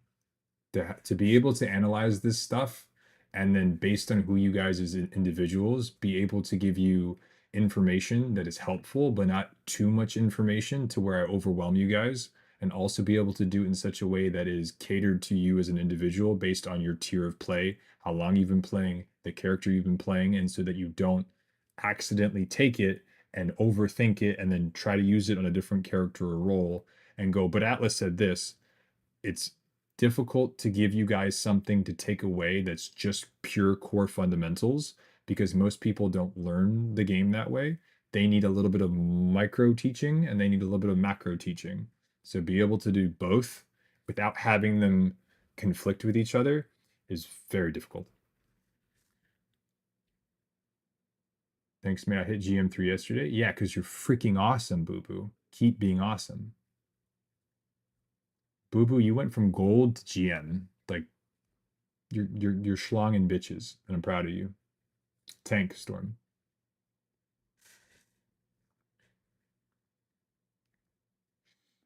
And that was before Malga came out. Yeah, we helped Boo Boo get better, and he's out here shitting in bitches. Storm, I know you get very busy because you have work and stuff, but I'm waiting for your next VOD review. I want to help Storm too. Storm has been in the community for a while. He's just very busy with work. Actually, I'm not sure how scuffed I'll be. April, I'm looking forward to it. If you trust me, I do my best to make you better. And if I ever get into Destiny, you better be ready with the advice and tips and tricks, my doggy. All right, Shmuel, with that being said, any questions or complaints to management? Yeah, Saturday's stream is going to be a shitload. That will be my 13th like 8-hour stream in a row. So y'all be patient with me. I'll make sure I'm well rested and it's going to be awesome, but I'm really going to enjoy my Sunday off. Thank you, Shane. Exactly. Don't get into Destiny. Complaints, 9 questions. How you doing? I'm doing good. How you doing? Can absolutely sherpa you through the basics to teach you of exotics and build crafting. Thank you, April. I appreciate that. It's a Shane. It is a Shane. I'm doing good. You know, what we need to do is we need to have Shane here run a course on Cassidy. Show you suckers how it's done. But Shane, hopefully you're well. Hopefully you're having a good New Year, bud. Okay. Raid Celebi? Okay. Let's raid Celebi. Wait, I don't have her added. There she is. All right, y'all. We're gonna go say hi to Celebi. I want y'all to be super kind and friendly and awesome. I'm waiting on that massive cat's buff. Okay, tell you what. Let me grab the cat, and then we will raid Celebi. Okay. Give me two seconds. Hold on. Give me 2 seconds. 2 seconds. We're gonna go say hi to Celebi.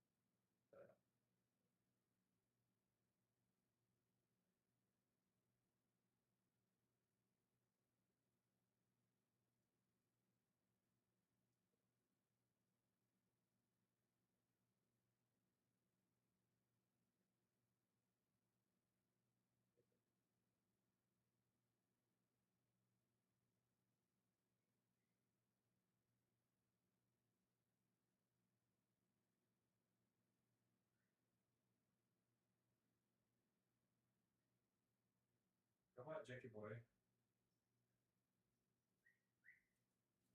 All right, y'all. We got him. All right, Shane. This is. He literally just finished eating, so now he gets dessert. I know. How are you? All right, y'all. Hold on. Is this the right button? Ho, ho, ho. All right, ready? Come here, handsome. Oh my goodness. Oh my goodness. Look at the size of him.